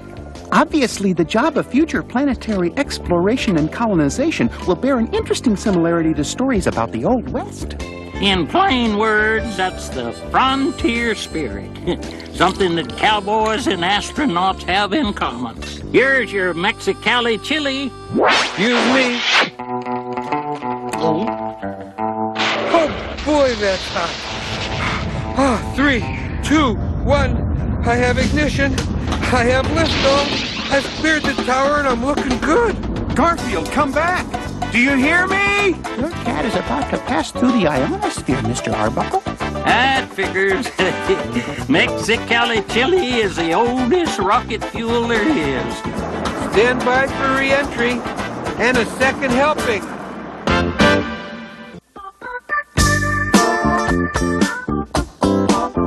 It's another hurts to move morning. I'd say my eyelids weigh about 38 pounds each. Garfield, time to get up. No chance. Garfield, rise and shine. Check my neck, bozo. I have no vital signs. You spend way too much time in bed. That's only one man's opinion. La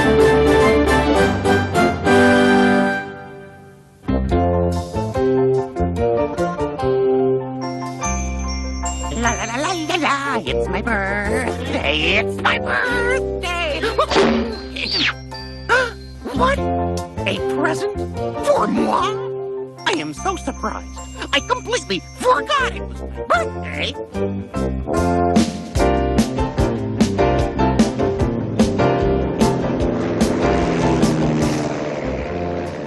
Gee, I wonder if anyone will remember. Hi, guys. Hi, Roy. Does, anyone know what day it is? Sure. It's Saturday. King me. Do you know what special day this is? Groundhog's Day? Labor Day? National Tapioca Pudding Day? Halloween? de Mayo? Christmas? Columbus Day? Yeah, Valentine's Memorial Day? Yes. It's my birthday! Oh. All right. I want presents, and I want a cake, and I want them now. For me. You remembered. We all chipped in, Roy. And we got you a present. A present? For me? A what? Waterproof, 14-karat chalk-proof. I love it. Thank you. Blow out the cake, Roy. Hey, not bad, man. Now blow out the duck. Boy, this was a great party. Happy birthday from all of us, Roy. Yeah, even from me. I am deeply honored that you, my good and true friends, honored me like this. I will never forget this. Hey, Roy, your watch seems to be missing. All right, which one of you rats stole my watch? Roy, nobody stole your watch. Well, where is it then? Maybe you took it. Orson didn't steal your watch. How do you know? Mayhaps because you know who did. Roy, no one here stole your watch. Someone took it, and I won't rest until the thief is caught. I guess this isn't the best birthday Roy has had. No, but if he keeps this up, it'll be his last. Oh, I'll put the rest of the cake away. That's funny. I was sure there was some cake left. Watch thief, watch out, because here comes watchful watchman Roy.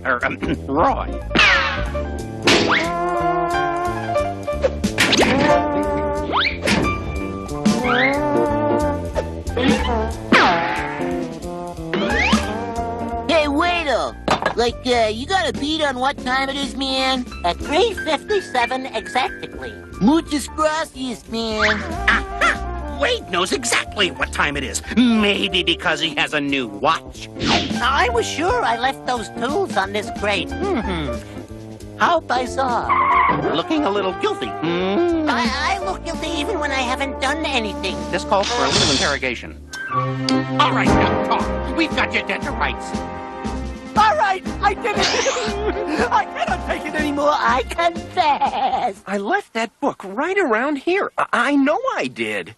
Orson, Roy is sweating a confession out of Wade. Oh, no. Lock me up. Give me life. A little longer. Give me life and a half. Don't interfere, Orson. Wade's confessing his crimes. What crimes? So far, the sinking of the Titanic, the St. Valentine's Day Massacre, the Spanish-American War, and last season's NBC fall schedule. But not a word about my watch. Roy, Wade didn't steal your watch. Well, I won't rest until I find out who did. And then I stepped on a crack and broke my mother's back.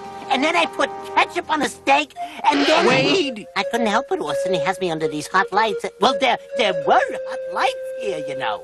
Things are disappearing all over the farm. Come on, let's get to the bottom of this. Cake done, later? Not quite. It'll be ready at exactly 4:15. Exactly 4:15. Maybe she's going to consult my watch to know when that is.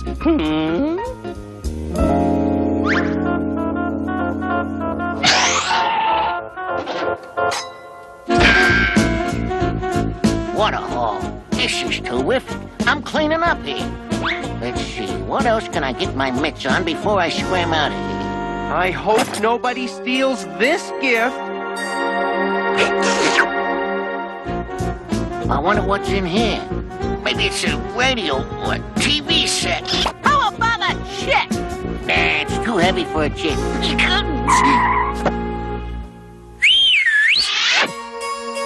And for my next impression, the 1980 U.S. Olympics track team. Hey, come back here, you thief!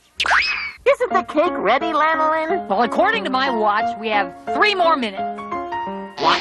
As in my watch? And again, timepiece taker, I've caught you wool-handed with my watch. Roy, that's not your watch. I got my watch back. Roy, come back here with my watch. Come on, wait.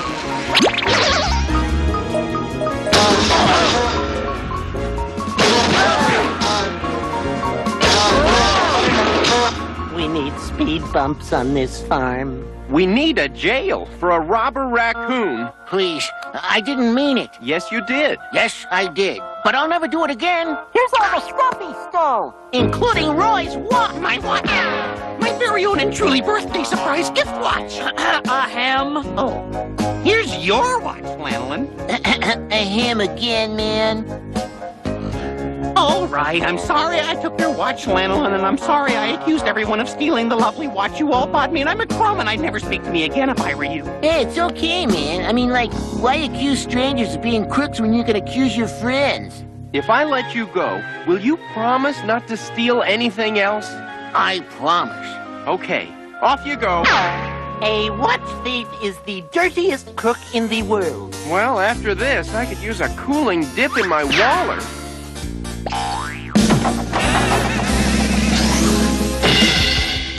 Where did my mud go? Isn't this terrific? I take that back. A mud thief is a dirtier crook.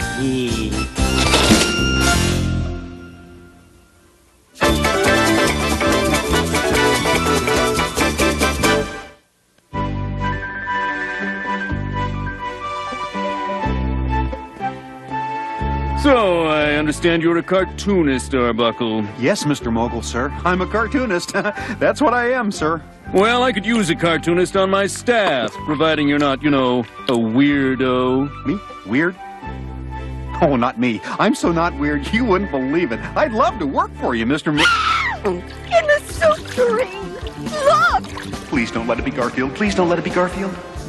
Some chicken gumbo. I didn't see one solitary gumbo down there. Garfield? Want to split a matzo ball?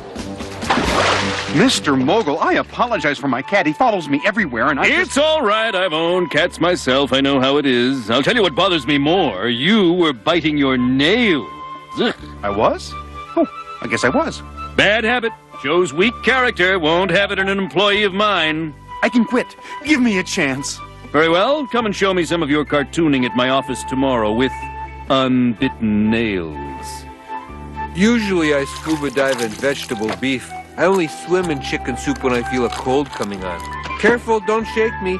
My pockets are full of noodles. I've got to give up nail biting if I want to work for Mr. Mogul. That job can mean a lot of money. I've got to stop doing this. I agree. No chance. How do you give up a bad habit overnight? Friends, do you have nasty and annoying habits you'd like to get rid of overnight? Would you like to give up nail biting, overeating, sitting in mayonnaise, or other bad habits? Well, if so, the Schlocko Hypno-Snoozifier is for you. As you sleep, the Schlocko Hypno-Snoozifier plants an idea in your beady little mind. This man had an ordinary, everyday bad habit. I will not use tuna fish as a hat. I will not use tuna fish as a hat. I will not use tuna fish as a hat. I will not use tuna fish as a hat. When he awakes, the thought will be in his mind, but the habit will be gone. Hey, that's a great idea. That's the Schlocko.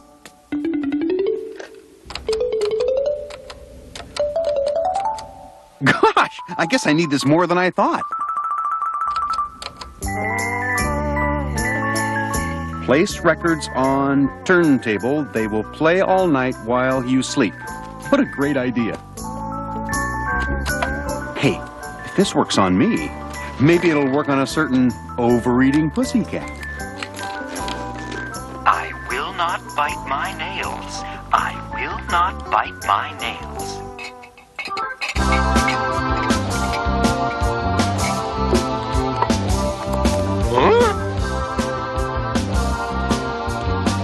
Ladies and gentlemen, introducing the sport which will be the hit of the next Olympics, dog bowling.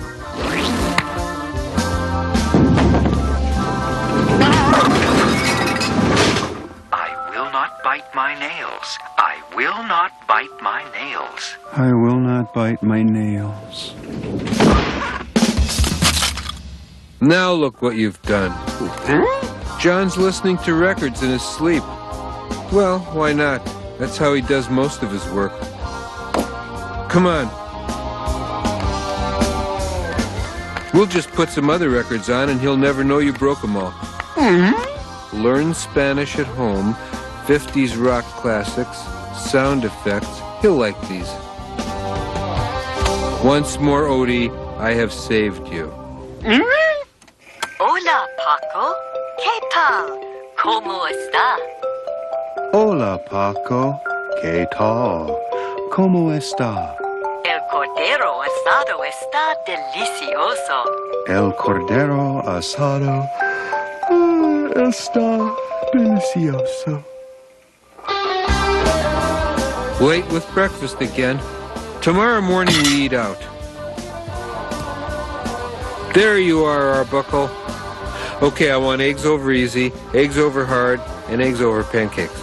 Hola, Paco. ¿Qué tal? ¿Cómo está? Paco? Who's Paco? El cordero asado está delicioso.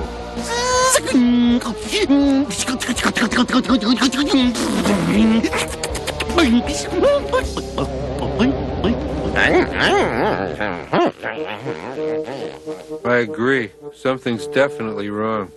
John's acting weirder than usual, and I don't have any breakfast.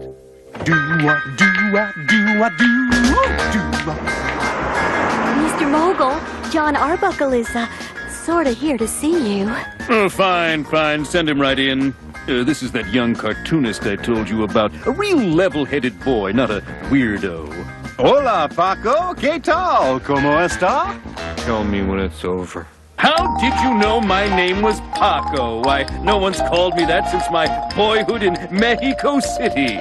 El cordero asado está delicioso. Ah, cordero asado.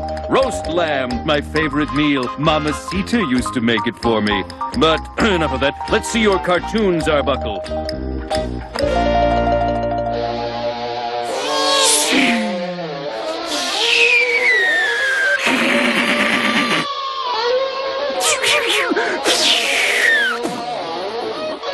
Yes, it's all right, Arbuckle. You don't have to do the sound effects. I mean, your cartoons speak for themselves. You know, I think I'll hire you. Yeah, but Mr. Mogul, sir, the way he's dressed.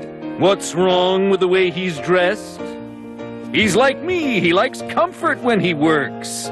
Arbuckle, you're hired. What have you got to say? Do-a, do-a, do-a, do. Hey, he even knows my favorite song. Let's hit it, Arbuckle. Do-a, do-a, do-a, do. Do-a, do-a, do-a, do. So now that John has this great new job, he's going to make more money, which means more food for us. Well, me anyway. Isn't that great? Yep. And the breadwinner is home. Mr. Mogul fired me. He fired you? After you two got along so well before your sleep programming wore off? After you did 27 choruses of do-wah, do-wah, do-wah, do? He fired you? Why?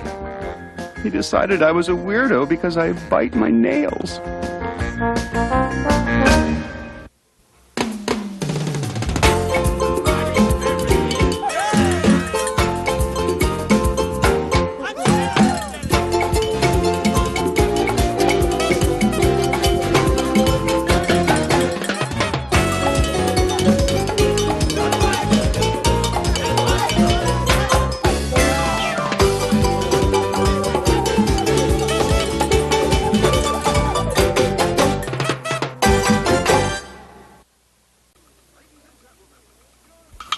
Ladies and gentlemen, Garfield and friends. We're ready to party! We're ready to party, we're ready. I hope you bring lots of spaghetti. I'm scared. Come on in, come to the place where fun never ends. Come on in, it's time to party with Garfield and friends. Dancing, Fiesta! romancing, Siesta! samba, La Bamba! Ay caramba! Disguises! Surprises! And pies of all sizes! Come on in, come to the place where fun never ends. Come on in, it's time to party with Garfield and friends. Come on in, it's time to party with Garfield and friends. Garfield and friends. You notice how every week I say something different here?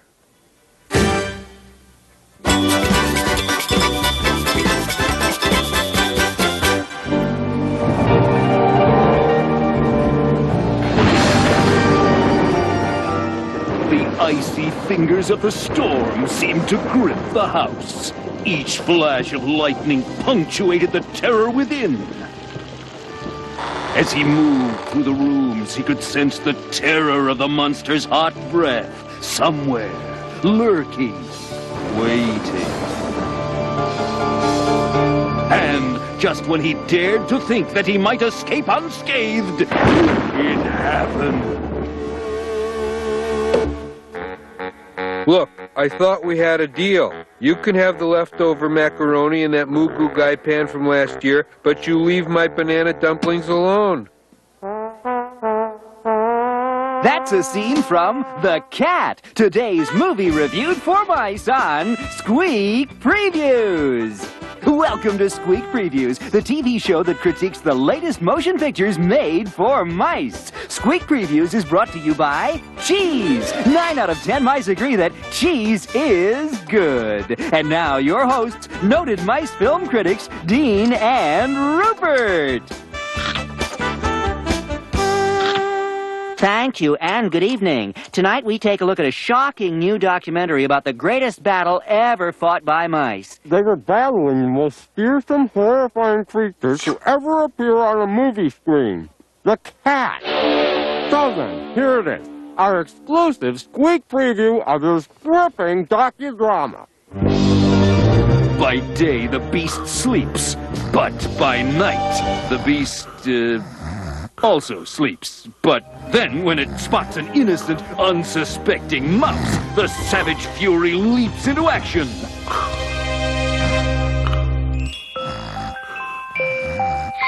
Well, sometimes they're less observant than other times.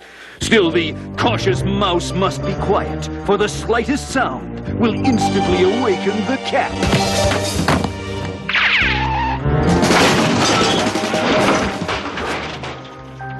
This mouse was fortunate.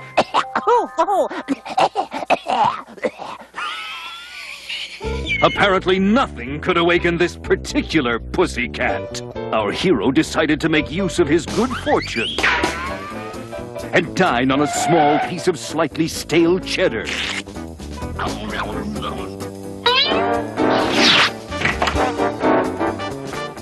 But, as this example graphically proves, one should never underestimate the enemy. The brave mouse was not to be denied. He tried employing commando tactics.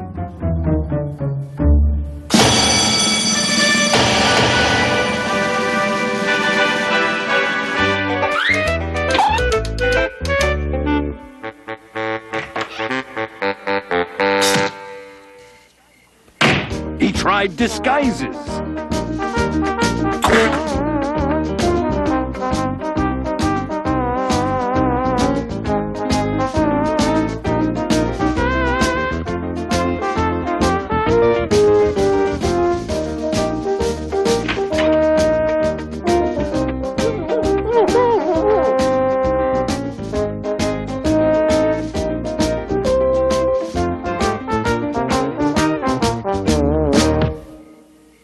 Not a bad resemblance, especially in the brains department. And so the heroic mouse pondered what to do. The honor of rathood was at stake. Finally, he decided the situation called for nothing less than an all-out effort. In short order, he set about rounding up an army. For weeks, he put them through a period of intense training. They had to be ready for the greatest mission in the history of mousedom. The next morning, the campaign was launched. They attacked by land. They attacked by air. They even attacked by sea. It was then that a lookout spotted them and gave out with the secret warning signal. Garfield! Garfield! Garfield!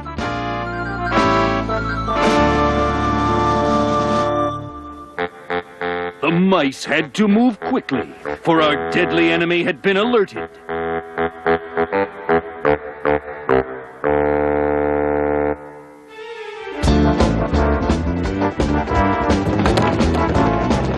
It was then that the beast sprang into action. He sent out for pizza. Garfield, this is your job. Get rid of those mice. It's a dirty job, but somebody has to do it. And so the evil cat set about to work his fiendish plan. John's dirty socks. Odie's blanket after National Fertilizer Week. And John's feeble attempt at salmon mousse containing 8-week-old salmon and 10-week-old moose. Just be happy they haven't invented smell-o-vision yet. The cat had stooped to the lowest, most diabolical act of them all. A sneak attack. In seconds, the brave mice mission was thwarted. Our forces had to flee for their very lives and noses. But though the mission ended in disgrace and failure, the fight is not yet over. For now, let this be a warning to mice everywhere. Beware of the cat.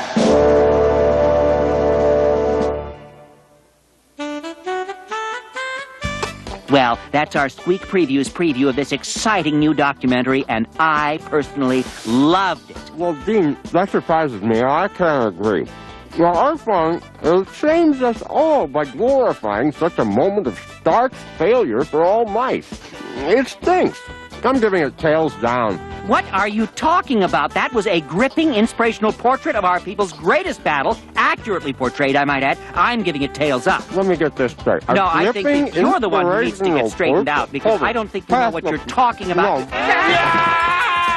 Hey, if you think this movie stinks, you ought to smell our living room.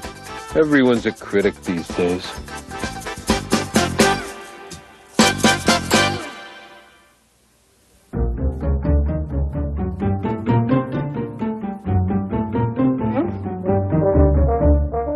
The cat senses the approach of danger. The dog approaches, bent on wreaking havoc on the cat. The dog threatens to do bodily harm to the cat. The dog flees, fearing for his life. Another stirring episode in the life and death struggle of house pets.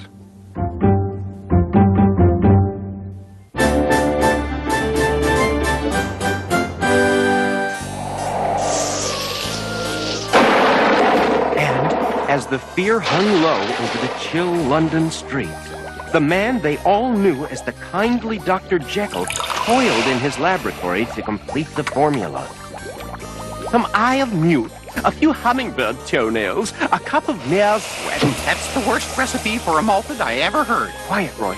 And so, Dr. Jekyll downed the ghastly concoction.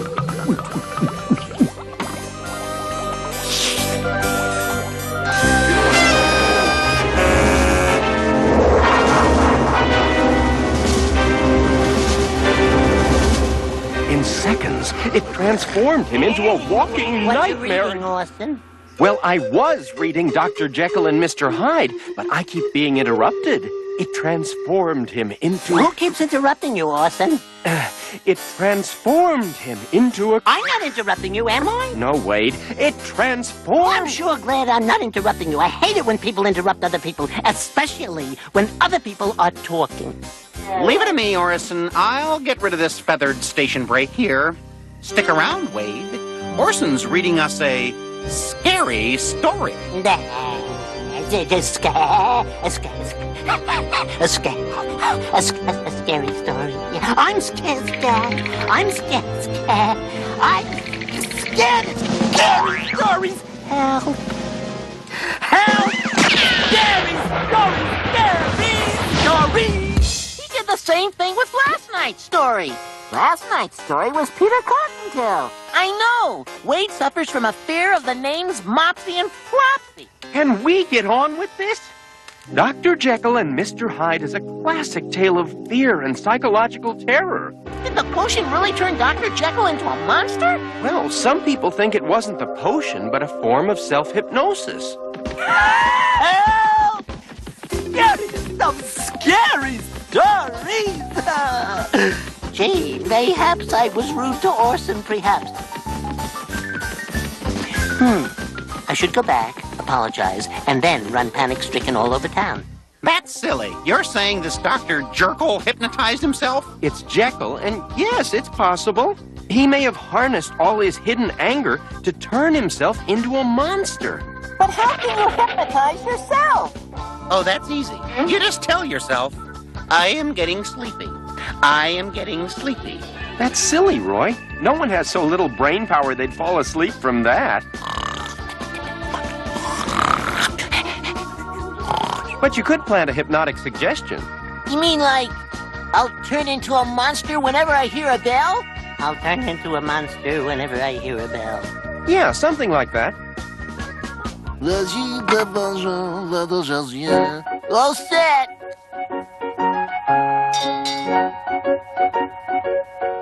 Looks like a feast. And it's gonna be our feast.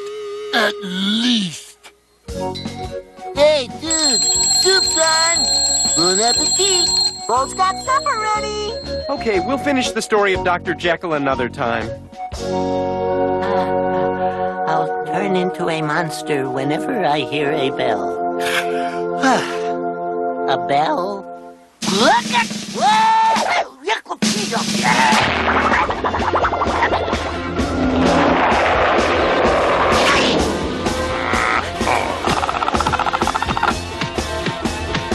Wait! You wait!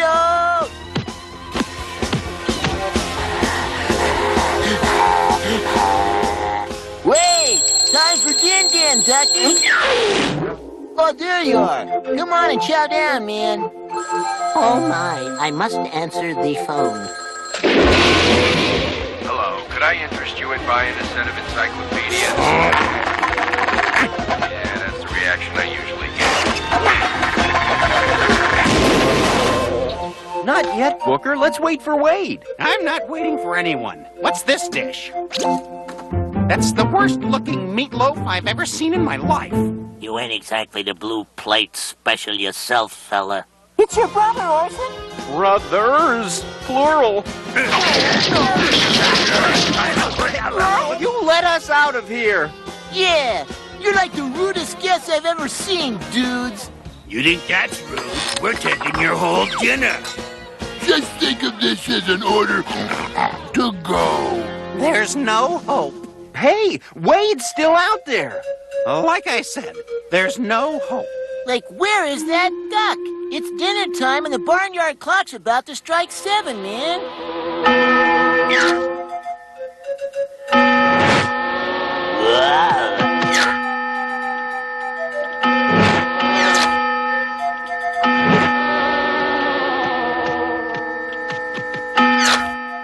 What am I doing here?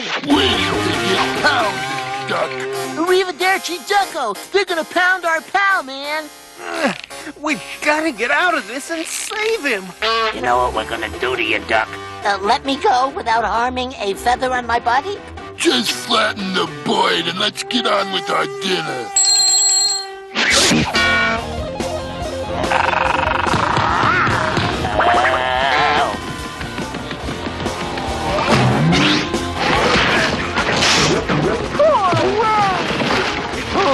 Poor Wade.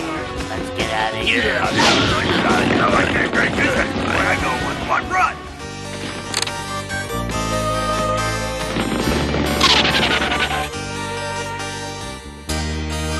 It's a... The word you're looking for is monster.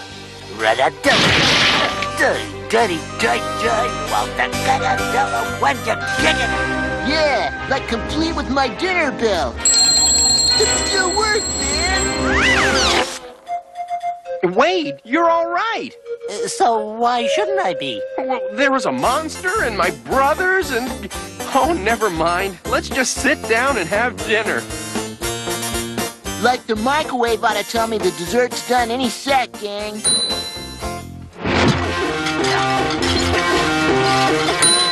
Wade, you ate a lot. I guess I was hungrier than I thought. Excuse me.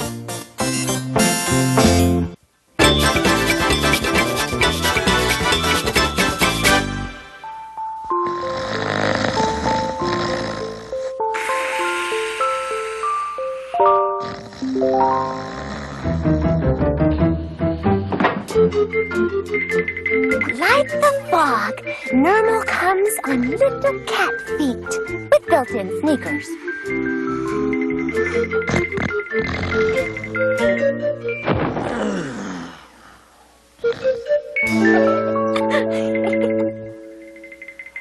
Warning! You are too close to this refrigerator. Step back or the alarm will go off. Repeat, you are too close to this refrigerator. Please step back. Garfield? Talking refrigerator alarm with infrared sensors. Reacts to body heat. Latest thing for discouraging unauthorized pigouts and unwanted guest stars. Take the hint, Nermal. It just so happens that yours truly, the world's cutest kitten, is here to tell a story on your show today, Garfield. Who says? The network, that's who. Fluctuations indicate that the guest star cutability quotient has a significant impact on the actual numbers. Could I have that in English? Or don't you speak that? Garfield, the bottom line is that we want Nermal to tell a story. Not on my show. I'm the star, remember? So what if they don't like it? What can they do to me? Garfield and Friends will never be seen again, so that we may bring you a new series about housebreaking snails for fun and profit. Okay, you made your point. Nermal can do the story. Fabulous. I'll get back to you. Your people will talk to my people. Let's do lunch. Ciao. This had better be good. So this is what it feels like to be a star. Until you feel the responsibility for the success of the show, you don't know what it feels like yet. Caterer! Charge this tidbit to the star's account, please. Anything you say, sir. Today, I am going to tell you a true story that really happened. It's about a legendary American folk hero. There were many heroes in the early days when the country was expanding westward. We've all heard of Davy Crockett, Kit Carson, and Daniel Boone, to name a few. Paul Bunyan was the mightiest of mighty, and so was his big blue hat. Sacre bleu, big blue. How about giving us a hand with these trees? Timber! Ha-ha! Let you go!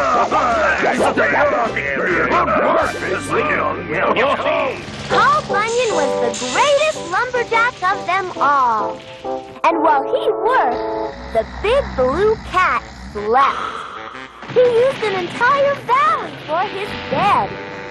When he wasn't sleeping, the big blue cat liked to engage in his third favorite pastime: annoying small puppies.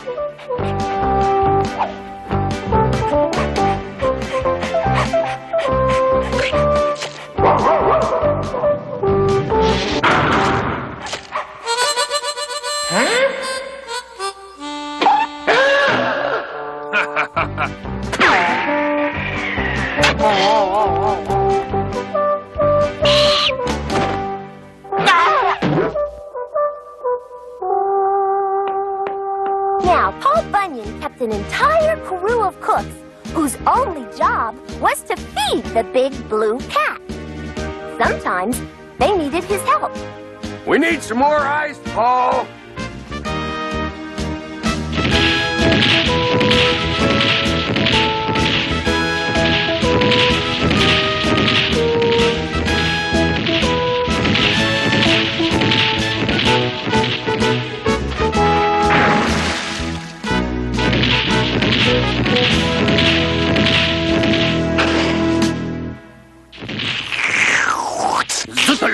He just drank 100,000 gallons of soda. It's all right. It's Diet Cola. Only 1 calorie. Median, but you knew what is next. Oh, no. I forgot. Sound the alarm!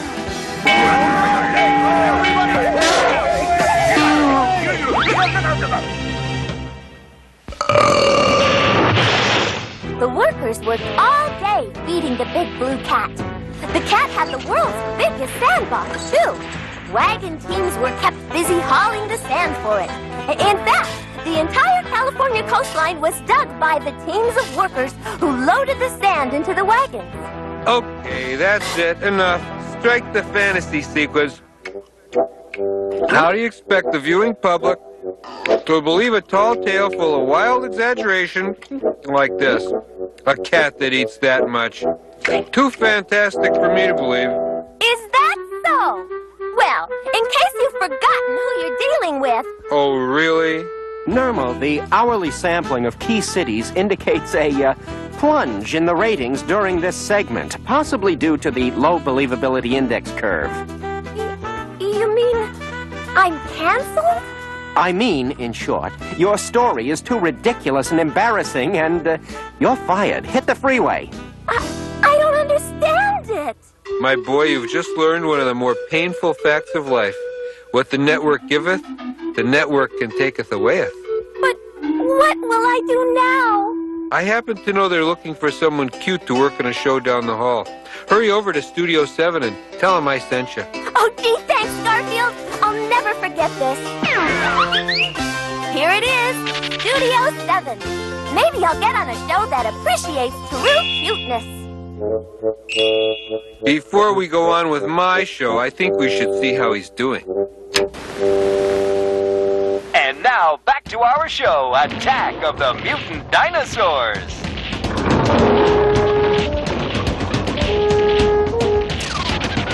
Help! This wasn't in my contract! I quit! Garfield, help! Garfield! This dinosaur's 50 feet tall! See? He's exaggerating again. That dinosaur is only 40 feet tall.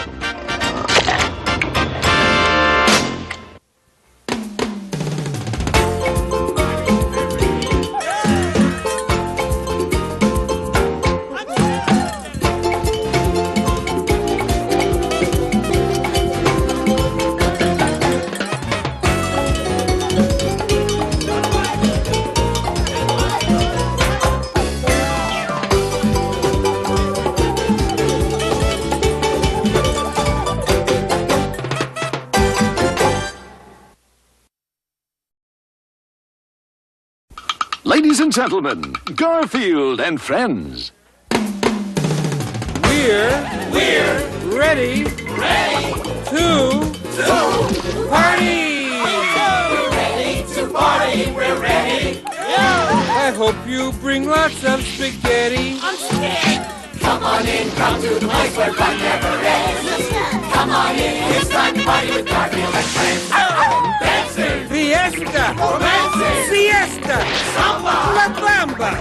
Ay caramba, disguises, surprises, and pies of all sizes. Come on in, come to the place where fun never ends.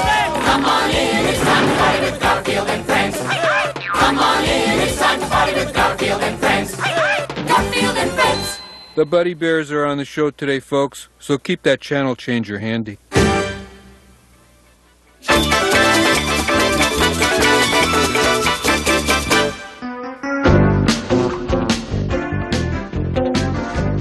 I'm bored. I'm extremely bored. I am so bored, I can't stand it. Hey! We're talking bored here. Maybe there'll be something on TV that'll relieve this boredom. We are proud to present a 27-hour documentary, Your Friend, the Paperclip. What? This here latex-based paint takes 15 hours to dry. Let's watch. You are watching the All Phone Book channel. Johnson, Frank, 474 Elm Drive, 555-7693. Johnson, Frederick B., 11340 Crescent View Boulevard. Missed my favorite part. Well, looks like I'm gonna have to cause some trouble. Who can I annoy? This is why dogs were invented, you know. What you are about to see, folks, is an especially rotten thought that I've been saving for an emergency. I just cut this picture out of the book and slip in this old mirror. By the way, kids, I'm a professional. Don't try this at home. You shouldn't be eating dog food, you know. Huh? Bad for cows. Huh? Just what I said. A cow like yourself shouldn't be eating dog food. Of course you're a cow. Don't be ludicrous.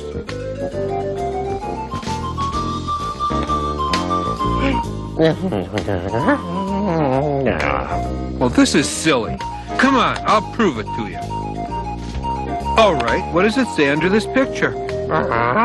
That's right, it says cow. Now, what does this picture look like?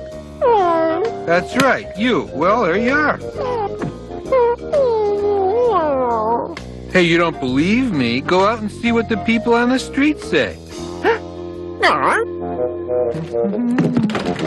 Yeah, sometimes I can't stand me either.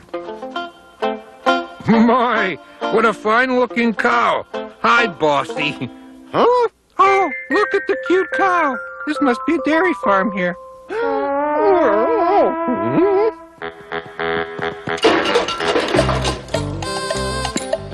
Why, as sure as I'm a cowboy, that there is a right fine cow. Yes, sir, I know a cow when I see one.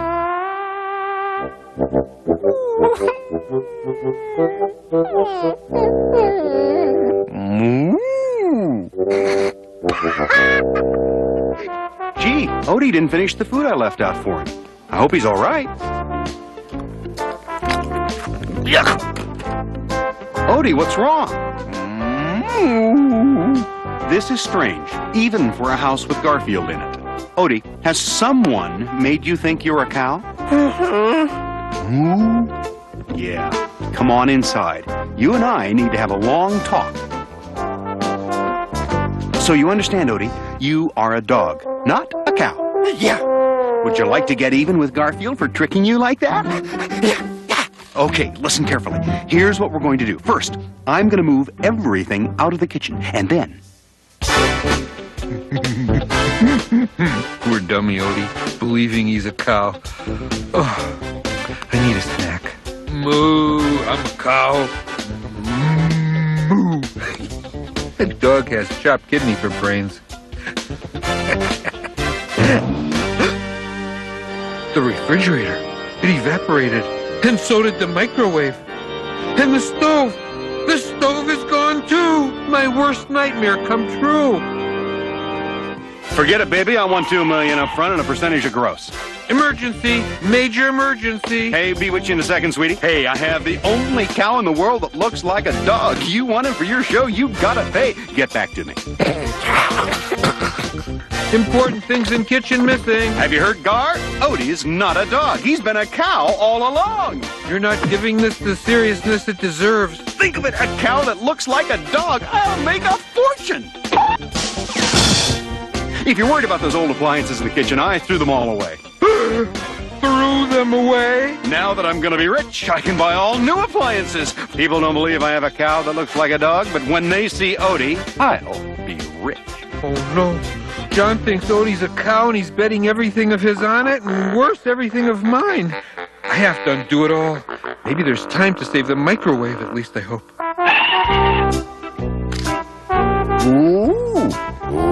Odie, it was all a joke. You're not a cow, you're a dog. I played a trick on you and made you think you were a cow, but you're really a dog, and you've been a dog all along. Do you forgive me? No. Odie, you can't be a cow because cows give milk, and you don't give milk. Oh. That's not how cows give milk. Odie, you can't be a cow because boy cows have horns, and you don't have horns. Oh. Not those kind of horns. I have to do something. I know.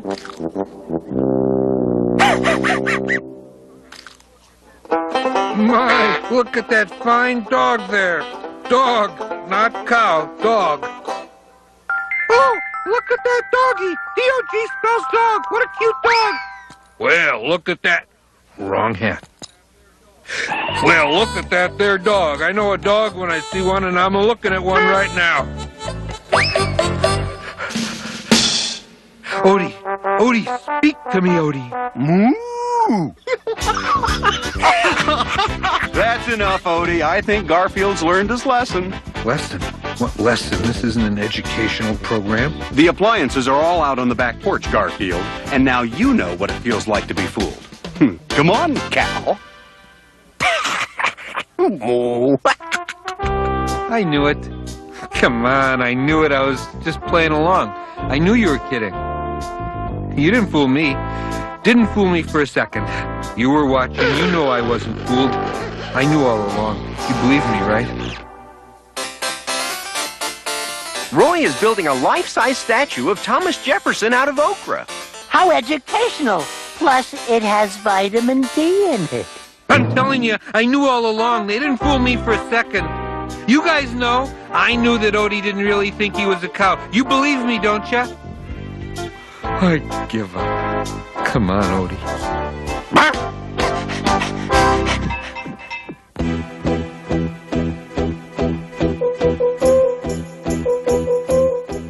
John, Odie's foaming at the mouth. Mad dog. Oh, by the way, you're all out of shaving cream. I just live here. I don't ask questions.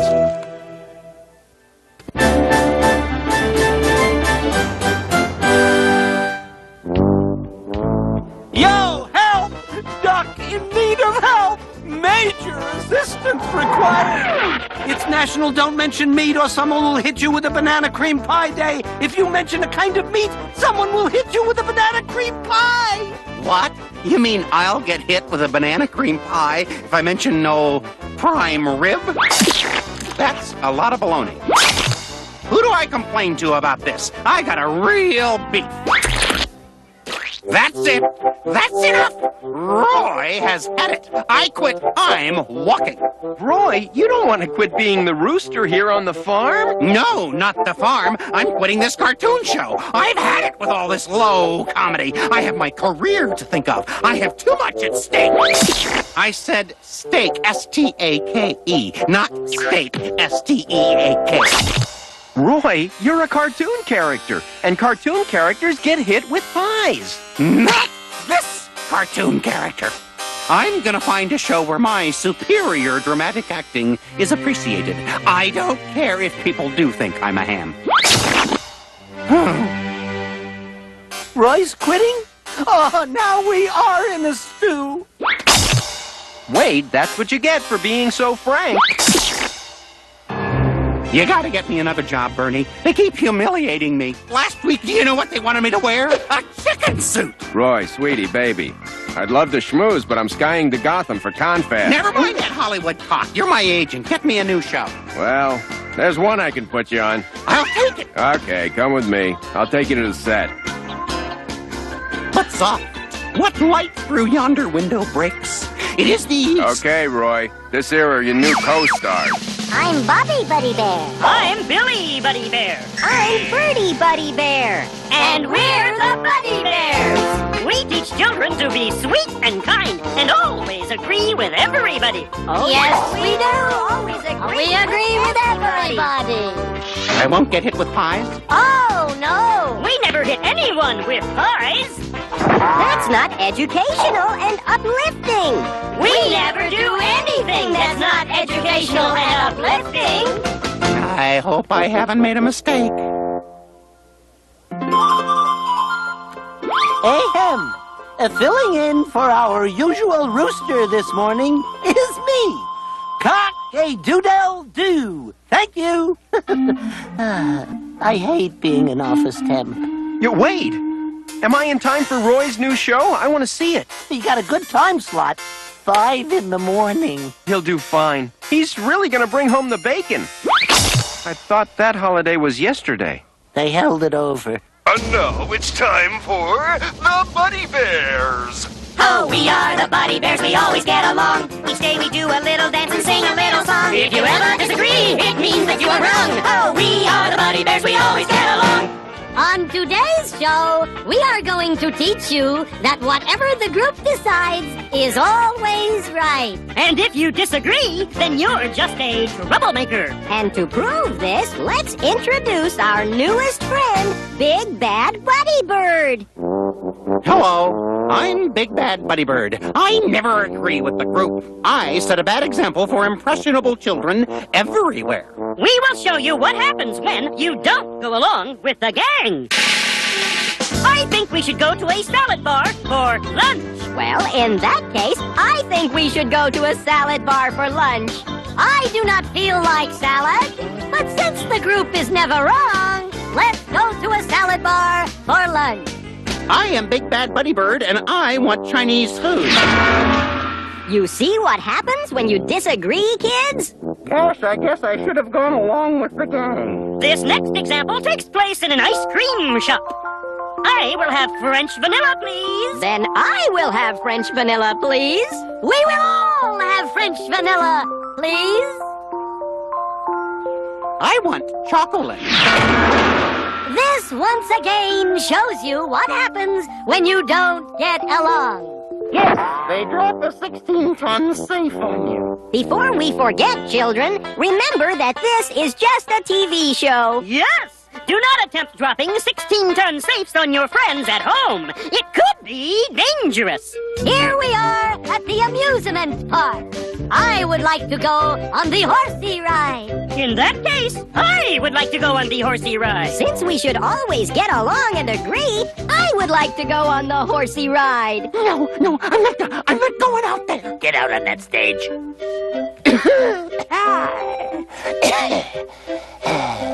We want to go on the horsey ride. What do you want to do, Big Bad Buddy Bird?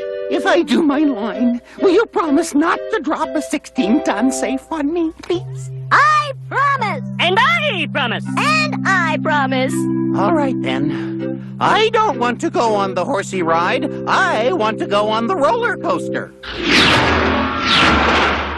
We did not drop a 16-ton safe on you. We dropped 2 16-ton safes on you. Would it have done any good to say the tunnel of love? So you see, kids, never have an opinion of your own, or someone will drop a 16-ton safe on you. Here's yet another example. No more examples. Kids, don't listen to any of this. These bears are dangerous. You should have opinions of your own. You should think and decide and not listen to what everyone else says. Wait a minute. That's not in the script. Don't pay any attention. Use your own mind. Don't do everything your friends do just because they do it. Have a brain of your own. Let go of it. That group isn't always right. We are experiencing technical difficulties with the Buddy Bear Show. Please stand by. 14 minutes. What, pray tell, is 14 minutes? That's how long I figure it'll be before Roy is here to beg for his old job back. 13 minutes 56 seconds, 13 mintes 57 seconds. Listen, you gotta give me my old job back. 3 seconds early, not bad. Please, pretty please, with T-bills on top, you gotta take me back. Gee, Roy, I thought getting hit with pies was beneath you. Beneath me? I love slapstick comedy. Watch this. Filet mignon, salami, T-bone, pot roast, meatloaf. See, I live for laughs. Well, I think the show needs Roy. And I agree that the show needs Roy. Well, I feel the show needs Roy, too. I'm not taking any chances.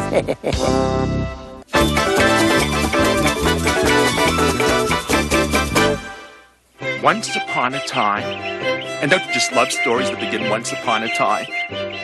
There was a heavenly place It was high atop the northernmost cloud in the sky. This was the dispatching post for all guardian angels like myself. That's me on the end there. Angels, all in! This platoon is doing excellent work, with one exception. Angel Puss, what is our mission? To help cats and dogs get along. I can't hear you! To help cats and dogs get along, sir. Sir, I was wondering. I'm the only one here who hasn't been issued a harp. And I really have my heart set. How many missions have you carried out successfully? Well, counting the next one? One. First, you complete a mission without botching things up. Then we'll talk about a harp for you. Fall out! Yes, ma'am. I mean, sir. And polish that halo! He was, of course, right. As an angel, I was a winged disaster. But I was determined that my next mission would be a success. Let's see who my next assignment is. Garfield the cat. Down, please.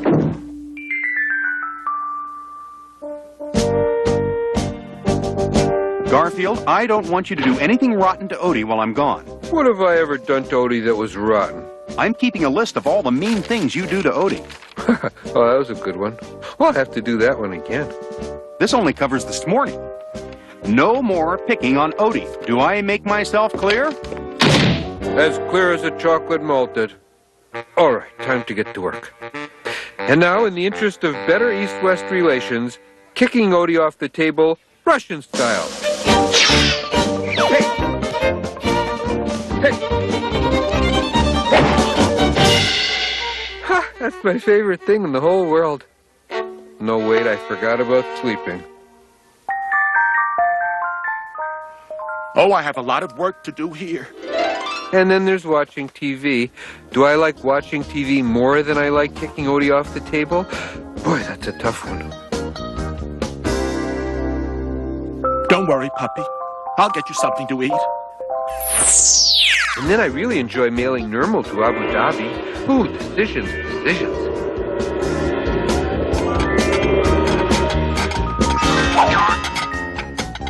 My light snack!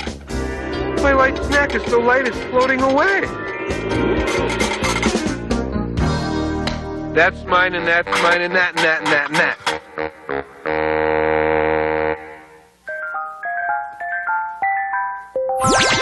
The nerve of him, stealing all his food that I stole from the refrigerator.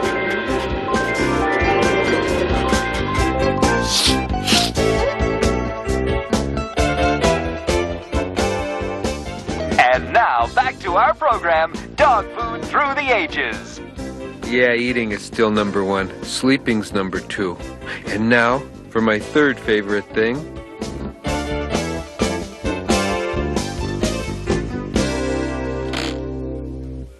Ladies and gentlemen, the first interplanetary launch of a puppy dog.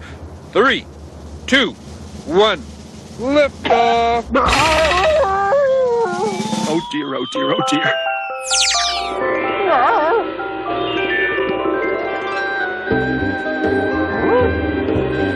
Now I'm gonna watch what I want to watch. During the Renaissance, dog food was an important... Welcome back to the All Lasagna Channel. Pilgrims served dog food at the first Thanksgiving. Years later... I can't seem to do anything mean to Odie. What's wrong? Well, here's something I know I can do. Okay, here I come. On my mark, get me set, go!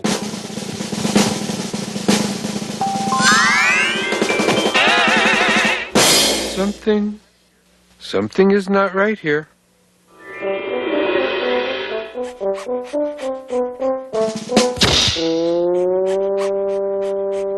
In my bed?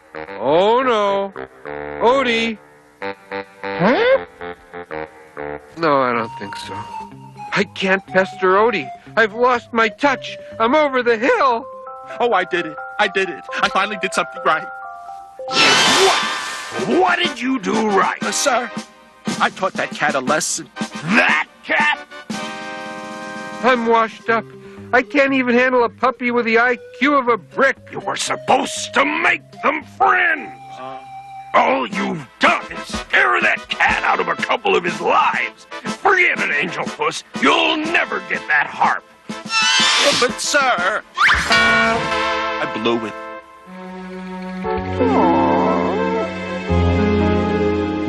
I'm nothing. I'm less than nothing. You brought that for me? Uh-huh. After all the rotten and semi-rotten things I've tried to do to you? Uh-huh. Well, thanks, but it's no use, Odie. The old Garfield's gone. I've lost my zing. I can't even kick you off the table anymore.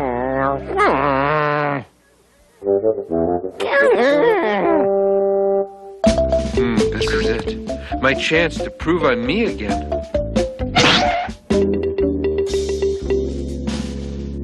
I can't do it. Something will happen. I've lost my touch for this.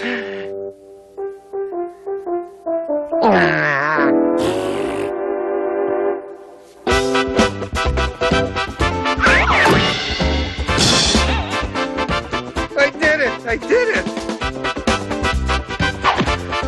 Odie, I did it! I'm me again! The old Garfield is back!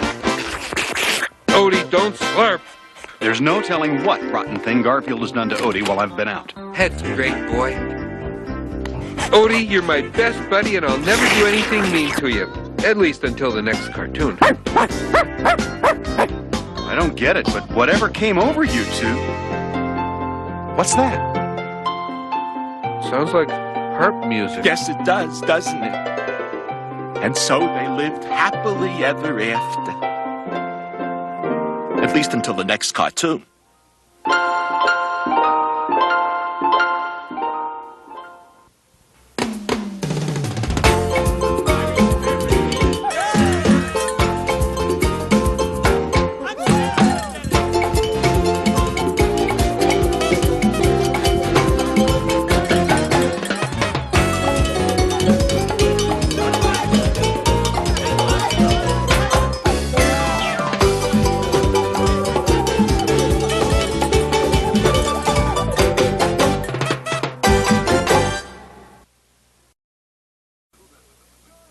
Ladies and gentlemen, Garfield and friends.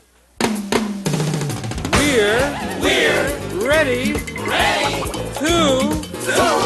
party! We're ready to party, we're ready. I hope you bring lots of spaghetti. I'm scared. Come on in, come to the place where fun never ends. Come on in, it's time to party with Garfield and friends. Dancing, Fiesta, romancing, siesta, samba, la bamba. Ay caramba, disguises, surprises, and pies of all sizes. Come on in, come to the place where fun never ends. Come on in, it's time to party with Garfield and friends. Come on in, it's time to party with Garfield and friends. Garfield and friends. And pay attention, there'll be a test at the end.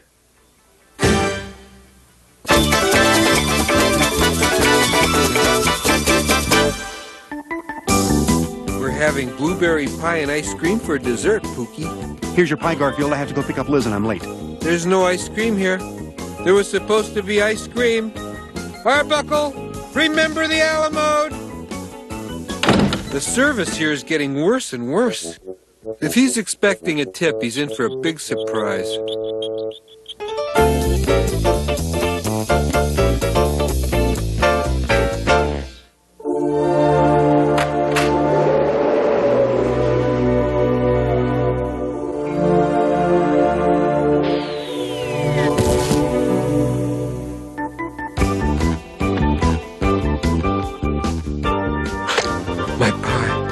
My blueberry pie. Who could have eaten it?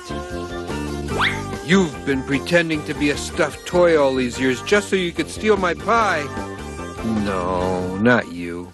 Not with that innocent face. Pie here. Yeah, but that cat's gonna be after us any sec, Elmo. Oh, just leave it to me, Ferd. I got this all figured out. Just smear this blueberry on my back. I don't know how this is gonna stop that cat from chomping us. You, Poochie, anybody home? Huh? Hey, that tickles. Elmo, cat coming. Odie! Odie, did you take my blueberry pie? Tongue, please. Ha! Just as I suspected. It's blue. Blueberry pie stealing. Oh, you're in big trouble this time, Houndy. Come on, we're gonna search your bed. Okay, what is this? That's right, it's a pie plate. But it's not just any pie plate. It happens to be my pie plate. I'm gonna punish you. But how? I know. Maybe I'll make you watch a televised chess match. Nah, too cruel and unusual. The judicial system. You want a trial? Yeah. All right. We'll have a fair, unbiased, and impartial trial. Then we'll find you guilty. Thanks for agreeing to be the judge, Floyd. Hey, anything to get on the show more than once a season. And I even got you a jury.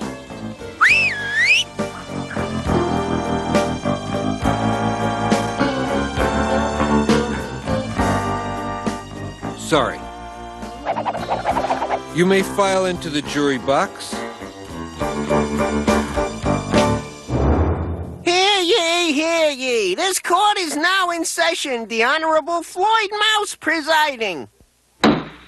Your Honor, I intend to prove that this dog did willfully and with absence of ice cream devour my slice of blueberry pie. I would like to call my first witness, if you please. Normal Cat.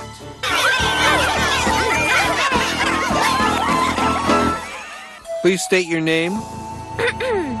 Normal Cat. And your occupation? Cutest kitty cat in the whole wide world. Normal, why did you say that? I had to, Garfield. I'm under oath.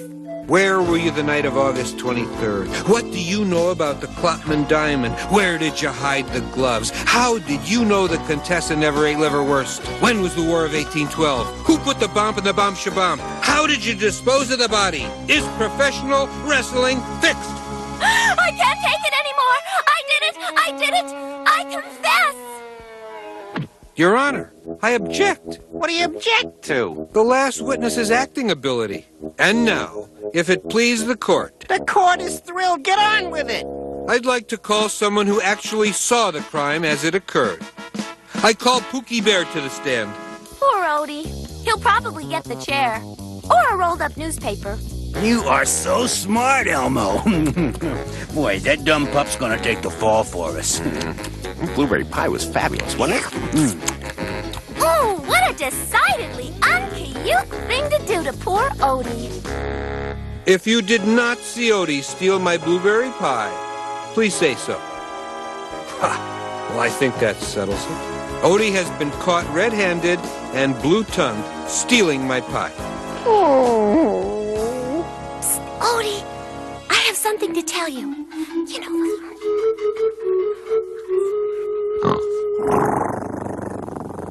Your mouse honor! The pie thief is making a break for it. Maybe tomorrow we can score some waffles and pin it on that kitty. You know, the disgustingly cute.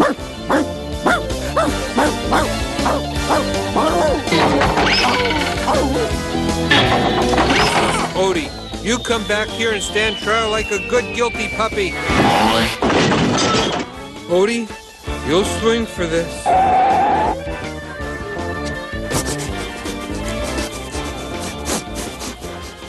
That stupid dog will never find us in here.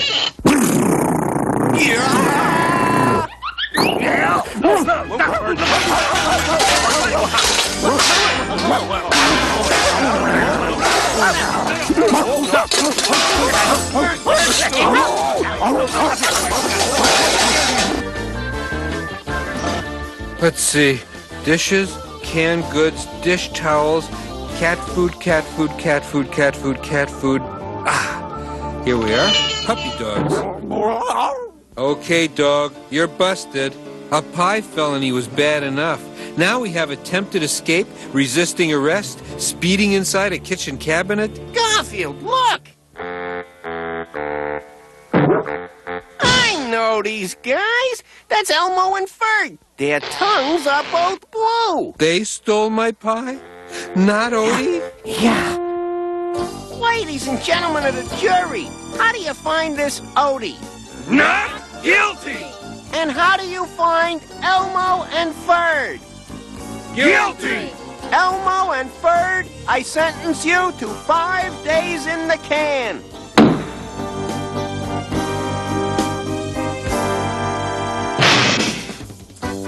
Odie, I apologize. You were innocent. I was wrong and I'm sorry. However, I am going to have him arrested for illegal use of a wet tongue.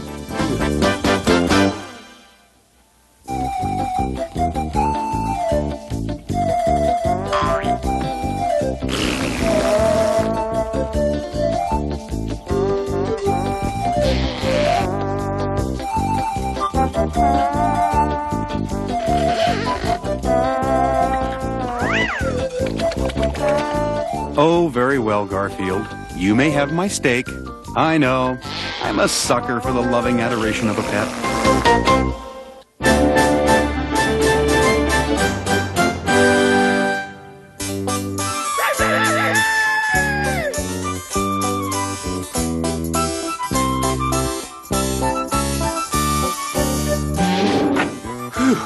It's hard work fixing a tractor.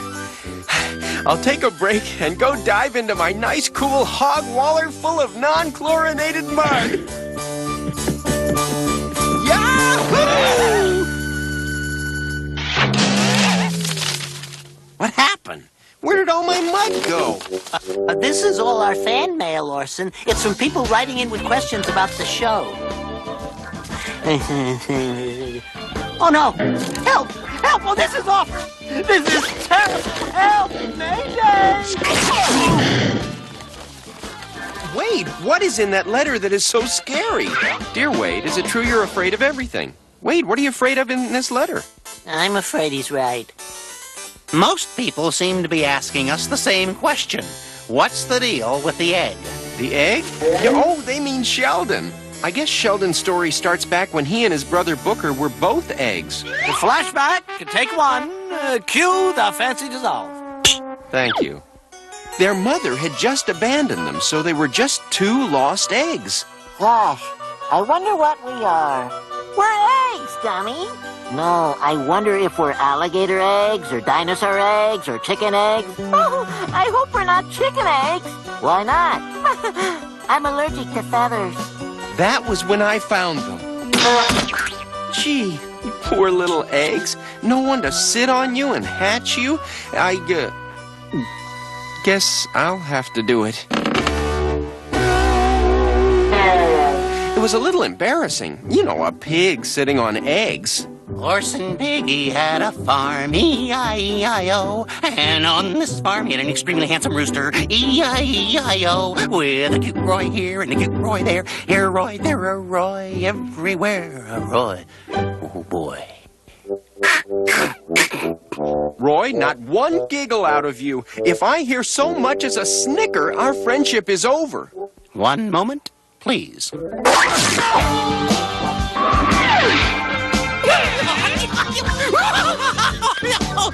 Oh, do I have to laugh?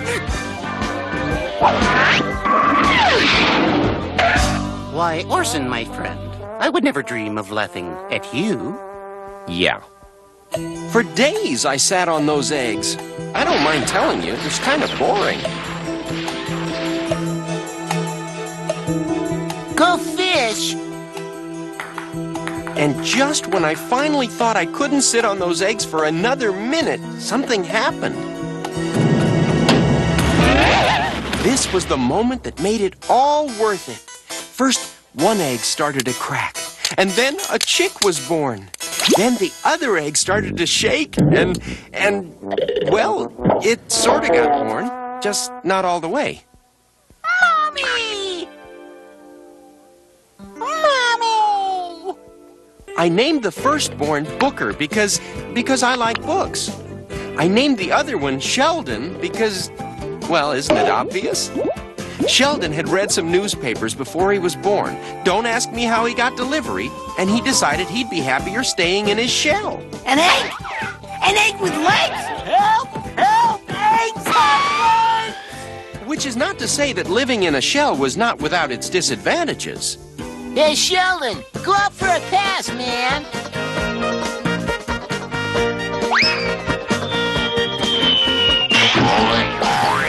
There's one of them right there. But there are even worse ones. Now, I want you to stay with the other chicks. Don't wander off alone. There's been a weasel around here. Hi, guys. We don't want to play with you. Yeah, on account of you're not a chick, you're an egg. Yeah, you're an egg. Go on, egg. We don't want an egg. I'm not an egg. I'm a chick. It's just that part's on the inside. But if you don't want to play with me, I don't want to play with you. Egg, you're an egghead. And so, in spite of my warning, Sheldon wandered off all by himself. Not the brightest thing he ever did. A few minutes later, Booker returned from a brief foot race and asked, Hey, where'd my brother go? Oh, you mean that egg? We told him to get lost. Why does he stay in that shell? He went off by himself. By himself? But there's a weasel lurking around. We've got to go find him. Sheldon was doing a good job feeling sorry for himself. Oh, this is awful. It's worse than that time when those women tried to get pantyhose out of me. And weaseling right behind. You don't usually find chicken quite this fresh. Ow! Spread out! He must have come this way. You shouldn't have called him an egg. He is an egg. Yeah, what is he good for? These chickens are better. They don't need to be peeled. Sheldon was some distance away by then. Fortunately, you can hear pretty well through eggshell. Stop squirming. Stop squirming. Makes you harder to fricassee. The weasel thought he was going to have quite a chicken dinner, but he had failed to reckon with Sheldon. You put my friends down! And just what are you gonna do about it? You're just an egg. Ow! Ow! Yeah!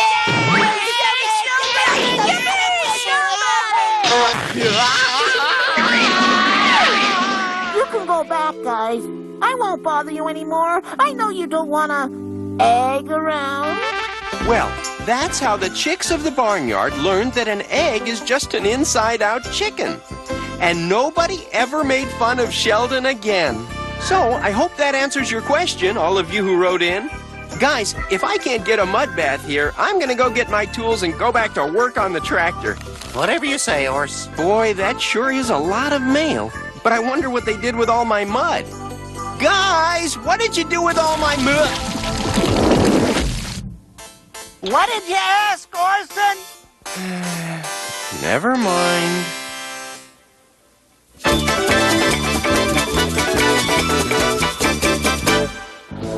Before we head home, guys, I need to stop at the market to pick up a few things.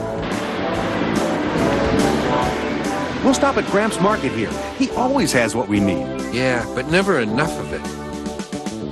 I'm sorry, Gramps. I'm 82 cents short. Oh, that's okay, Mrs. Castelletti. You can pay me next time you come in. Oh, Mr. Arbuckle, my best customer. Whew, I'm saved. Hi, Gramps. I've never seen your market so empty. Oh, yeah, well, it's that new Food Monster supermarket they've opened across the street. Why, they're taking all my customers away from me. Which is why you ought to give up and sell this dump to me. You get out of my store, Mr. Baggett. I'm not selling to you, and that's final. You'll sell? Then I can tear this antique down and put in more parking spaces for the Food Monster. Say, pal, how would you like to get triple coupons? Triple coupons? Weekly special. Weekly specials? And contests with big cash prizes. Contests with big cash prizes? How? Where? When? Just shop at the Food Monster. Yes, I must shop at the Food Monster. Hey, wait for us. I have a small shopping list. Don't shop there. I stock the best produce, the finest meat. And we have a Best Buy this week only on creamed yogurt hearts. I don't buy creamed yogurt hearts. So what? It's a Best Buy. Oh, well then maybe I'd better pick up a dozen. Okay, we'll do this alphabetically. A.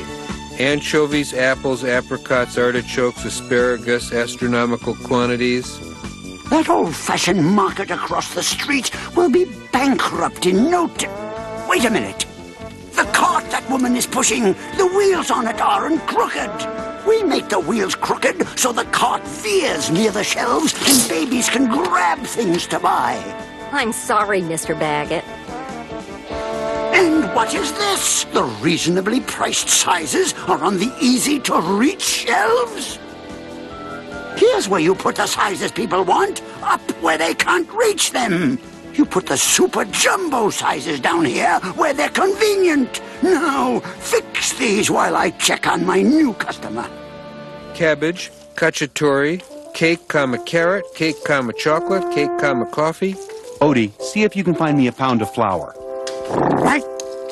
Gosh, a lot of these prices seem higher than I'm used to. But I am getting triple coupons and weekly specials and contests. Gee, the wheels in this cart seem to be crooked. And this market is so big, I can't find anything. Excuse me, can you tell me where I can find canned soup? Aisle 99. Turn left at the yams and go about 3 miles till you see prunes and hang a right.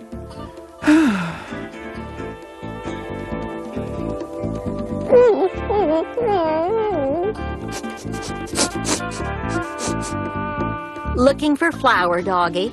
Yeah. The 200-pound bags are on the bottom, 100-pound bags are in the middle, and 1-pound bags are on the top shelf.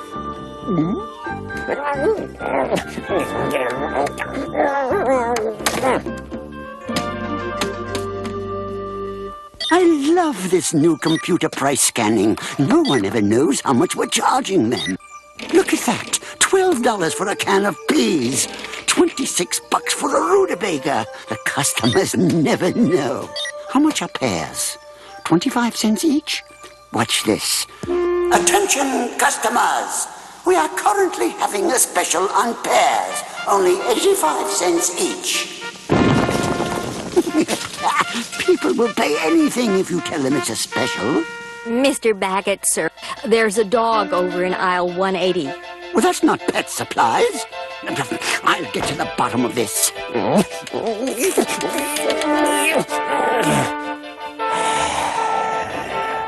You there, dog!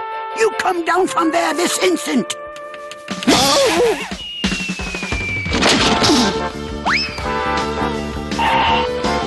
Stop that dog! This isn't soup, this is Polynesian food. I must have made a wrong turn at the zucchini. Stop that dog!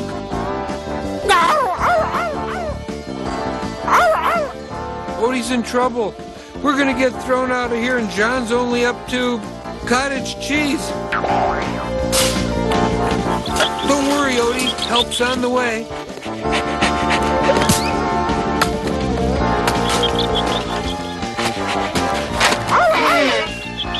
Oh, look, a special on Puppy.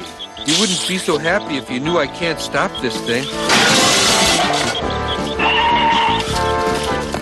We'll take a shortcut down the fruit aisle. Here, pup, eat bananas. Fast.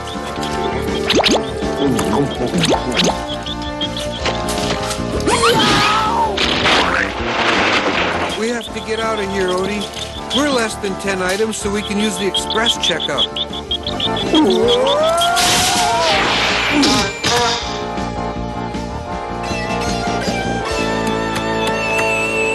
What's going on here? Your animals have made a shambles of my store. I should charge you every cent you own. You're already charging it for a pound of ground sirloin. Your prices here are high. Well, sure, they're high, but people are dumb enough to pay them. That's why I want to put that little market out of business.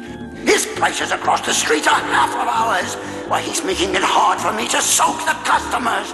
Lush, that guy has real fresh meat and vegetables and where are you people going? Why aren't you buying? Have you ever thought of stepping up to big pay with a career in the fast-paced world of broadcasting? Oh, goodness, no customers. I might as well see about... Don't lock up, Gramps. Did you do this, Mr. Arbuckle? Well, Garfield deserves most of the credit. True. Come back! Come back! I'll give quadruple coupons. More contests. I'll even stock fresh milk. You saved my store, Garfield. Help yourself to anything on my shelves. Free! Free? I'll take some of this and some of this and all of this and some of this and more of this and some of that. Maybe it would have been cheaper to go out of business.